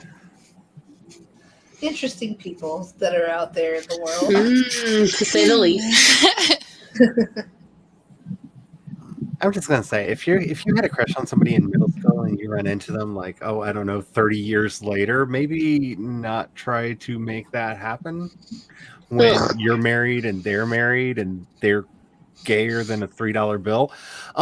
Maybe don't try to make that happen. Like, I'm not going to take your fantasy away from you, but it can't live here, okay? Spence says, I almost had the chance to see my favorite Teenage Wasteland band in concert, but I couldn't figure out how to get to Ohio to get there, and it broke my heart. Aww. No. I mean, it's hard to find, like, a Michigander to take you to Ohio. It's true. It's one of those, like, no, we do not go there. That is the place we do not go. I'm still upset I missed seeing... A lot of Ohioans don't willingly go to Michigan either, so... It's both ways, yes. Yes. I'm just saying, one day... The lack of travel goes both ways, neither one. One day I will Don't go to Indiana first. All over a college football rivalry. Oh, no. It's not a college football rivalry. I watched the video on it. It's about state boundaries. It's the reason Michigan has the Upper Peninsula. It's a lot of craziness. So many crazy politicians involved. Hey, Mama. The Toledo area was almost part of Michigan. There was battle spots. I heard battle squatch. I was like, battle Sasquatches. The border dispute. Heck yes. I know I have a new project thing, but Laura, you, me, let's write Battle Squatch. Let's do this. I'm down for this. Like, I can bring the weirdness and you can bring the horror and we can make this happen. I'm here for Battle Squatch. I was trying to say back in our theater topic before the conversation moved on, there's a theater near us, a movie theater. On the last Saturday of the month, they show Rocky Horror. My sister used to live near there, and she said it was very fun people watching. Okay, yes. So, I don't know if anybody else. If you guys ever come to Ohio, we'll go to Cedar Lake. I have to go now. I don't know if anybody else here watches Bob's Burgers, but their weird tribute to Rocky Horror that they did last week. Like, I want that whole musical. I need it now. I need the Disco Vampires. I need it. I'm so upset that it was not real. Like, I need this whole The only thing Rocky Horror I've ever seen is the Glee episode. You haven't seen the Rocky Horror picture? Oh, we need to change this. We're going to have a movie night, and it's going to be so much fun. What we're going to do is we're going to, like, I don't know, you're going to rent the movie at the library or something, and we're all going to watch it, and we'll get popcorn and stuff. And then... Is it on Prime Party Time or whatever? Oh, that would be I'm great. looking it up. It doesn't look like... If you go to the movie theater... I'd want to see it at the theater then. Get the whole experience. Yeah, like, because if there was a watch party, you better bet we're going to sacrifice so many Twitch Rocky parties. And if they don't do virgin sacrifices, it's not a real Rocky Horror. Like, oh no, I've never seen it either. You almost I'm not alone. So many virgins are here. No. So many cherries. So when I took my poor unfortunate straight friend to his first Rocky Horror, I tried so hard to get him sacrificed because I knew that as a dude, what he would have to do would be to retrieve a lollipop from Magenta's very ample cleavage, and he would really enjoy this because poor unfortunate straight friend. And but you're not allowed to tell them what the sacrifice is. So he dug in under the theater seats like a child afraid of a knife. Like he was just dug in there and we couldn't pull him out. So they picked somebody else and he's just like watching the other person go up there and he's like, I could have done that. Yeah, idiot. What? Do you think they do it now? No, you were too much of a problem. My other favorite one was the bobbing for apples. It's like the people that were not like all into the dirties. That sounds so germy nowadays. Like everything sounds germy nowadays. Like honestly, we were watching something and there were like 6 people around a table eating together, and we were like, "Oh God, none of them have masks! Ah! Put your mask on, people!" We almost had a panic attack. Like everything seems germy nowadays. Like I think back at my memories and I'm like, thank God I didn't catch the plague. Like, wait, but it didn't exist back then. They were germy too, but for very different reasons. Jenna hasn't either. So many virgins here my today. I'm not alone. So many cherries waiting. It's such a good. It's so perfect. Yes. Because the music to Rocky Horror is fun, and the movie is so brilliantly campy, and Tim Curry is like my ever loving saint of all things drag. Yes. His legs look so good. Right? I want those legs. And I have to say, it really ruined the Man in the Iron Mask, because every time Cardinal Richelieu threw that cape off, I expected the teddy, and I never got it, and I was very upset. It's the same twirl. It's the same twirl, and he does it like 5 times in the movie. Just, I kept expecting the teddy. Tom can often get me to watch Three the worst Musketeers? movies. I thought it was the Man in the Iron Mask, the one with Leonardo DiCaprio. He's Cardinal Richelieu in Three Musketeers. Was it Three Musketeers? Yeah. I can't remember. If like Tom's like, you want to see this, Barry Bostwick? No, it is the Three Musketeers, but And I'll be like, all right, what terrible thing has Barry Bostwick showed up for? And we will watch terrible movies because Barry Bostwick's in it. he's doing pure flick shows Yes, now. there's a musical apocalyptic B-movies. movie with Barry Bostwick as the bad guy. Like he's doing some fantastic schlock. Yeah. On Kevin Sorbo's Pure Flick series, he plays the hippie dad. He plays Kevin Sorbo's hippie dad on their really bad, like crazy fashy Malcolm in the Middle knockoff show that Kevin Sorbo does. Don't ask me why I know any of this. I think the first thing I ever saw Tim Curry in was Monk, where he plays Dale the Whale. Those were some good episodes. He's the voice of Nigel Thornberry, right? Yes. Yep. Yeah. So iconic. Yes. I think it's Yeah, that's right. That's right. It's Three Musketeers, but he plays the Man in the Iron Mask. That was the worst version of Man in the Iron Mask that I've ever seen. Oh, yeah. Because you never see the teddy. I'm telling you, this is the problem. Notice there's like one thing I remember about this movie, and that's it. Like Leonardo DiCaprio was in it for some reason, and you never see the teddy every time he does that fabulous spin to take his cape off. Like he's like, I had to do this on the London stage for a really long time. I'm practiced. Let's go. I need to read to y'all the blurb for a movie Barry Bostwick is in that's on Prime. Oh no. Okay, do it. The title is FDR American Badass. Oh, no. One. After contracting polio from a venomous werewolf bite, FDR won't stop at single-handedly ending the Great Depression and Prohibition. With the help of a team of historic figures, he must end World War II by exacting revenge on an army. starring Barry Bostwick and Lynn Shay. Comedy horror. Is this supposed to be kind of like Abraham Lincoln Vampire Hunter? I guess, you know, I don't know. Yeah, it sounds very Tromaville. I'm just saying it's missing Nicolas Cage. Like that would make it perfect. Like Nicolas Cage plays Truman.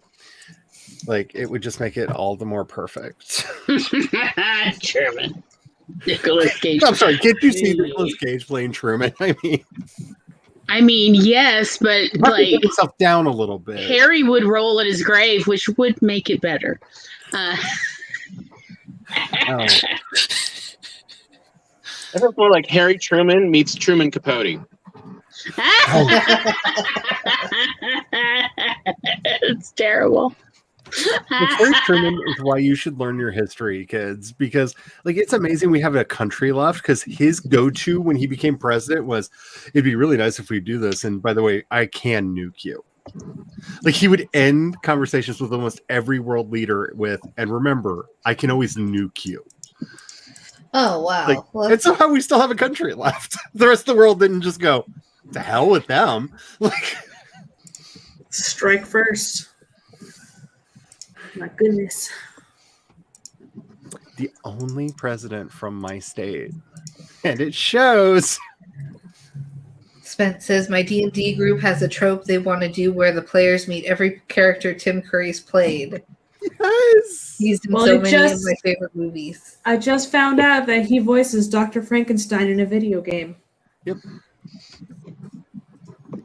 So you can throw He's done like everything. What hasn't he done? I have an audiobook. He's the voice of Palpatine in Star Wars: The Clone Wars. Yep.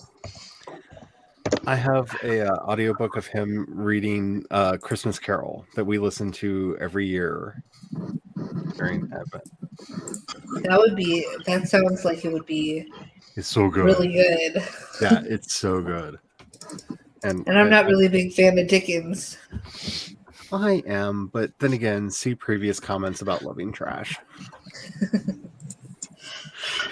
I've tried so hard to get into Dickens because like there's so many, it's so many classics, but like I tried David Copperfield and that's a Dickens one, right? Yep. Okay, good. I was like, David Dickens? Copperfield, the Penwick Papers. The only Dickens I've read is Christmas Carol. I think there's 5 Dickens Christmas stories. Yeah, that he did, because we used to have a book club that every December they would read one of the Dickens Christmas ones. That would be their book club book of the month at the library. The one thing, like for modern writers, Dickens is a good person to just get biographies of, because while he was not technically self-published, he was a hustler. He actually made most of his money from doing public readings of his work, which is why, if you notice, every Dickens book sounds better read to you than reading it on your own. That's not an accident. That's how he made his money, was from public appearances, because publishing has never paid well. Yeah. And he really worked his butt off. I learned that on Doctor Who.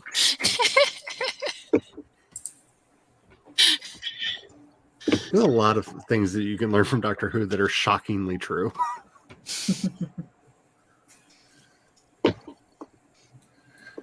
I haven't really been able to get into Doctor Who. I've tried. I've seen multiple doctors, and just none of them I've really liked that much. I haven't seen Jodie Whittaker's version of the Doctor yet. I have not seen any of her run. I want to so bad. Hers is divisive. I tend to like it, but again, see earlier comments. My first episode I ever saw was the last 10 minutes of the David Tennant Christmas special with the Arachnos spider lady. So I've never seen or heard of Doctor Who. I turn on BBC America and she's dying in this fire and he's standing in the pouring water just staring at her in such sorrow. And I'm like, what is this show? My introduction to Doctor Who was Christmas Invasion, which is David Tennant's first episode, and then I had to go back and watch Christopher Eccleston. But that was just because the friend that introduced me to it loved David Tennant, and she's like, "You have to see this first, and then go back, and then." Is it the one with the killer Christmas trees that spin? Yeah. Well, the Christmas trees that spin is the Runaway Bride episode, and that's the one that ends with Rachnos, with the spider lady. Yeah. My first one is the one with the mannequins that come to life. And Oh, yeah. That's the first that one. was the first That's episode. the first episode of the reboot. Yeah, the reboot. That's the first one I saw. You see, once upon a time, I talked my parents into getting me a TV for my bedroom, and I was sneaking up late one night, and I turned it on, and there was Tom. Tom was on the screen with his really long scarf, and I was like, "What the hell is this?" Tom And then it Baker. got like all weird and Egyptian themed, and I was like, "I'm here for this." Yep, Tom Baker was my first Doctor too. Yeah, Tom Baker was my first Doctor. We went and saw the 50th anniversary episode in the movie theater. And when he nice. makes his appearance at the end of that episode, the Yep. entire theater cheered. Oh yeah. Like, even if you're not familiar with the classic series, you know who Tom Baker is. And Yeah. everybody's like, Because he's such a cultural touchstone. I mean, yeah. Yes. But then, yeah, he was my first, and then Peter Davidson's actually still my favorite because Is he the one with the celery? yes, Yep. and he's also David Tennant's father-in-law. yep. Yes. So it gets awkward fast. But the thing I loved about his run more than any of the others is he's one of the few that literally had one of his companions working against him. And it was such an interesting dynamic because he was running around with 3 companions and one of them was literally working against him the entire time. And the audience knew he did not. That's And so it was interesting. the character dynamics were so interesting. When we get our new internet provider, we get I think it's a year of HBO Max included, and I think they have all of the Who. Yeah, they do. Yeah. They at least have all of the reboot. I haven't looked to see if they've got the old stuff. And remember, I if you're a did. fan of Hitchhiker's Guide to the Galaxy, the first draft of that was actually a 5-part Doctor Who series that started with the Pirate Planet. And it's the Pirate Planet, and the 4 episodes after that, they were all written when he was working as one of the main writers for Doctor Who. And Have I seen that? it is very much Hitchhiker's Guide to the Galaxy. You can see what got changed for the audio. Yeah. Because the radio play came next, and then the book. But you can see what got changed. But the very first draft, if you want to see the rough draft of Hitchhiker's Guide to the Galaxy, find something that has Tom Baker's run, start at the episode called The Pirate Planet, and watch the next 5. Because my DVDs are in the living room, but we got one of the second Doctor that they're animating because they lost the video footage, but they have the audio, so they're animating a lot of the older stuff. Yep. So we got one of those series on DVD, and that one's really, really cool to watch. it's kind of neat that they're able to kind of bring some of that back because they have some of the set photos and stuff, so they know and they have the costume pictures. It's neat that they can do that, especially because like growing up, it was always this like legendary thing of, oh, there's so much Doctor Who you'll never see because they recorded over the tapes, But now, now they can. It's really I don't know. I find that just fascinating that's able to happen. And That's it's in so black cool. and white. I have the first ever season of Doctor Who on DVD. Maybe I should pull it out again. It's been a long time. Doctor I got Who is an glimpses interesting experience. of like all of the Doctors up to that point when they had all the specials for the 50th anniversary. So like each month of the year was a different Doctor.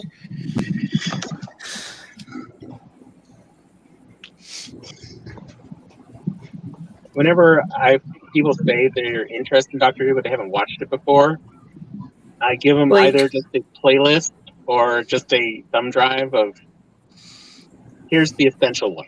Here's the ones that you'll either get into it or you won't. Because Blink and Midnight.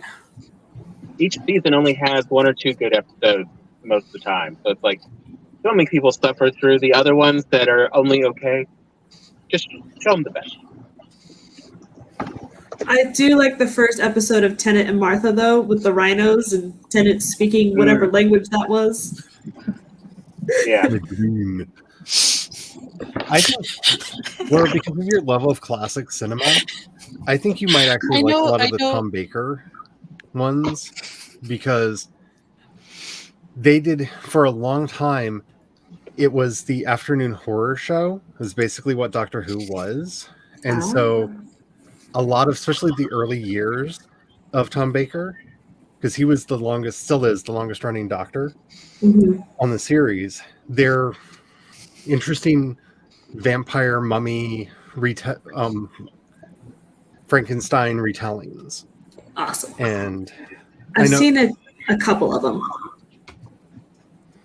But, we had a Doctor Who club in my college, and I was the vice president, and we imported jelly babies from England and had a catered, like, end of the year, huzzah! Jelly babies, food, That's awesome. Tom Baker.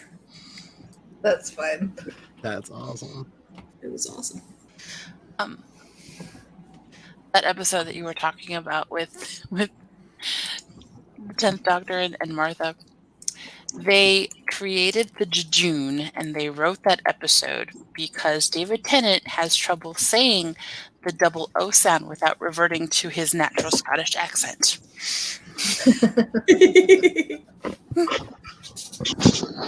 What?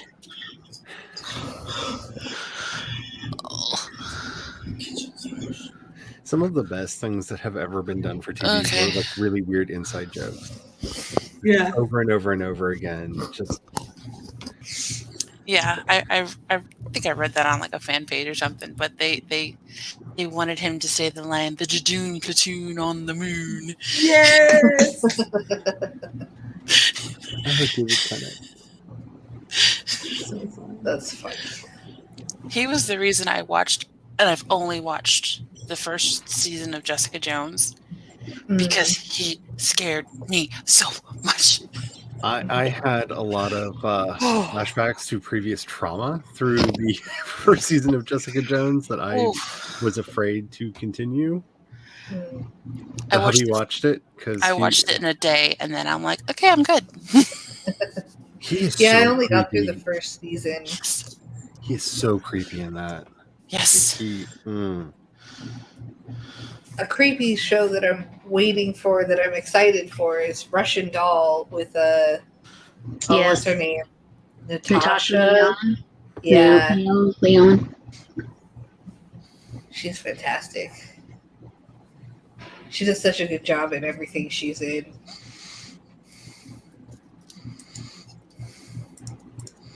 But I think that season's coming out somewhat soon. I think. I'm not sure. I think so.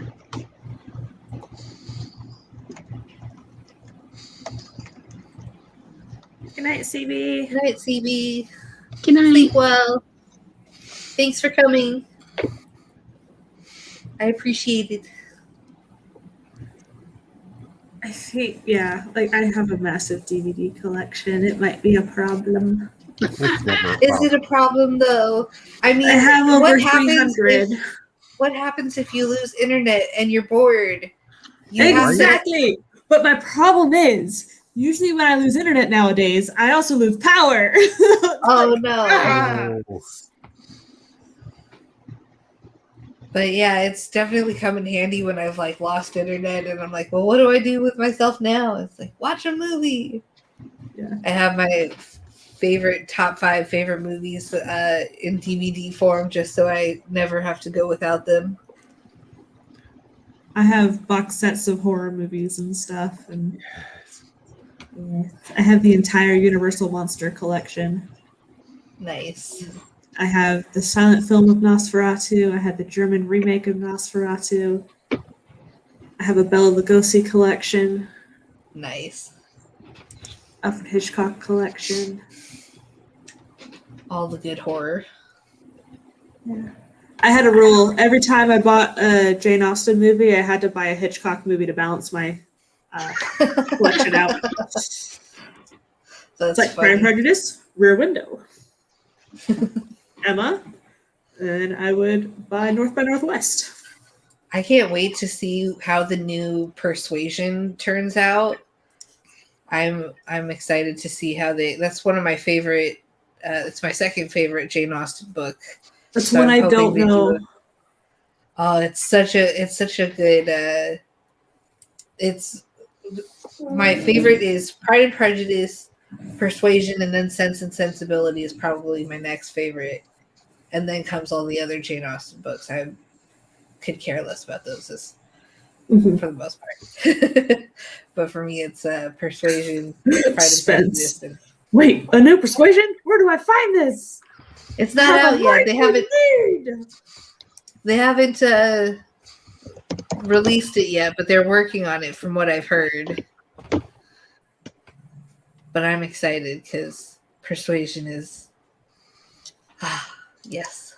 Is it wrong that every time I get a message for somebody wanting to join the Pride and Prejudice anthology, I just hear Freddie Mercury in the back of my head, and another one down, another one down, another one on the star.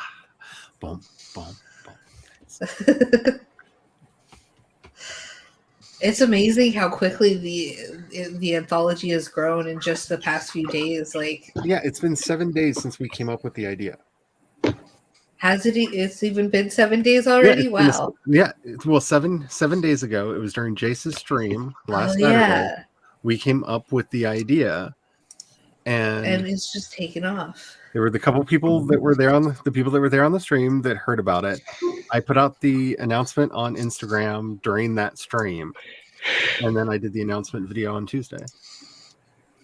Yeah, it's been 7 days, and there's a lot of people like, yes. They're like, It's going to be so much fun. I still need to work on my ideas. I've got partial stories, but I need endings. See, this is the thing, though. Otherwise, it'll just go on forever. I've been really wanting to write a kind of Regency romance kind of thing, just because, I mean, if Bridgerton can do what they're getting away with, why can't I? Exactly. And then pitch it to Netflix. Yes. This is, after all, the goal. 5 seasons in a movie. Yes. Yes. This is the goal.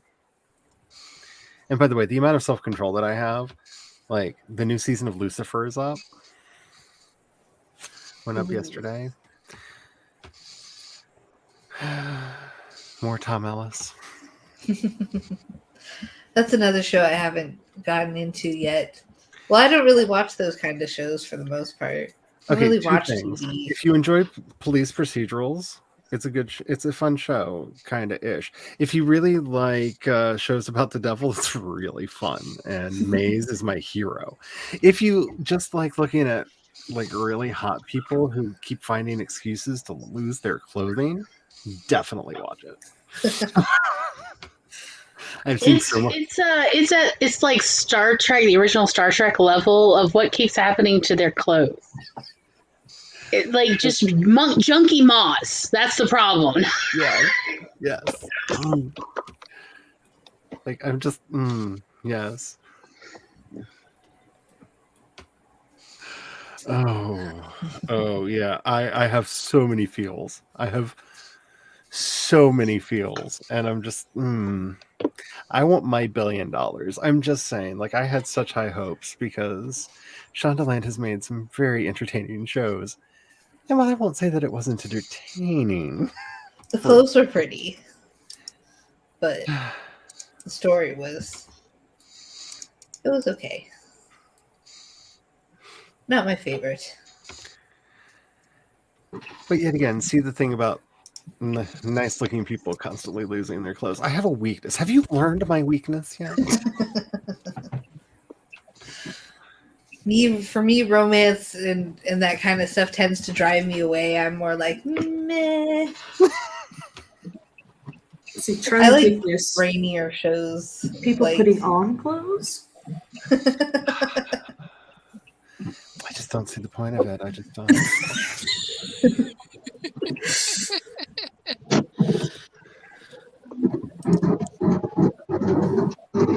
Yeah. Well, see, this is the thing, is apparently all you have to do is get a copy of your book into Shonda Rhimes' possession before she goes on her summer vacation. Because that's how Bridgerton came about.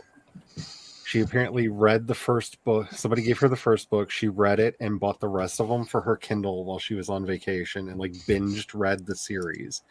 And then came back and handed the books to one of her staff writers and said, make this into a show. And first of all, can I just say, I want that power at least one point in my life to be like, oh, I really love this book series. Make it a show. And not have somebody laugh at me because I'm powerless to make this happen. But actually go make it happen. I have the money to back this. I am the producer. Do it. She got like $1 billion. Wasn't it $1 billion, the Netflix deal? It's like $1 billion over 10 years. Great contract for them. That's a chunk of change for sure. Because what is it? With Scandal and How to Get Away with Murder and what was the other show? She's had a string of hits, and they just like gave her all the money to be exclusive after her current contracts run out. Wow. And Bridgerton was the first thing that came out, and she farmed it out to one of her underlings. Though I do wonder what it would have looked like if she were more involved. What do you even do with all that money, though? Like, because it's not like they're giving it out and doing things with it for the most part. It seems like they just hoard it. But like, what's the fun in that? If you have the money, why aren't you like doing something with it? Honestly, or like doing something productive. I'm a trash person, and I would probably do what George Lucas did and hire an animation studio and go, I have fanfic of my own work that needs to get made. Okay. Like, that's probably what I would end up doing with $1 billion. Like, I would employ a lot of people, but...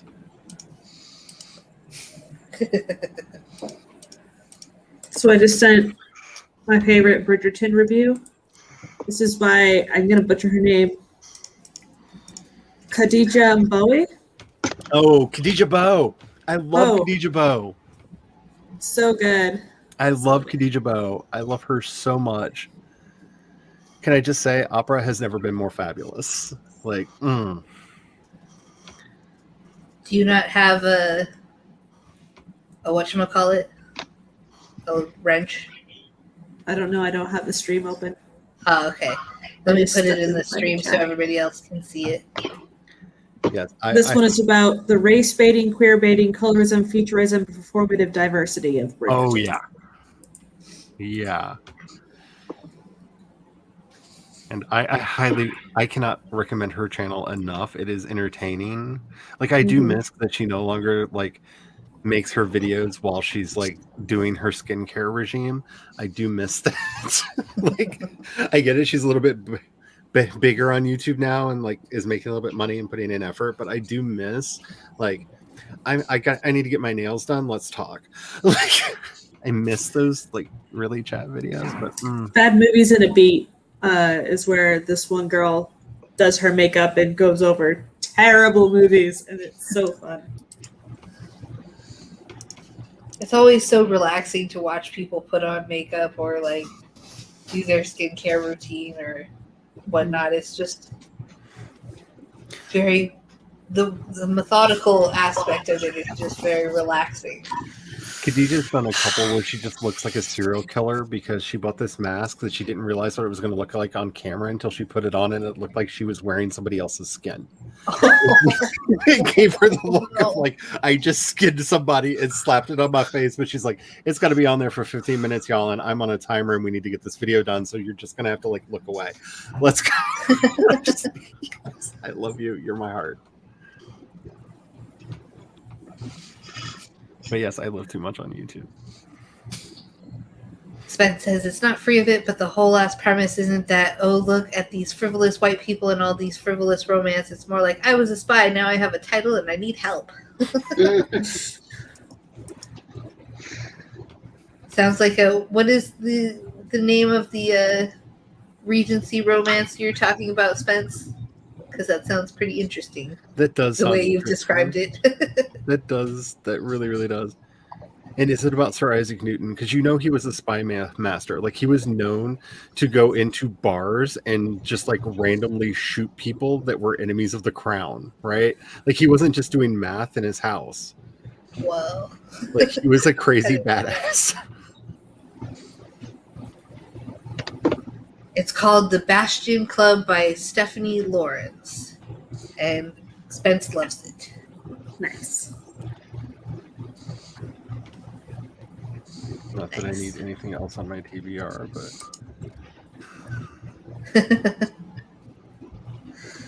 yeah, my TBR. I just downloaded like 6 books on my from the library on my Kindle, and I'm like, do I even have time to read these? I'm so busy with all my other stuff that I've got going on.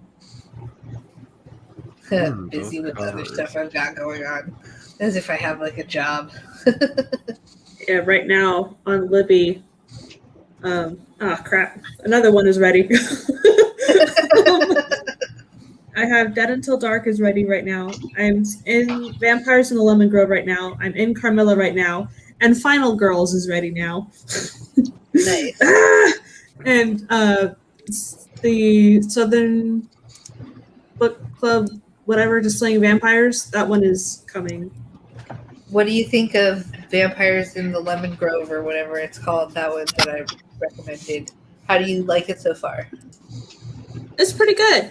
I liked their description of when their fangs go into the lemons. Mm-hmm.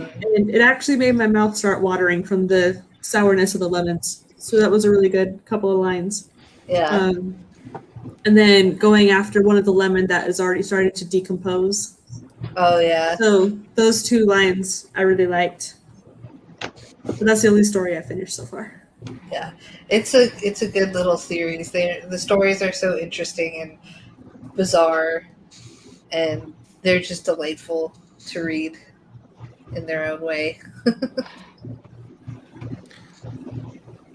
So I noticed it looks like that she went back and did a book 0, like prequel book. So should I start at book 1 or book 0?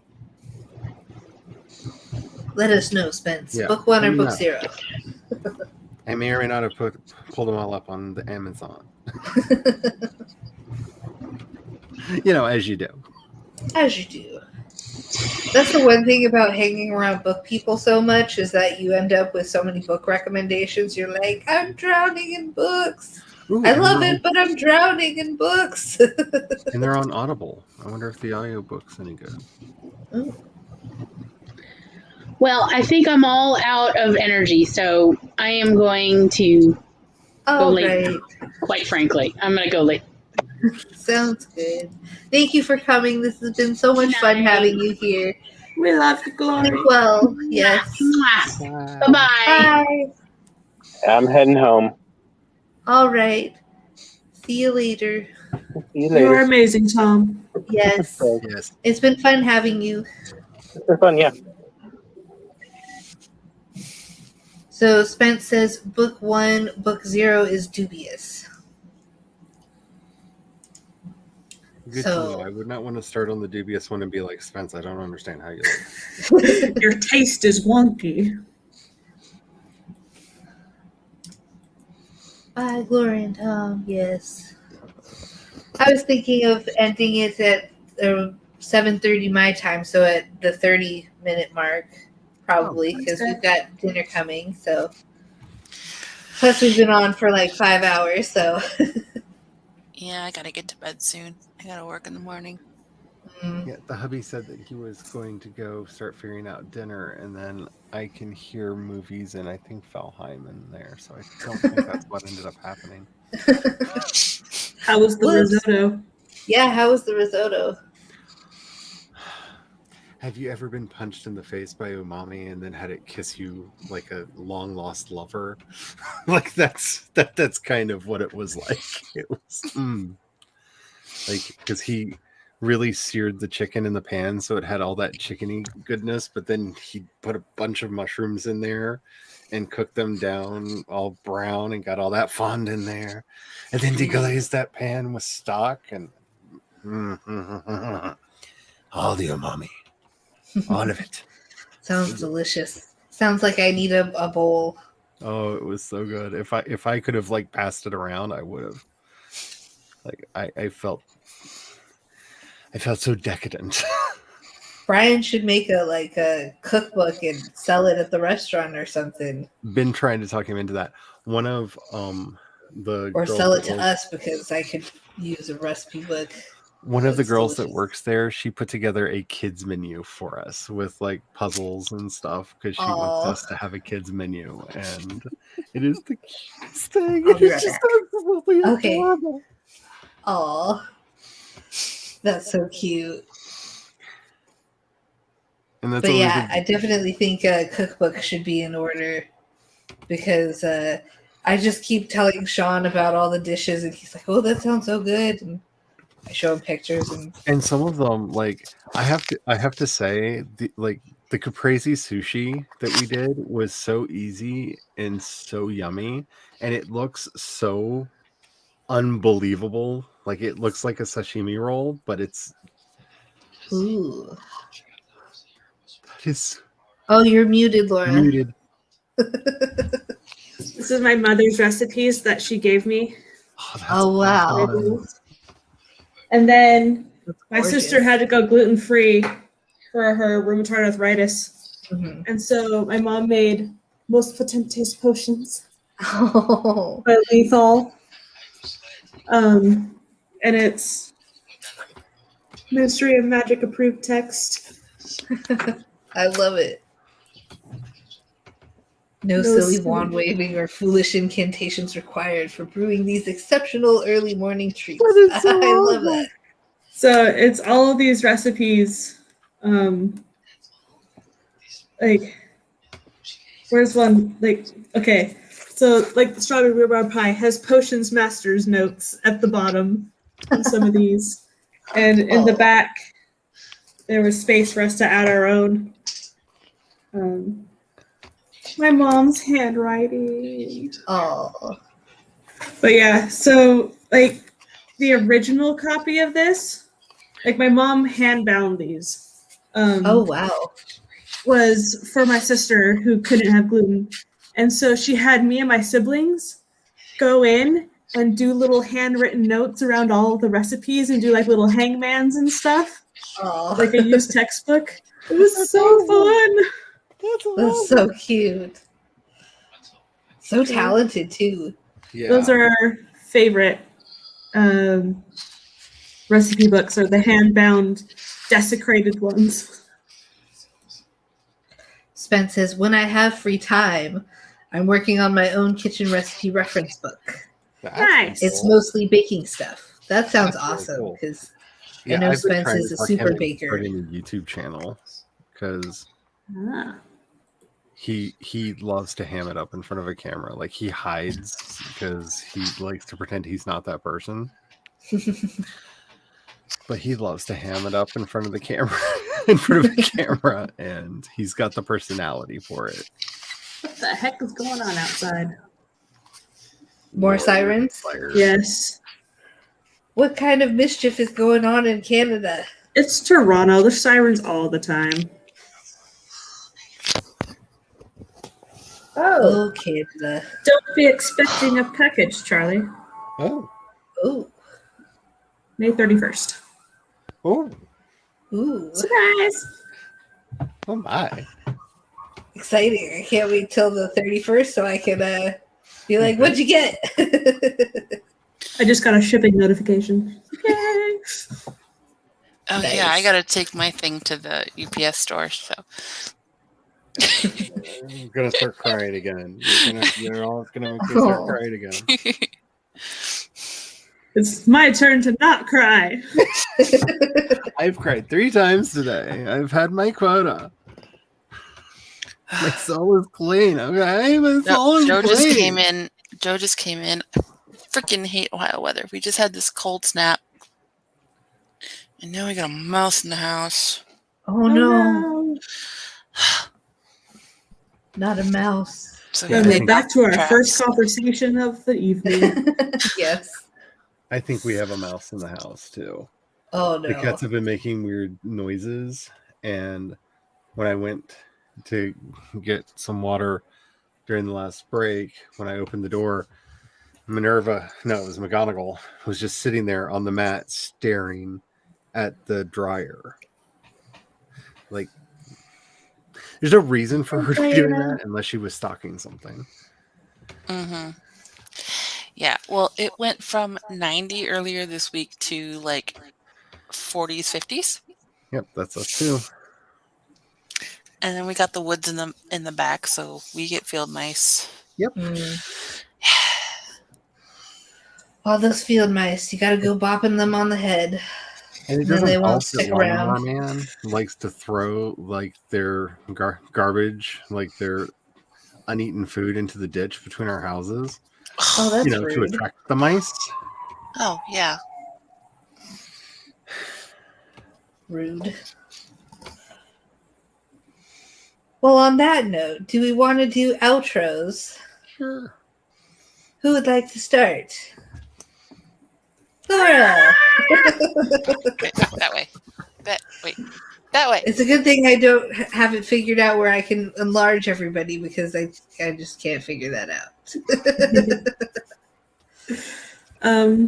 My name is Laura Nettles, same as my channel. I do writing stuff. I have a video out on tips for writing descriptions. And I do live write-ins Monday nights at 10 p.m. Eastern, Wednesdays at 9 p.m. Eastern.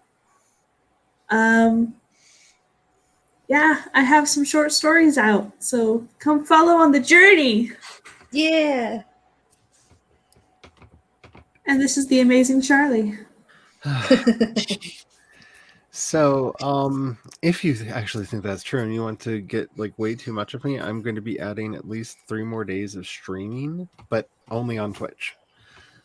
Because I now have, like, because of you wonderful people, like 53 followers over there. And so I'll be doing live recording of the podcast sometime on Thursday. And then Saturday night. So around this time, I'll be playing games over there, and I don't know when I'm going to do it on Tuesday. Because the problem is, we all stream a lot. Really? Like I hadn't collectively. noticed. And trying to find places where you can slip something in and not feel like I'm stepping on people, or like when it's a stream that I'm invited to and don't want to be like, no, I'm going to do my own thing instead. It's hard.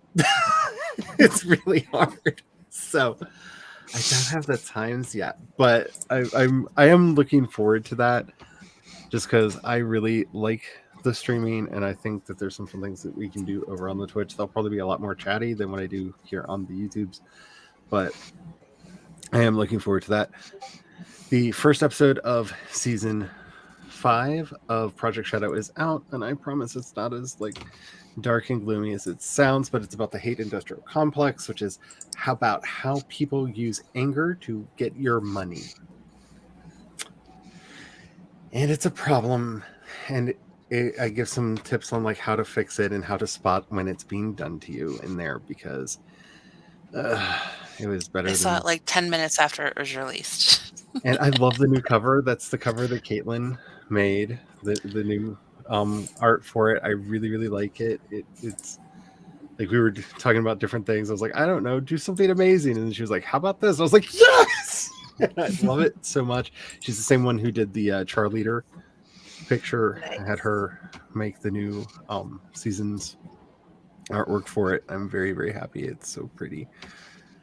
But yeah, I'm doing a lot. I currently have a story, 2 stories that will be coming out on Vela whenever that happens. Nice In the to know. future. What? In the future. Yeah. Yep. It'd be nice to know a release date so I knew what I was working towards. Because Meadow asked when I sent her the manuscript, she's like, "What do you need this by?" I was like, "I don't know. 3 days before the service goes live so I can get them posted."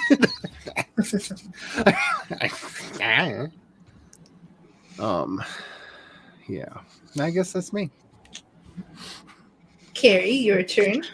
Hi, I'm Carrie. I'm a fantasy writer and a mom, and I vlog sometimes and I stream sometimes. And when and if we ever get our new internet provider, I might randomly do some stuff on Twitch as well, because we'll have a connection in the back of the house here, so I can stream games.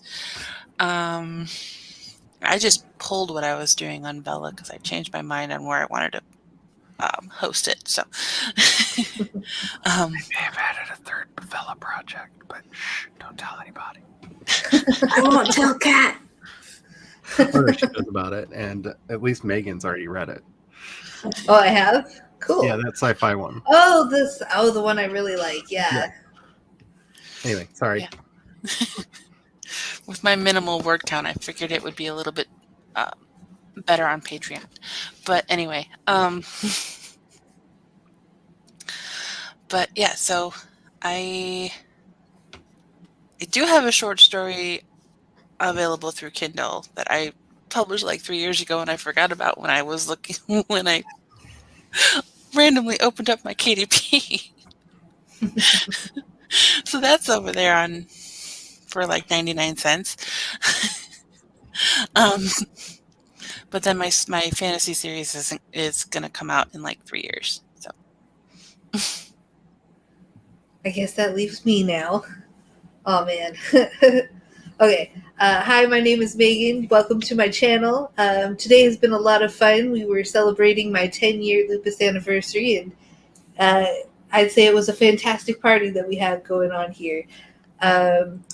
I write contemporary literary fiction. I don't have anything coming out soon. I don't really have anything on my channel coming out soon yet. But except for a chronic illness tag that will be coming out as soon as I finish typing everything up and recording the subsequent video that goes with that.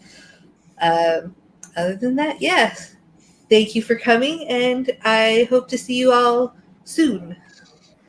Let me end the broadcast now. Bye.